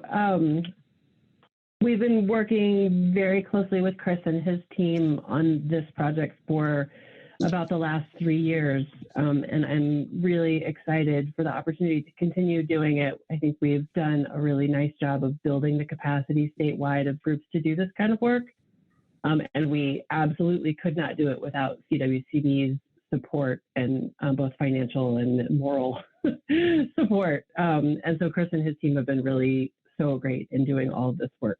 And I'm happy to answer any questions that the board may have. Thank you. Director Sakata. Thank you, Madam Chair. I know you have a lot of experience in this area, Nicole. What is the biggest challenge you face in trying to put together a plan? Well, it's different in every plan is unique, right? It's like every child is unique. I would say in a lot of the places where I am involved, they tend to be more rural environments where you have a lot of private land.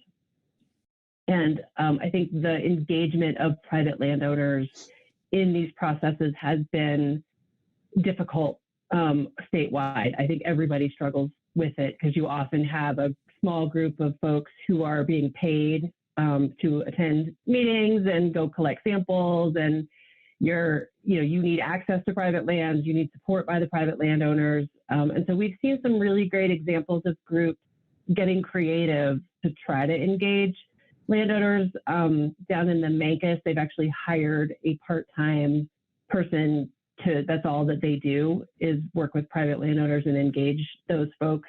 Up here in the Yampa, we recently hired a part-time consultant who is kind of the facilitator for the landowners. So they have their own person that kind of helps them speak with one voice in the process. And so we're seeing communities, working around it. But at the end of the day, the farmers and ranchers in Colorado are extremely busy people, and river health is not their highest priority. And so just trying to get attention and not get too far out in front of them, I think, has been one of the biggest challenges. I think you bring up a great point. I think that's a creative idea. That's interesting. So thanks very much. Any other questions on this agenda item?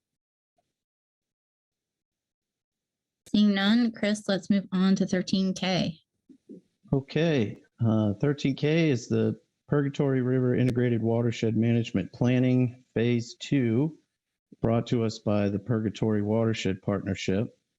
The requested amount is $152,000. Staff is recommending the full amount for funding. As the title suggests, this is phase 2 of an integrated watershed management plan, which is a type of stream management plan. Phase 1 had a lot to do with outreach and stakeholder engagement and some preliminary assessment work. Phase 2 is going to continue that effort with stakeholder outreach and education and engagement, but really enter into a robust assessment phase that delivers a final Purgatory River Integrated Watershed Management Plan. And I'll read the last line here because it's particularly impressive. Complete with realistic, on-the-ground collaborative projects prioritized for implementation. And that is exactly what we want to see out of these plans. And I see Julie Knutson's here with the Watershed Partnership. Thank you, Julie. And I'll open it up for questions. Any questions for staff? Ms. Knutson, welcome. You're welcome to address the board if you like. Sure. I just, at a minimum, I wanted to say thank you all so much for your consideration of our application, and I'm happy to answer any questions you might have. I did want to reiterate how helpful Chris Sturm has been, and also River Network. and helping to support and encourage our efforts down here on the Purgatory River. We're down here in Southeast Colorado. Our watershed is largely agricultural. It's largely private land. And so we wanted to approach stream management planning very carefully down here and make sure everybody was on board and move at the pace that didn't scare anyone and really brought folks on board. And we've been really excited about all that we accomplished with phase one, which was really intended to be exploratory, to educate people about stream management planning, that it could be really beneficial.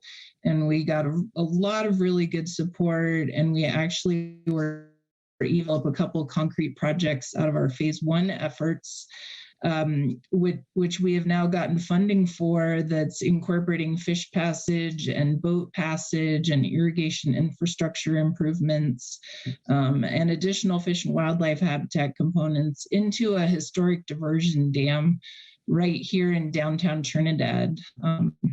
With all the match and funding, that's ended up being an over $1 million project that has huge support from ag and rec and environmental folks in the city. So just a really exciting project that came out of that phase one work, that we didn't even think we were going to get to the concrete project level with that, but we did. And phase one also really helped us dial in our concrete assessment needs for phase two. So just thank you again for the phase one funding. That really has helped dial us in for phase two. And thank you for your consideration. Thank you for your time. Director Felt. Thanks, Madam Chair. I just want to thank Julie and the community down there in the Trinidad area and the Purgatory River. This river, it sort of has languished in purgatory to some extent, I think, for a long time. And what's gone on down there, even from up in Salida, you can really see it, that they've just done a tremendous job of engaging their community and really talking through, and especially listening and hearing from a broad spectrum, and then moving forward with the plans and the concrete on the ground work. And so I just want to commend Julie and her team for this, because I think they've really gone about it in the right way, and it shows. And just looking forward to more great projects down that way. Thanks. Thanks, Director Felt. Thank you. Any other questions or comments on 13K? Well, again, thank you all. Let's move on to 13L, Learning by Doing Grand County Stream Management Plan, Update Phase 1. Okay, 13L, as just mentioned, this is brought to us by Learn by Doing, the Grand County Stream Management Plan update for their Phase 1. The CWCB has been involved in most every stream management plan in the state, with the exception of 2. If we approve funding for this one, there'll only be 1 that we haven't been involved in. So this is an update of the original Grand County Stream Management Plan. There's a lot of new data that has brought to bear that the applicant is proposing to analyze and incorporate into new assessments, as well as a robust outreach and stakeholder building piece of it that will lead to a phase 2 that will include the actual update. And I do believe that we have the applicant with us to answer any questions. Great. First, any questions for staff? Seeing none, it looks like we have Anna Drexler-Dries on the call. If you wish to address the CWCB directors, you're welcome to. Yes, this is Anna. Thank you. I'm the coordinator for Grand County Learning by Doing. And I just want to thank the staff and board for their consideration of our grant proposal. We have a very dedicated and committed group of Learning by Doing partners who are really eager to get started on this update to the 2010 Grand County Stream Management Plan. And your support is really instrumental in making this happen. So, and I also just want to thank CWCB for their support of our work in the past as well. So I can answer any questions also. Thank you. Thank you so much. Any questions for the applicant? Seeing none, let's go on to 13M, River Network, the West Plum Creek Stream Management Plan, Phase 1. Okay, 13M. And as mentioned, this is a West Plum Creek Stream Management Plan. The recommended funding is the same as the amount requested, $220,787. This plan is somewhat unique in that it looks like the objectives have been fairly well defined to focus on important plains fish species that exist in West Plum Creek. It's a phase 1 of a stream management plan to focus on stream assessments and characterization, also to develop objectives to reduce risk to these native fish populations and identify priority projects, and also to engage landowners. There is a plan for subsequent phase that will identify opportunities for water management and water quality improvements, as well as riparian restoration. This is from the River Network, so we do have Nicole Seltzer on the line from the previous application, and I'll open it up for questions. Any questions for staff? And Ms. Seltzer, you're welcome to offer any comments you wish. I'm back. Welcome back. Thanks. Yeah, this, as Chris said, this is definitely a unique project. Most of the time, we really want to see local communities lead these processes, but every once in a while, there's a high conservation priority area where there is not a local watershed group or citizen group that's already been organized. So we are working really closely with Douglas County Open Space and Colorado Parks and Wildlife, the in-stream flow staff over there, and their native fisheries staff to see what we can do to protect some of the fishery in West Plum Creek. So I'm really excited about this project. My hope is that through this, we actually will get to organize some landowners to start to do some local watershed group activities over the next few years. Thank you. Any questions? Okay. Last but not least, we are on agenda item 13N, the Mancos Conservation District Water Stream, Mancos Watershed Stream Management Plan Phase 2. Yes, thank you, Madam Chair. Phase 2 of the stream management plan for the Mancos Conservation District. The requested amount was $596,000. The recommended amount is $300,000. This was one of the stream management plans, the only stream management plan application where we didn't make a full funding recommendation. But as noted in the board memo, $300,000 is the largest recommendation we've ever made for a single stream management plan. And having spoken with the applicant, I think that we're going to have a viable phase 2 here that we can move forward on. This phase of the project is going to build on phase 1 to ensure many different goals, including protection of existing water rights, continue our stakeholder outreach and engagement, further improve the understanding of the Mancos River hydrology through model refinements and scenarios, continue monitoring and data collection, look at some opportunities for implementation, and work with the stakeholder group to implement a prioritized list of climate-informed recommendations for pilot projects. And then finally, my favorite part is to create the Mancos Stream Management Plan. So the idea is that we get a final stream management plan out of this effort.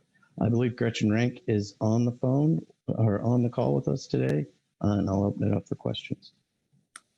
Any questions for staff? And seeing none, Ms. Rank, if you wish, you're welcome to address the board.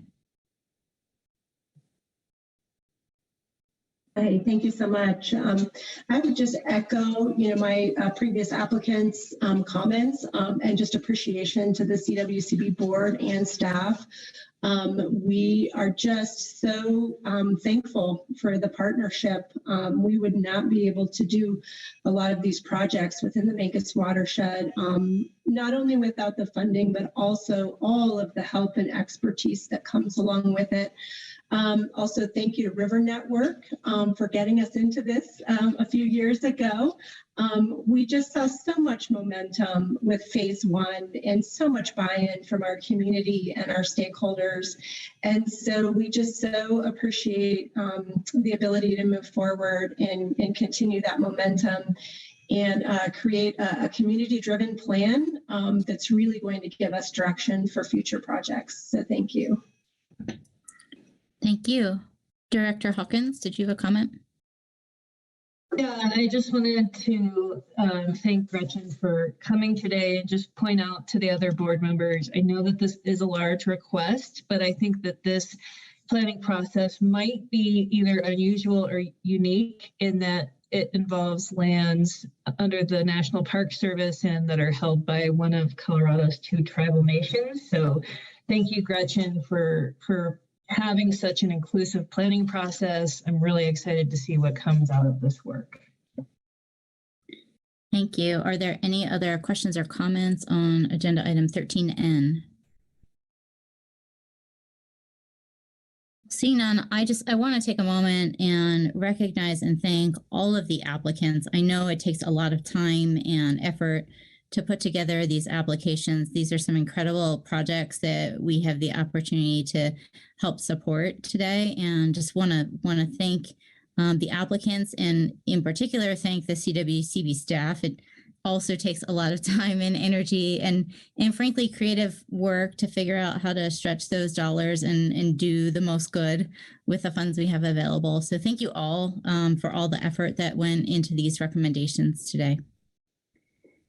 And with that, we need a motion to approve staff recommendations on items 13A through N. Director Hawkins, do you want to make the motion? I would move to approve staff recommendation on agenda items 18A through N. Staff recommendation on agenda items 13A through N has been moved by Director Hawkins and seconded by Director Dutton. Is there any further deliberation by the board before we proceed to vote? Seeing none, if you wish to object or abstain, please indicate in the chat.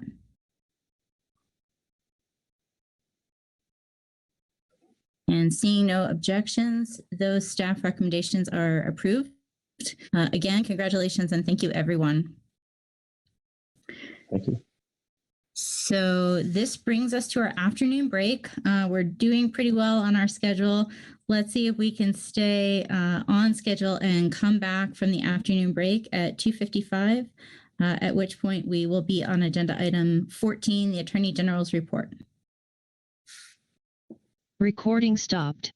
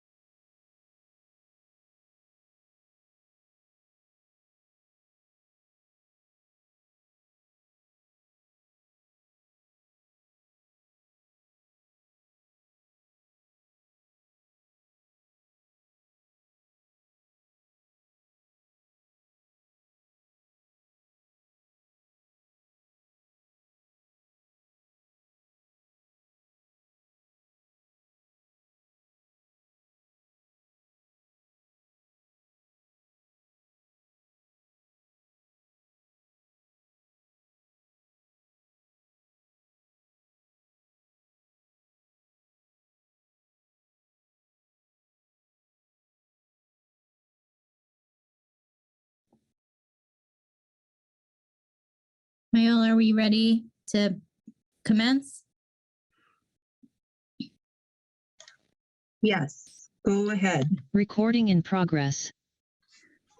Welcome back, everyone, from our afternoon break. We are on agenda item 14, Attorney General's report, legal briefing, and then executive session. And it looks like we are excited to welcome Attorney General Weiser and Attorney Mealy from the AG's staff. Welcome. Wonderful. It is a pleasure to be with you all virtually, although I guess I will see some people at Water Congress later this week in person as well, which will be delightful. I should let people know I will be on Friday morning with the Attorney General of Wyoming, Bridget Hill, who's a friend. We have friendly competitions. Actually, it's a exercise competition where unfortunately they beat us and I buy her chocolate, but she's really tremendous. And she and I share a commitment towards constructive and engaged collaboration. And that's what we'll talk about, an initiative that we're leading in our office called the Ginsburg-Scalia Initiative. And that's relevant to how the water community works, which is people who are engaged with one another based on facts, working through hard issues. I think since I was last with you, I spoke down at the River District in Glenwood Springs and had a really great conversation. The remarks are up on my website talking about our work in the Colorado River. Since then, we've had obviously to respond to the proposals or ideas, whatever you may call them, that Nebraska's floating, and we're working hard on those issues as well. And our team is really working in overdrive, given all the work that's happening. They're a special group. I've championed them before, but it's worth doing so here. There was a recent reporting about how much money, I think it was Texas and New Mexico, are spending on outside lawyers as they're racking up fees that those states are paying. We are much more efficient and have the best team of lawyers in the Department of Law. We're now doing some more recruiting, and we're also doing some more asking of the legislature for additional spots for such positions. So hopefully that will happen. I'm also asking the legislature for more funding around water infrastructure. This is a very unique moment. And if we can use this ARA money or ARPA money that we have to invest, it will create additional opportunities because even the Infrastructure Act that's passed requires matching funds. So we'll keep pushing that. I spoke on that in Water Congress in August. So that's a high level from my report. I also know that Jen, counsel to this board, may have some additional items, and I'm happy to answer questions. And like I said, hopefully get to see many of you in person later this week. Attorney Mealy, is there anything you would like to add at this time? I do not have anything to add. Thank you, Madam Chair. Okay. Are there any questions for the AG's staff or the AG himself? Well, seeing none, I just want to commend you for your initiative and looking forward to hearing more about it at Water Congress later this week. I think, unfortunately in our culture, we've tended towards talking at each other or talking across each other and not taking the time to really listen and talk with each other. So I'm looking forward to hearing your talk later this week. Thank you. And talking is generous. A lot of times it's yelling, so. True. All right. With that, I think we are ready to move on to agenda item 15, the executive session. Thank you. Jen Mealy with the Attorney General's Office. We will, of course, need a vote to go into executive session. During executive session, we will discuss item 15A. This executive session is authorized pursuant to 24.6.402 3A 2 and 3 of the Colorado Revised Statutes. We are now ready for a motion. Thank you. Someone like to make the motion? Director Brown. I move that we move into executive session. That is not what I wanted it to sound like, but here we go. That works. It's been moved by Director Brown and seconded by Director Felt that we adjourn into executive session. Is there any deliberation among the board regarding that motion? Seeing none, we'll proceed to vote. If you wish to object or abstain to the motion to go into executive session, please indicate in the chat. Seeing none, we are ready for executive session. If Viola, you are ready to work your magic, that would be much appreciated. Thank you. Okay, just give me a moment.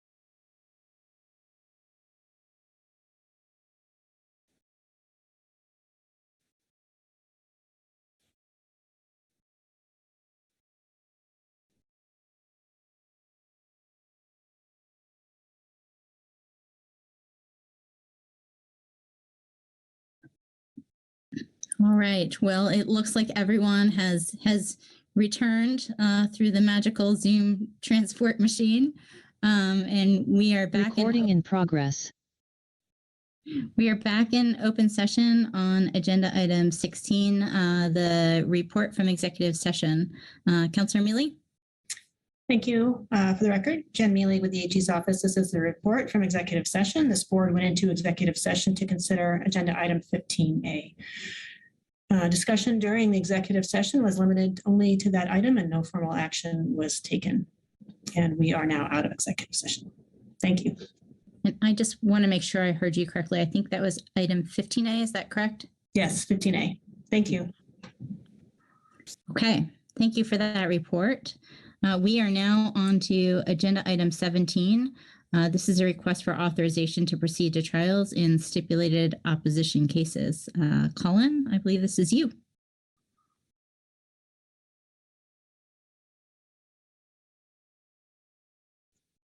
Thank you, Madam Chair, and thank you to the board. For the record, I'm Colin Watson, CWCB staff, and today I'll be presenting on agenda item 17, requesting board authorization to proceed to trial for stipulated water court cases.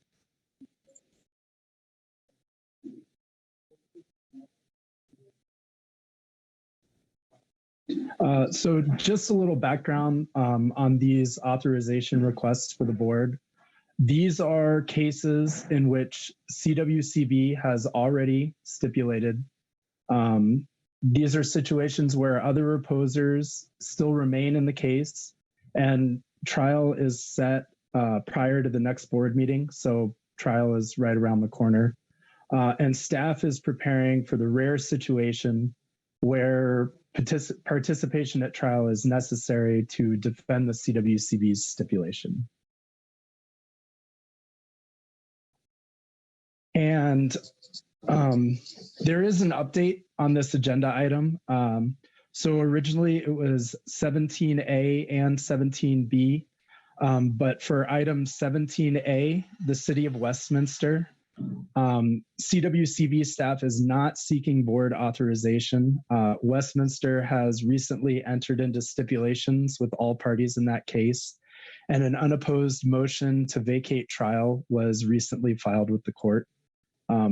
And going forward, I do expect that, you know, just by the nature of these requests and the fact that trial is right around the corner, and that seems to result in an uptick in activity on the stipulation front, I think that this will be relatively common for requests of this type, that between the time that the agenda is finalized and the actual board meeting begins, there'll potentially be some items that are removed. And so we will skip this one. This is the Westminster case that we are no longer seeking authorization for. And so item 17B is a Division 2 case, application for Thomas Smith, case number 19 CW 3061. And the applicant is seeking a change of water rights, which could potentially injure the CWCB's in-stream flow water right on the North Fork of the South Arkansas River. And other opposers have not yet settled in the case, and this case does remain open before the water court. And so this is the recommendation for 17B. Again, to reiterate, staff is not seeking authorization to proceed to trial for agenda item 17A. And so the staff recommendation for item 17B, pursuant to ISF Rule 8J, staff recommends that the board authorize staff to participate at trial as necessary to defend CWCB's stipulation in this case. And I think I see a question. Yes, Director Felt. Thanks, Madam Chair. Colin, do you know who is still outstanding? Because we had an Upper Ark board meeting last week. I think it was last week. And anyway, it was recently. We voted, I think, to or we either to stipulate or to proceed with a stipulation that was pretty clearly laid out. So I don't know if that's been finalized or not, but I seem to remember at that time it sounded like maybe we were the last ones, but I'm not sure. Oh, thank you for the question, Director Felt. I appreciate the update. I would have said upper arc, but I don't think it had been filed with the court yet. And since CWCB is stipulated in this case, I'm not quite sure what the developments are with the other opposers. I believe that Division of Water Resources is potentially still an opposer in this case. And there might be a third party, a landowner in the area. I'm not sure what their status was. I did check the court filings just before, since these cases are moving so quickly at this point, I did check just before I started my presentation, and I did not see any new settlements that were filed with the court, but based on what you said, it sounds like this one might be close to being wrapped up as well. It seemed that way, but I'm not saying that it is. So we got to. I saw your hand up. Did you want to weigh in on this? Well, Colin said most of what I was going to say, but I was also going to say, looking at the minute order, it looks like there was an extension of time for the filing of the witness and exhibit lists to allow settlements to be fleshed out. So it sounds like settlement is imminent, and but Colin's right. It looks like Division of Water Resources is still in the case, and one other party besides EverArc. Any other questions or questions for staff or for the AG's office on this staff recommendation?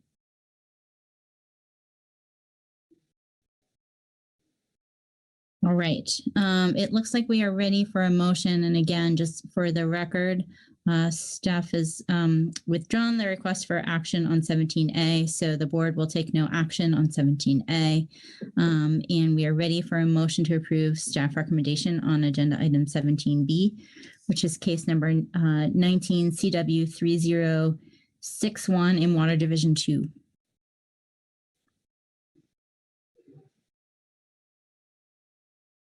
Would someone like to make a motion?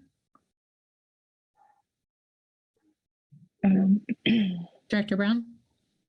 Sure. So moved. And we need a second.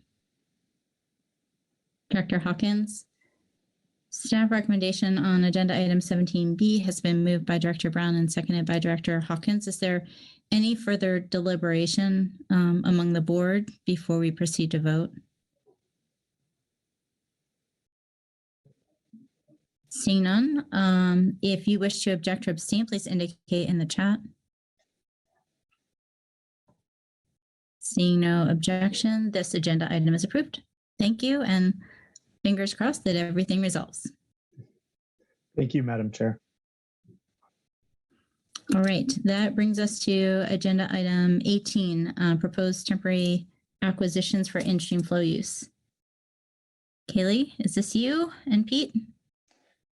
Good afternoon, Madam Chair. It's Pete, members of the board. For the record, my name is Pete Konovitz, CWCB staff, and I'm presenting on agenda item 18A, a proposed lease of Rudai Reservoir water for in-stream flow use on the Frying Pan River and on the 15-mile reach of the Colorado River. Vivian, could you advance the next slide, please? Thank you. So first, I'm going to present the staff recommendation, and then I'll review the lease proposal in more detail. This lease was first presented at the last board meeting in November. So today is the second of the two board meeting process, and staff will recommend that the board approve the lease, including authorizing staff to execute a lease agreement with the district and authorizing the expenditure of up to $122,062.50 for the water. Next slide, please. So to summarize the proposal, the Colorado River Water Conservation District has offered a one-year short-term lease of 1,750 acre-feet of water stored in Rudai Reservoir. The water would be released for in-stream flow use on the Frying Pan River from this February through March. And if any water is left over at the end of that period, the water could be released for in-stream flow use on the 15-mile reach of the Colorado River. And this would be the third such lease that the CWCB has done with the River District. Next slide, please. So a little more information on how the water will be used. Winter releases to maintain flows of up to 70 CFS are primarily intended to prevent the formation of anchor ice or mitigate the effects of the ice that has already formed. As we discussed at the last meeting, anchor ice is a natural occurrence, and it's ice that adheres to the bottom of the channel, and it can disrupt macroinvertebrate habitat, particularly because it can scour the channel substrate when it breaks up. And I'd like to point out that anchor ice is currently being observed on the Frying Pan River this year. And again, if any water remains in storage at the end of March, it could be released down to the critical habitat on the 15-mile reach to benefit federally protected fish species. And summer through early fall is typically the period with the most severe shortfalls in terms of target flow rates for those species. Next slide. Okay, here's a location map. You can see Rudai Reservoir on the right-hand side and the Frying Pan in-stream flow reach just downstream of the reservoir. And then if you move downstream, down the Roaring Fork to the main stem of the Colorado, you can see where the 15-mile reach begins just above the city of Grand Junction. And next slide. So I mentioned the primary intent was to mitigate the effects of this anchor ice on the natural environment, but increased winter flows also have been shown to improve usable habitat for trout and also increase brown trout spawning success. And the released water will also facilitate hydropower generation at the power plant below Rudai Reservoir. And for any releases down to the 15-mile reach, the intended benefit is to help meet the U.S. Fish and Wildlife Service flow recommendations, particularly for the razorback sucker and Colorado pike minnow that use this reach for important spawning habitat. Next slide, please. Thank you. So some key factors in evaluating the lease, again, because the lease water is stored in priority and released for beneficial in-stream flow use, there's not going to be any injury to any downstream users. The water is going to be put to beneficial use for in-stream flow purposes and will be available for subsequent downstream use below respective in-stream flow reaches if there is a demand. Interstate compact will not be affected, and we've been in contact with the Division 5 engineer, and he indicated that this lease will be administrable. As for cost, again, the cost per acre foot is set by the district on an annual basis, and this year the cost is $69.75 per acre foot, or $122,650 for the entire 1,750 acre feet for lease. And Vivian, could you go back, please, to the second slide, the staff recommendation slide? I think it's the second one. Great, thank you. So I'm going to leave it here with the recommendation slide. Again, those recommendations to move forward with the lease, including directing staff to execute an agreement with the River District and authorizing expenditure of the funds for the purchase of the water. And with that, I'd be happy to entertain any questions you might have. Thank you, Pete. Director Felt, did you have a question?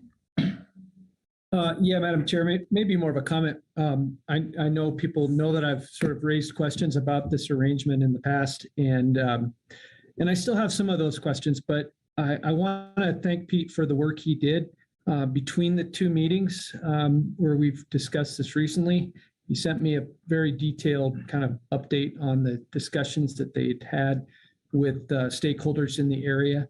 And there is a guide group over there that doesn't really meet in the winter, I guess, but I am hopeful to have a conversation with them before this comes up again next year. And Pete and I communicated about that a little bit. And so, Pete, I just want to thank you for the follow-up. You did a great job, and I'm very happy to move forward with this. And with that, I would move this recommendation in the absence of Director Schwartz. Thank you, Director Felt. We need a second. Director Sakata. So staff recommendation on agenda item 18A has been moved by Director Felt and seconded by Director Sakata. Is there any further deliberation among the board? Seeing none, we'll proceed to vote. If you wish to object or abstain, please so indicate in the chat.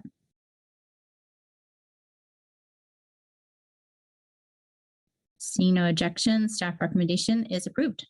Thank you. Move on to 18B. This is a proposed renewable temporary loan of Lake Avery water for in-stream flow on Big Beaver Creek and the White River. Thank you, Madam Chair. This is Kaylee White, the CWCB staff. Good afternoon. So we've grouped the 4 proposals that we have for positions together in 18. So you'll see a trend here. Okay, so in 18B, though, we're going to use the new statute, the 5 and 10 temporary loan statute, actually for the next 3.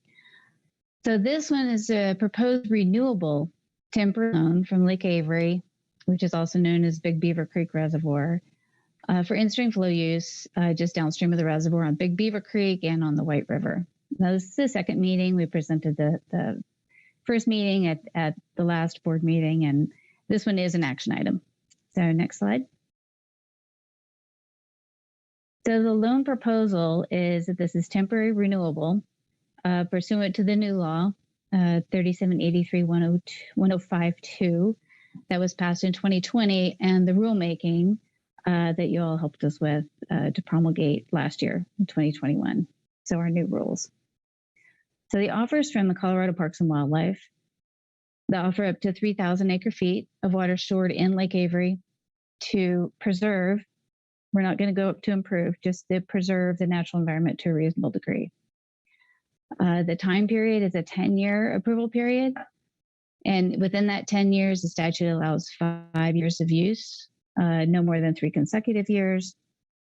However, y'all approved last year a 1-year expedited loan, which was used and was very beneficial and appreciated. And so that will count as one of the 5 years. There was a previous loan for the 3 and 10 under the old statutory arrangement. That one has expired. It's not renewable. So we're going forward with the new procedure.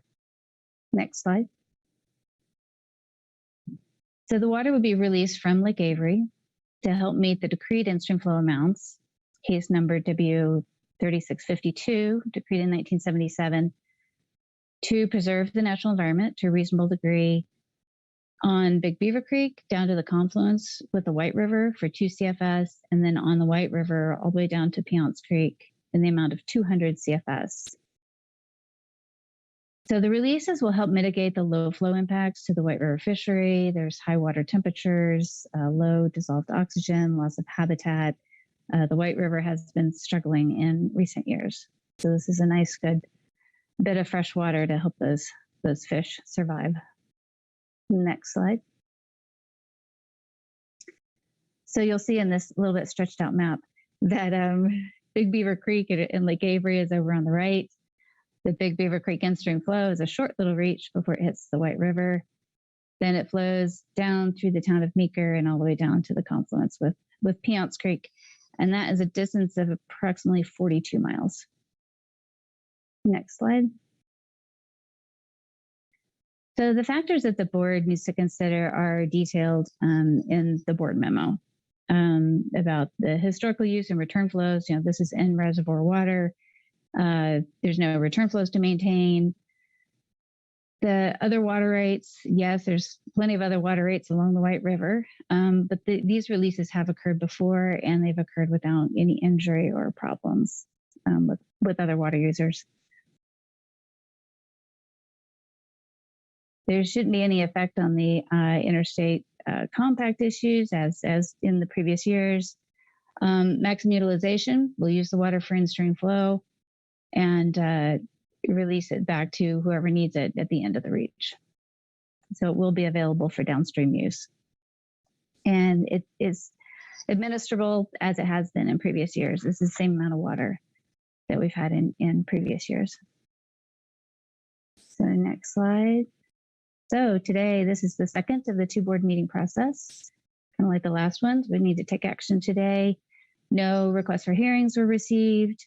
But But this one's a little bit different. So CWCB accepts this loan. We call it a loan when the owner is not requesting any compensation. So our terminology is a lease if they're requesting compensation, and a loan if they're not. That's just kind of our buzz phrase to sort these out. So let's see, if we accept it, then actually Colorado Parks and Wildlife will submit the request to DWR for approval according to the statute. And this will be the first of those that DWR will process the full 5 and 10 renewable under the new law. That as soon as they submit that, it requires additional notices, and then all those notices will be provided to DWR to make sure that we've notified everyone who needs to be notified under statute. And there's also an additional 60-day comment period, public comment period before DWR, before they make their decision. So next slide. This is our recommendation to direct staff to move forward with the loan proposal. First, to authorize staff, really our director, to execute the agreement for the loan of water with CPW, and then to direct us staff to take administrative action necessary to put the loan water to in-stream flow use. And one requirement is that the state engineer must determine there is no injury, and that this is administrable through their process, their statutory process. So us taking action is to kind of help the CPW go through the process, and they're actually the applicant before DWR. CWCB is not the applicant.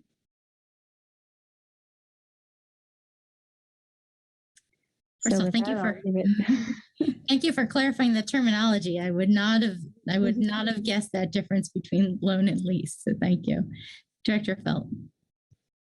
Thanks, Madam Chair. Just a question, Kaylee, and I might have missed this, but now, is there an in-stream flow already in place along these sections? Yes, there is an in-stream flow, and actually that's a requirement of the statute itself, that for these temporary loans, there must be an in-stream flow reach there. Now we can push up the amount to an improved rate, a higher rate, through a different procedure, and you'll see that actually in the next proposal. But in this one, the 200 CFS was plenty in the White River, so we're not going any higher than that. So, and then to follow then, so does this additional water include the in-stream flow, or is this stacked on top of that? Well, it's really just, I guess, in a way included. I mean, we can stack water rates, but 200 CFS, if the river's flowing at 200 CFS, then we can protect all the water that's released. If for some reason we release at a rate, or CPW decides to release 250 CFS, we can't protect that last 50 through the reach. So we look at the flow of the river, and we can protect anything up to 200 CFS. Gotcha. So then, I mean, this seems like, maybe Jackie's the one to answer this, I don't know, but it seems like this might, in addition to protecting those base flows, it might also help irrigators get their water out of the river, physically get it out of the river more efficiently or effectively at the same time. Yes, I think that certainly does, and that's something when we did the acquisition from Denver over in Grand County. I think that was a big part of discussion, is that if there's more water in the river, the stage is higher, and so it might be easier for the diverters to divert their water. They can't divert this amount of water that's released for this purpose, but it kind of pushes the stage up on the river. Yeah, great, thank you. Any other questions on item 18B? Seeing none, I think we're ready for a motion to approve staff recommendation on 18B. Director Brown? I'd like to move staff recommendation on agenda item 18B, please. Thank you. We need a second. Thank you, Director Felt. Staff recommendation on item 18B has been moved by Director Brown and seconded by Director Felt. Is there any further deliberation among the board before we vote? Seeing none, we are ready to proceed to vote. If you wish to object or abstain, please indicate in the chat.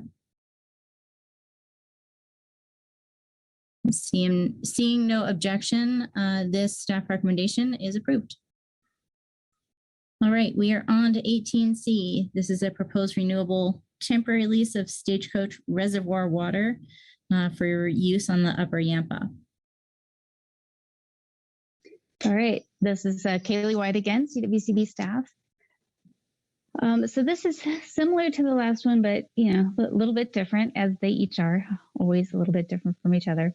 So this is proposed renewable temporary lease meaning we're going to be asking to spend some money on this one, of water from Stagecoach Reservoir for in-stream flow use on the Yampa River. This is the first meeting of a 2-meeting process, so there's no action requested today. Just want to mention other folks that are here at the meeting today who are partners, and that is from Upper Yampa Water Conservancy District, Andy Rossi, and from Colorado Water Trust, Allison Gould. They've been two of the leaders and the proponents of the project. From CPW, Katie Birch is here representing CPW on all of these as our recommender. And then from CWCB, Pete Konovitz and of course Rob Veal are, helping me out on my end. So we'll go to the next slide.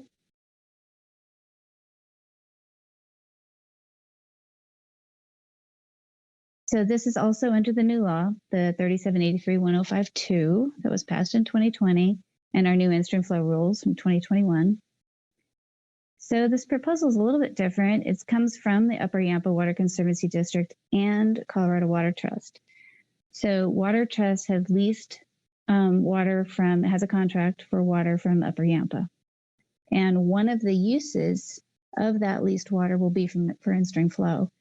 So CWCB would enter into a contract with the Water Trust for the in-stream flow use.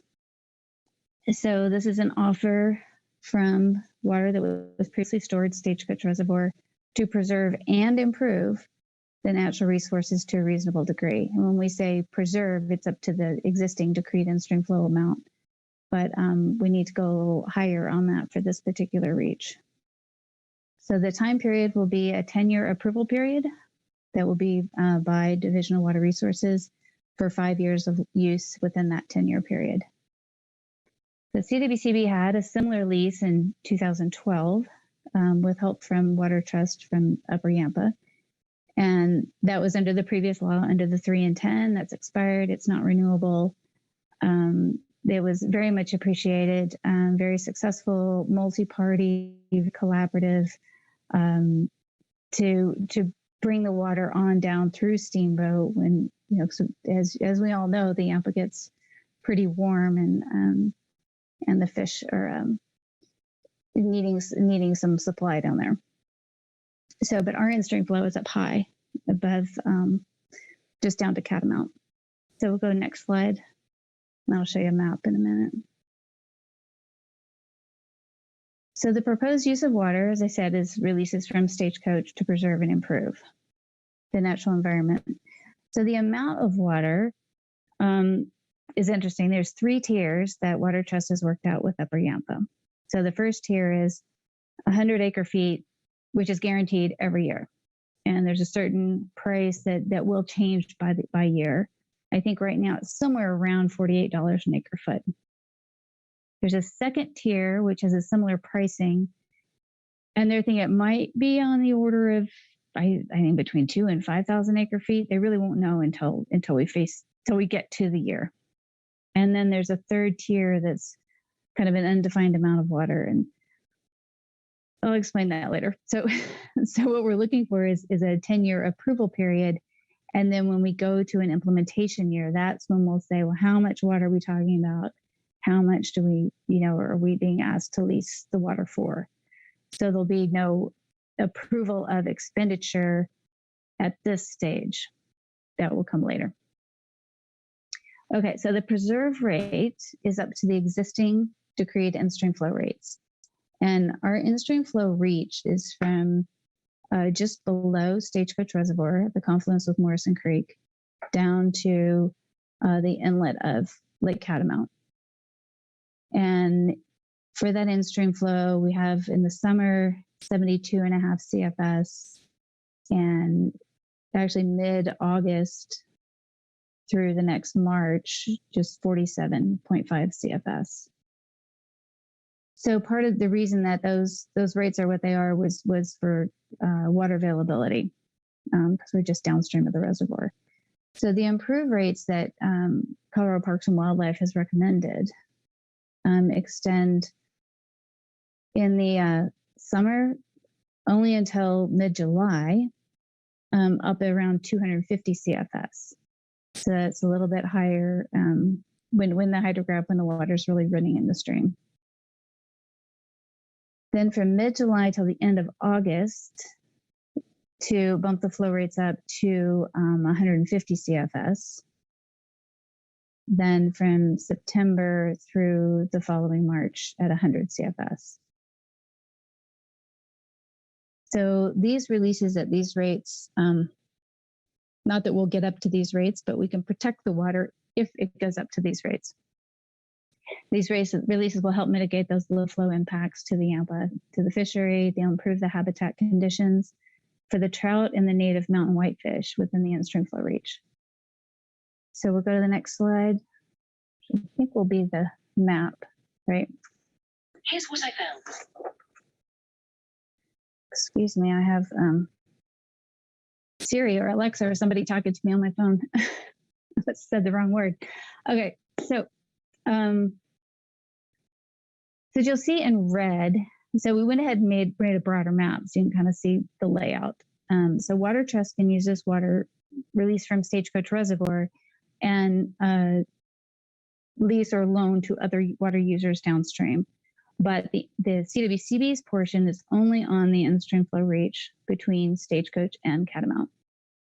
And you'll see that. And that was decreed in 2001 in case number 01 CW 106. But the water could be used downstream after it passes Lake Catamount, then through the town of Steamboat, down past the Elk River, all the way down, Elkhead Creek and down past there. But that's really Water Trust in Upper Yampa and the other water users. And I think Allison Gould will have a few comments for us after. I'm going to go through a couple more of the factors, and then I'll turn it over to Allison. Okay, next slide. So the factors, you might be getting used to seeing these are the factors that are required pursuant to our in-stream flow rule 6. Is a historical use of the water that we might acquire in any historical return flows. And here again, this is stored water. There's no historical return flows that we need to replicate. The location of other water rates and potential for injury. There's a few other water rates in this reach, and we have had previous loans and previous releases of water through this reach, and so we've kind of worked out some details with them and in the division office. So there hasn't been any problem in previous years for similar amounts of water. So it shouldn't have any impact on the compact issues. Maximum utilization will be using the water. Of course, they use it, in reservoir, and then once we release it, and then downstream of the release, it'll be put to, I don't know how many different uses. It'll be put to use downstream. And we've, spoken with Erin Late frequently in the division office, and she will also be reviewing the application that goes before her and the state office. So it is administrable. Let's see if I'm ready. Yep, next slide. So today, no actions needed today. It's the first of 2 board meeting process. We sent the required notices and requests for recommendation. We're required to send requests for recommendation to the state CPW and also the federal agencies, BLM and Forest Service. So Jackie has a comment. Director Brown, please go ahead. Director Brown. Sorry, when you're finished with your presentation, I just had a comment. I didn't mean to cut you off there. Oh, okay. Okay, no problem. I didn't know if you wanted to talk about that in particular. So on the notices, some of the notices are not necessarily required at this stage, but we went ahead and sent them out to the in-stream flow mailing list, the SWSP mailing list, and to the agent of any water company that has an interest in this water. And the newspaper notice, which I believe got sent out, that Pete's been helping me with that. Oh no, I'm sorry. We did that in the last board meeting. This is the second. No, that would be this one. Sorry. Let me back up. So Pete's helping me with a newspaper notice. We can ask him about that in a minute. But even though it's not required, we go ahead and try to do it, while it's before the board. We'll have to do it again by statute to the SWSP mailing list and to the agent at the time that the applicant files before the Division of Water Resources. So there's a lot of notices required for these statutes, and we're doing some extra because this is new implementation. So within 20 days of this meeting, any person may request to hold a hearing before this board. If no hearing is requested, then we can come back for final action in March. And then after that final action, if it's accepted, then Water Trust and Upper Yampa are the applicant, and they will submit to the request to the Division of Water Resources for that approval. Then those notices go out. There's an additional 60-day public comment period. Once DWR makes its findings and its or approves the loan, then I think at that point we would sign our agreement. Either we would sign our agreement then or we would sign it now, but it's always contingent upon DWR approving.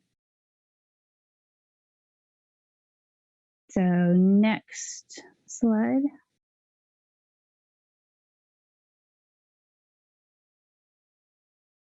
Let's see. So before I get to staff recommendation, I just want to reiterate a couple things. One is that this proposed loan, we're proposing to improve the natural environment to a reasonable degree. So there's those higher numbers. And we will ask the board to make findings that this water is appropriate to use for in-stream flow up to those rates. So the board's not necessarily setting the rates for the river, but the board will be, and we'll definitely detail that in the next board documents, but that this water is appropriate to use up to those rates. And it's only in that in-stream flow reach. So as Director Felt asked in the last item, we're not going to be protecting the water in any other reach of the Yampa. So CWCB's part of the project is just the existing in-stream flow reach. And then when we go to the improve, we do give preference of loans of stored water over direct flow when it's made available, and this is stored water. So that is by statute, that was a consideration for stored water. So when we get to an implementation year, the general timeline is that there'll be an April 1st forecast to see if it's should we consider going forward in that year. And then if so, then we would bring it, if we needed the funding, we would bring it back to the May board meeting to request the funding and the specific volume of water. Then in June, after that May board meeting, would be an operation decision. Are we going to go ahead and use one of the 5 years for the 10 years? And then we would go into implementing the project after that June date. So there'll be a lot happening during an implementation year, but for this approval that we'll be requesting is just the overall plan, but not committing any money at this point. So staff recommendation again is just, no formal action, but identify questions, and we can go to your questions. And also Allison Gould of Water Trust is here to kind of say a few words about the project that she's been working on. Allison, do you want to address the board? Sure. Thank you very much, Chairwoman. Thank you very much for the opportunity. I really appreciate it. The current request builds upon a project that first began in 2012 and we're extremely excited to seek a new chapter and improved benefits in this project. In addition to the environmental benefits to the in-stream flow, this project has the potential for a range of additional benefits. As a result, it has the broad support of interests ranging from industrial, municipal, recreation, and agriculture. And I'd like to note, before answering questions, if there are any, that the Upper Yampa Water Conservancy District has been an outstanding partner. And I believe the district's manager, Andy Rossi, is on the line. And I believe I also saw the board president, Mr. Ken Brenner. With that, thank you very much. And if there are any questions for me, I'd be happy to field them. Thank you. Director Brown, did you have a question or comment? Thank you, Chairwoman Brody. I just wanted to say thank you to all the partners that have been working on this. It's, as was stated, the water releases that have happened in the past have been extremely beneficial to the Yampa, and the work that I think the partners in the Yampa have been doing to continue management in an area that doesn't have a ton of storage and has been under administration the last few years after escaping that for many decades. It's something that I'm really proud of. I think people in our basin have just really come together for the good of the river and making sure people can be made whole. And so I just wanted to thank the folks on the phone. I can't see everybody today or on Zoom for all of their diligent work in this, and thanks to staff, Kaylee, for working alongside them. Appreciate it. Thanks, Director Brown. Are there other questions or comments for staff on 18C? Director Sakata? Thank you, Madam Chair. Since this is pretty new to me, I'll be probably reaching out to you over the next month to really better understand the proposal. But the one thing thought I should bring up now is that in your memo, under the procedure and timeline for temporary lease acquisition, I think about the third line down, it says the initial consideration of this proposal at this November meeting will initiate a 120-day period for the board to consider. Should that be this meeting? Yes, it should be. My apologies. Okay, thank you. Thanks for the clarification. Director Sakata gets the gold star for reading everything so closely. Thank you. Other comments or questions? So I did just want to clarify, since we aren't setting kind of an upper limit on the amount of water at this meeting, how will that decision process go? How will that be determined in the future?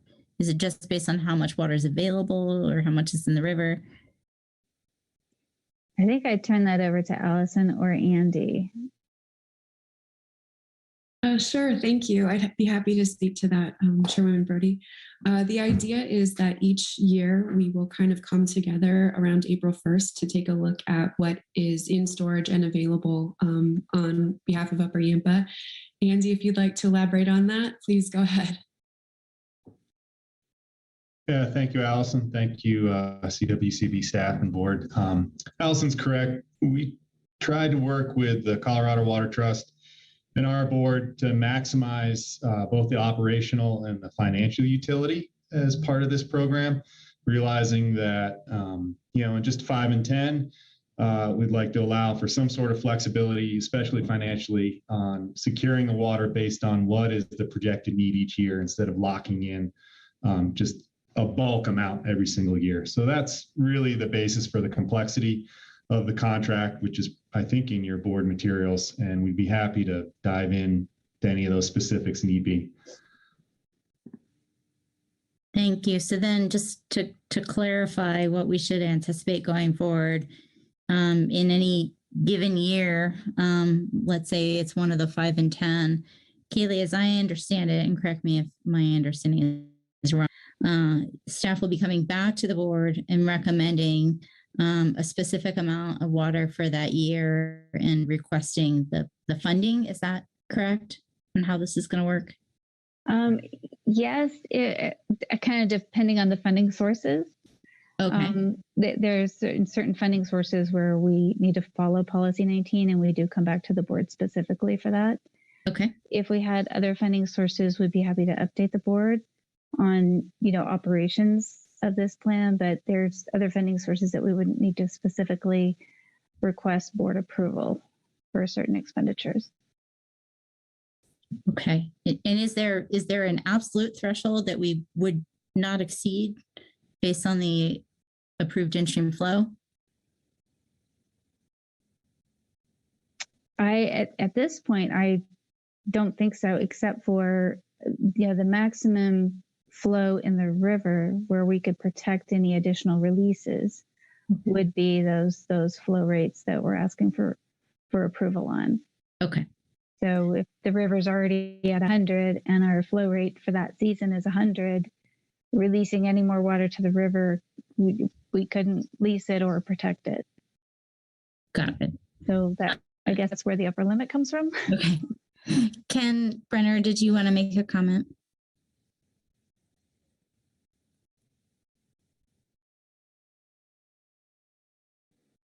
Thank you. Yes, I did, Madam Chairman. I wanted to point out that the Colorado Water Trust has done a tremendous job working with us over the last 10 years. They've developed a lot of experience with this type of a statute, but also just in working with a conservancy district. And, this is no small cat herding exercise, and it's taken quite a bit of work and a lot of patience on the part of the Water Trust. And I want to thank our staff as well for, taking this challenge on and trying to bring the board to consensus on how to move this type of support from our reservoir for the river. So thank you very much. Thank you. And thank you for your work on the project. Any other questions or comments? All right, seeing none, we are ready for a motion to approve staff recommendation on 18C. Director Brown.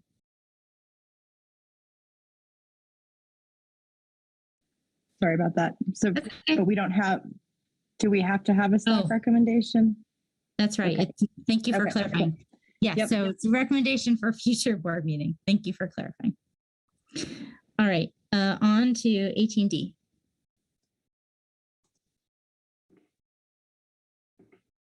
Okay, good afternoon again, Madam Chair, members of the board. Again, for the record, my name is Pete Konovitz, CWCB staff, and I am presenting on agenda item 18D, which is a proposed renewable temporary lease of water from several ditches for in-stream flow use on Tamichi Creek in Water Division 4. Next slide, please, Vivian. Thank you. So similar to the proposed Stagecoach lease that Kaylee just presented on for the Yampa, this proposal is also for a temporary renewable lease that could be implemented in up to 5 years out of a 10-year period. But that's kind of where most of the similarities end. In this case, it's the Peterson Ranch and the Colorado Water Trust that have proposed a lease that involves several direct flow water rights that irrigate portions of the Peterson Ranch that's located on Tamichi Creek in the Gunnison Basin. These rights include the Lewis, Cane Borsum, and McGowan irrigation ditches. And McGowan also has a decreed alternate point. So the water that would be subject to this lease has historically been diverted at 4 head gates that are all located on the Peterson Ranch property. I'll describe the lease in a little bit more detail on the next slide, but the general concept is that ditch diversions would be voluntarily shut off at certain times during the irrigation season, and the water that would have otherwise been available for diversion would be left in the stream and administered for in-stream flow use during critical low flow periods. Next slide, please.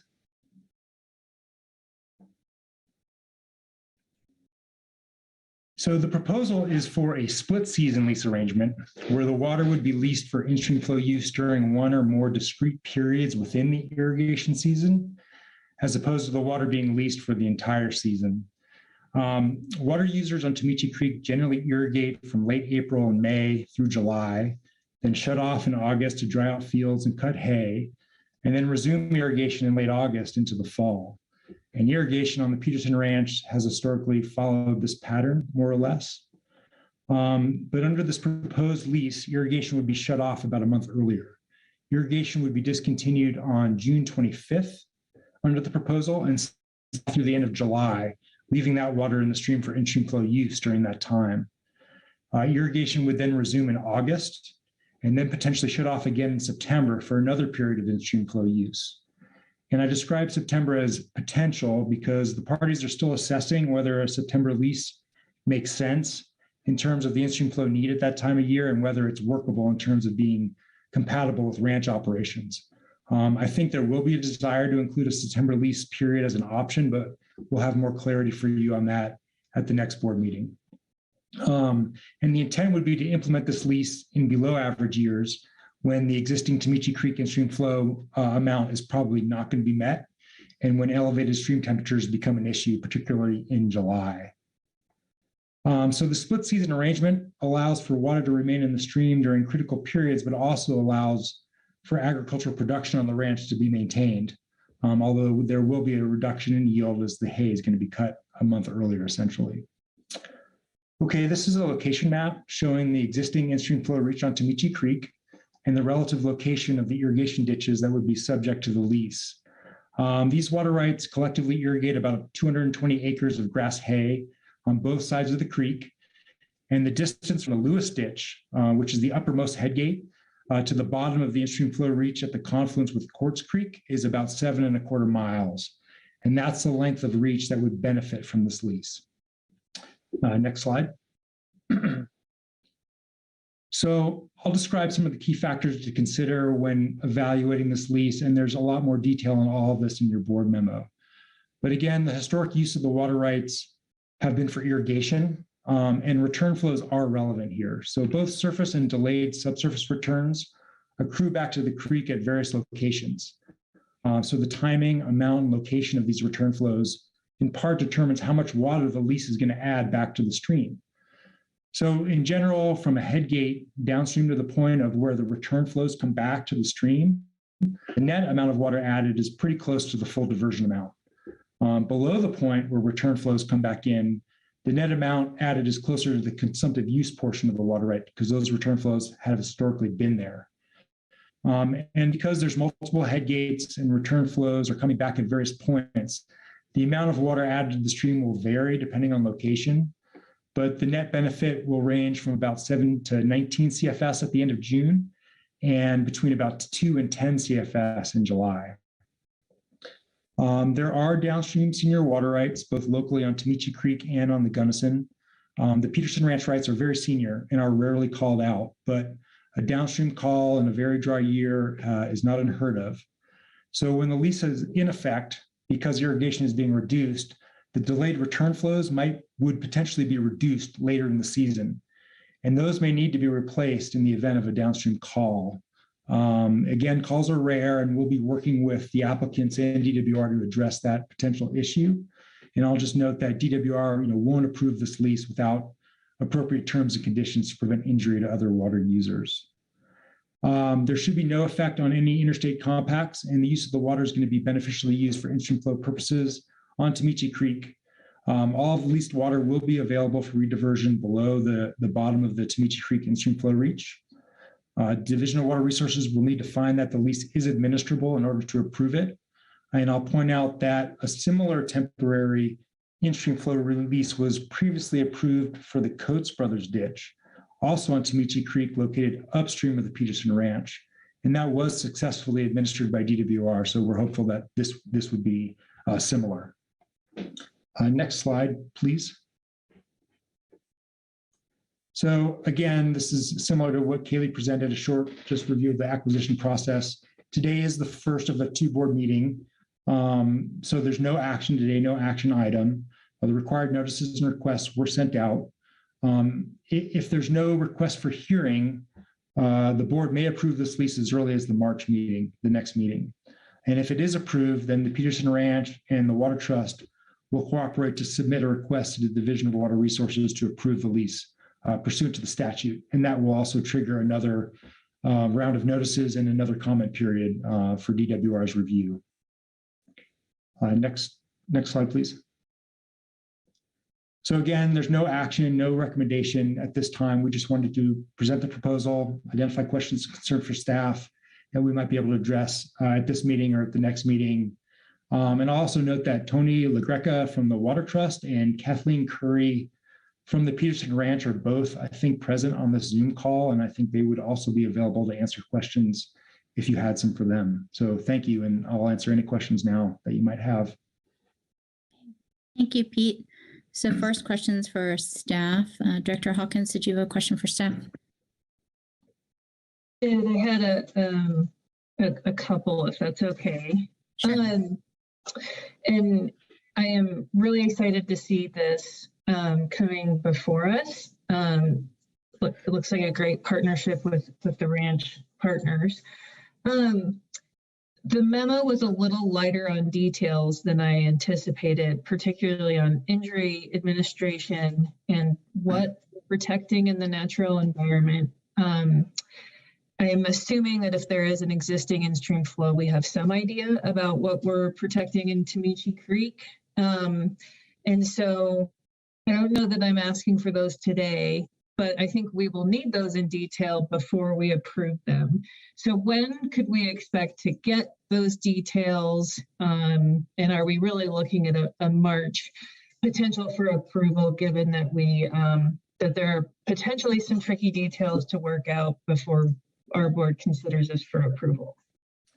Yeah, great questions. And you're correct that the board memo is a little light. We were trying to kind of get this process moving so we could implement potentially this year, but there are questions to be answered for sure. So the Water Trust has sort of initiated conversations with the DWR division office. We have a meeting, I don't know the exact date, kind of on the calendar to start kicking off these issues.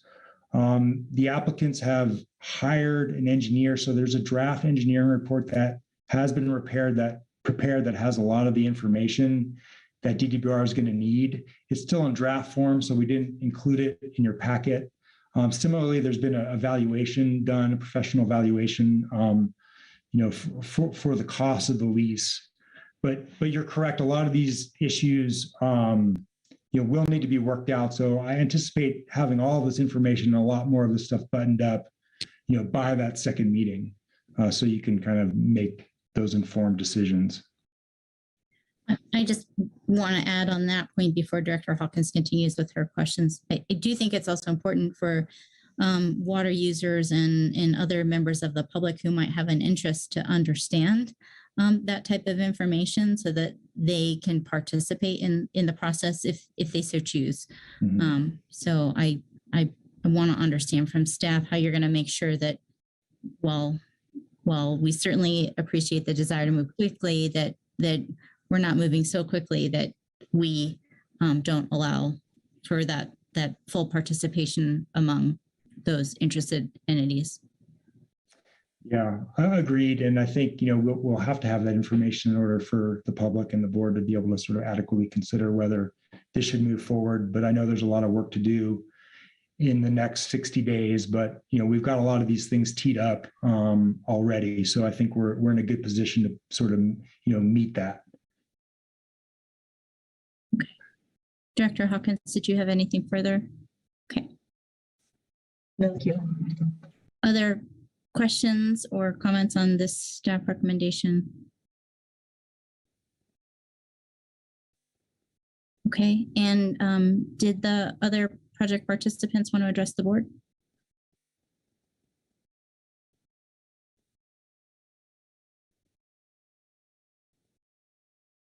Okay.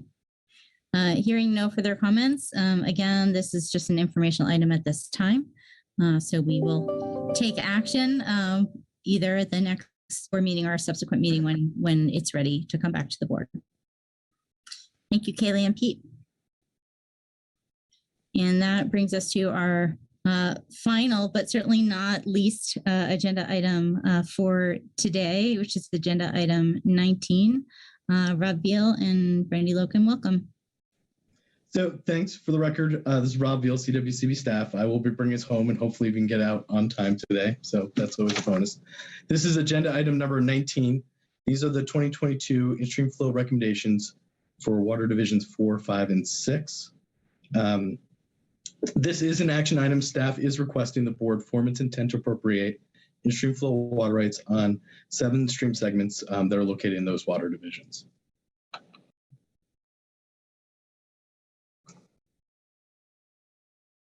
So the board is required by statute to make 3 findings to appropriate an in-stream flow water right.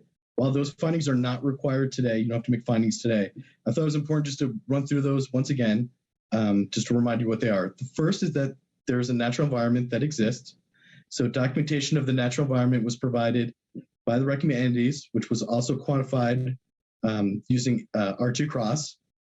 The second finding is that water is available for appropriation by the water available.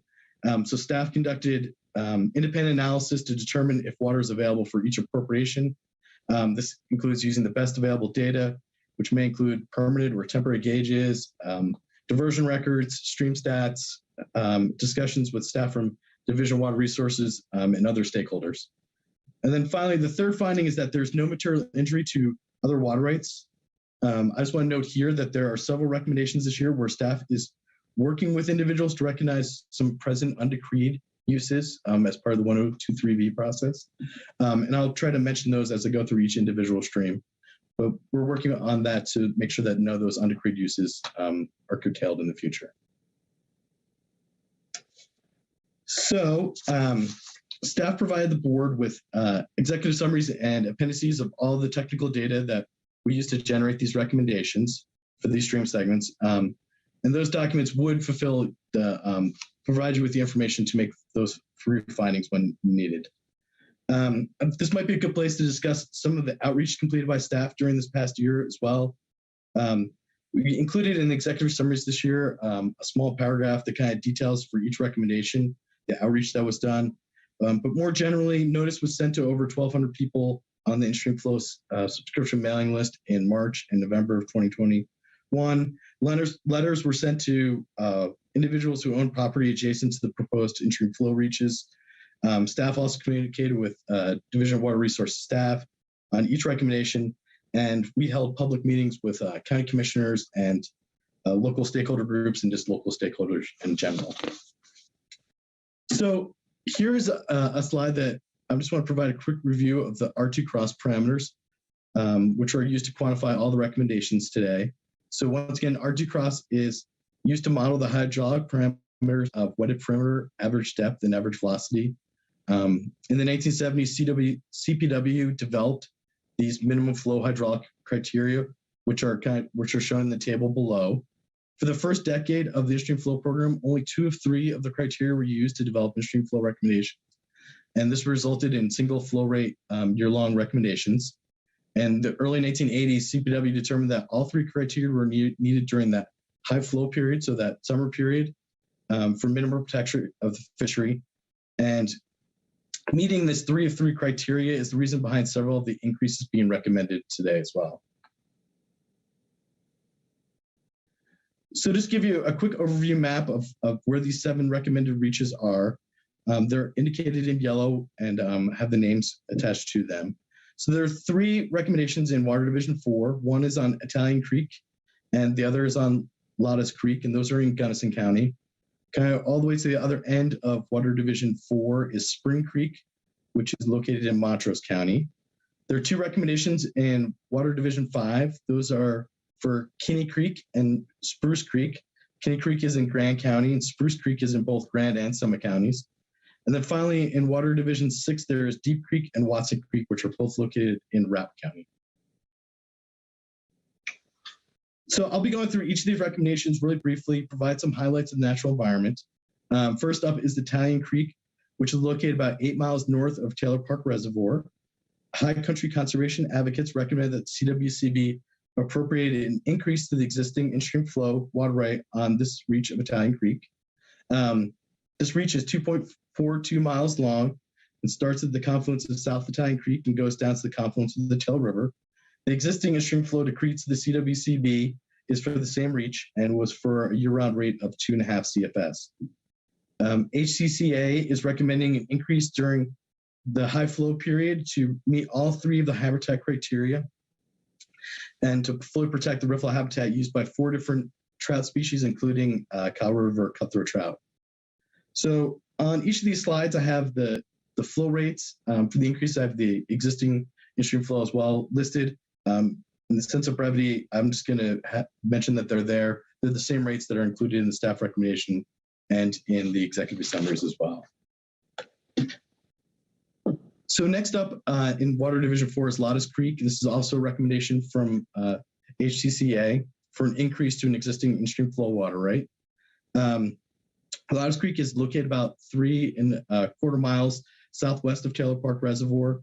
The recommended reach is for an increase to the headwaters down to the confluence with the Taylor River, and the existing in-stream flow water rate is for 5 CFS and was decreed in 1983. Very similar for the rationale to Italian Creek, HCC is recommending an increase to meet all 3 habitat criteria during that high flow period for 4 different trout species, including Powell River cutthroat trout as well.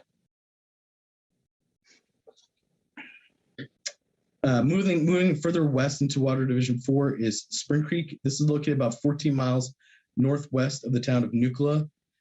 This ISF would go from the Spring Creek's headwaters down to the Crabtree Ditch Headgate, and that's a distance about 7.5 miles. This is a recommendation from the BLM, and it dates back all the way back to 2016. So the purpose of this recommendation is to protect the riparian and macroinvertebrate communities, and there is currently not a fishery on Spring Creek. But the Colorado Natural Heritage Program conducted an assessment of the area and identified Spring Creek as a potential conservation area based on the good condition of the riparian zone. CNHP also noted that the vegetation was in excellent condition and unusually lush for the area, and reported that there's only traces of non-native species. In May of this past year, CWCB and BLM staff, along with a representative from the Southwestern Water Conservation District, met with the local landowners and water right owners. We discussed their current operations.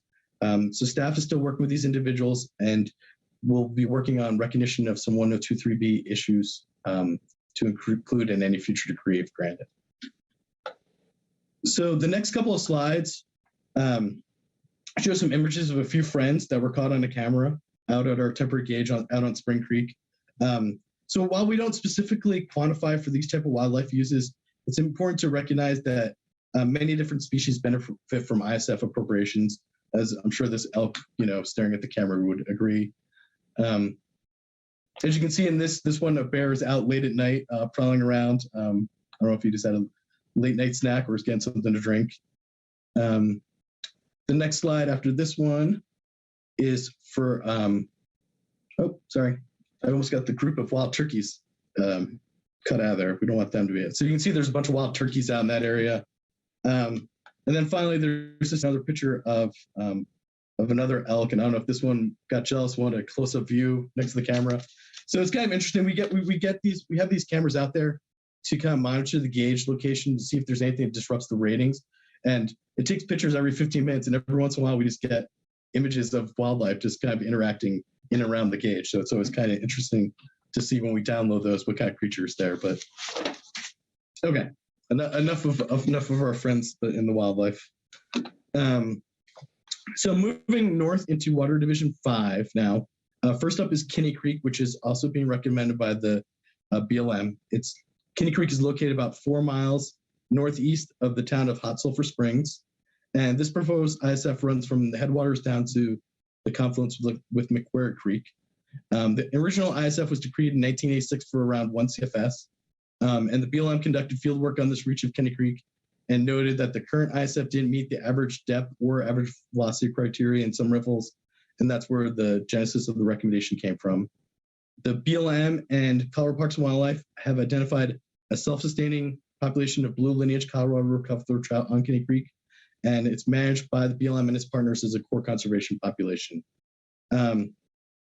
Just a note, so included in the packet with the memo was a letter from Grand County Board of County Commissioners supporting the BLM's recommendation for an increase on Kinney Creek and on Spruce Creek, which is the next recommendation we'll talk about.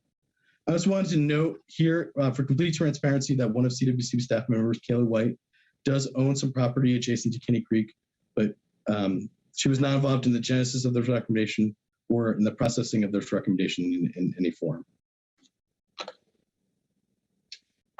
So moving on to Spruce Creek, still staying in Water Division 5. Spruce Creek is located in parts of Summit and Grand County, and is about 6 miles west of Green Mountain Reservoir. The proposed reach starts at the headwaters and goes downstream for about 3.5 miles until the lower terminus at the Hoagland Canal. There is an existing ISF decreed on Spruce Creek from 1985 for a half CFS year-round. So the BLM is seeking an increase here during the high flow period so that once again we'll meet all 3 of the habitat criteria are met, make sure those are all met. And Spruce Creek also contains a self-sustained population of green lineage Colorado River cutthroat trout, which is managed by the BLM, CPW, and the majority landowner on this area, the Blue Vi Ranch, is a conservation population. CWCB staff has been working with the representatives of the Blue Vi Ranch to develop some terms and conditions that would be included in staff's recommendation during final action on this appropriation. So moving into Water Division 6, where we have 2 recommendations. The first one is on Deep Creek. So Deep Creek is located about 22 miles northwest of Steamboat Springs and is tributary to Steamboat Lake. So the BLM recommended this in-stream flow on Deep Creek from the headwaters downstream to the confluence with Steamboat Lake, which is about 2.5 miles. BLM and Trout Limited have identified a self-sustained population of rainbow cutthroat trout hybrids along Deep Creek. And there's also an abundant macroinvertebrate population as well. So on Deep Creek, I want to note that CWCB staff has been working with landowners in the area near the proposed ISF who are looking to develop some additional small springs for domestic use. So as a result, staff may request the appropriation date for this recommendation be the date of final action instead of the traditional practice of having the appropriation be the date when the board forms its intent to appropriate. So this will be depending on those landowners are going out and trying to see if there's more developable small springs on the Forest Service area, and they'll be getting back to us after they're able to get in there once the snow has melted down. And that's when we'll take final action after we discuss this with them. Okay, the last recommendation, but not least, is Watson Creek, which is located about 1.5 miles east of the town of Yampa. This recommendation is also once again from the BLM, and it starts at the confluence of Moody Creek and ends a little less than 6 miles later at the Hardscrabble Ditch. So BLM fish surveys have documented self-supporting populations of long-nosed suckers, whitehead suckers, and creek chub. This recommendation was originally set to be brought in front of the board last year, but additional stakeholder outreach was needed. So CWCB and BLM staff met water right holders this past summer to discuss the recommendations. Some individuals took this additional time by the delay in the appropriation to file for some new water right applications in 2021. And staff is also still working with some of those landowners to document some of their other present undecreed uses as part of 102.3b, which we included in the eventual decree if granted.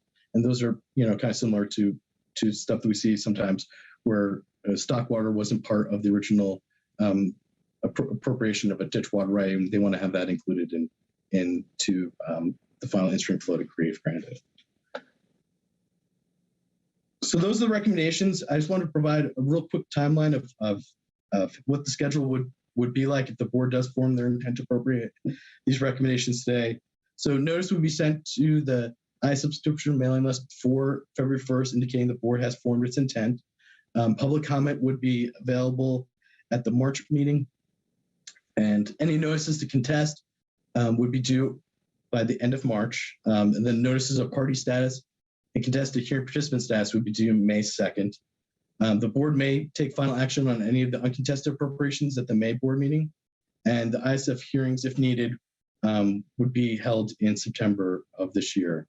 And then the Attorney General's office would file water applications by the end of the year as well. So here is staff recommendation. So the staff recommends, pursuant to Rule 5D, that the board declares intent to appropriate in-stream flow water rights on each segment listed in the table 1, which is below, and direct staff to publicly notice the board's declaration of its intent to appropriate. So I can answer any questions that the board may have. Roy Smith for the BLM and Julie Nania from HCC are also here and available to answer any questions you have specific to any one of the recommendations as well. Rob, thank you so much. That was a mouthful, but you got through it. Are there questions for staff on their recommendation on agenda item 19?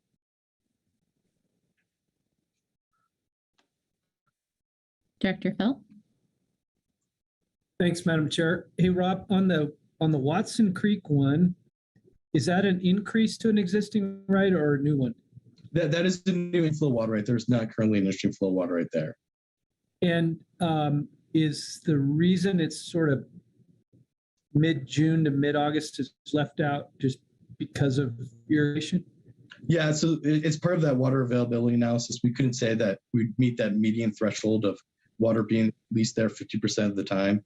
So that's why, just to be conservative, the recommendation put forward to the board that we just chose to take out that portion of the year. Okay, thanks. Are there any other questions on agenda item 19? Seeing none, this is an action item because we do need to declare our intent. So we need a motion to approve staff recommendation. Director Hawkins. I would move to approve staff recommendation on agenda item 19. And we need a second. Director Brown. Thank you. Staff recommendation on agenda item 19 has been moved by Director Hawkins and seconded by Director Brown. Is there any further deliberation among the board before we proceed to vote? Seeing none, we are ready to vote. If you wish to object or abstain, please so indicate in the chat.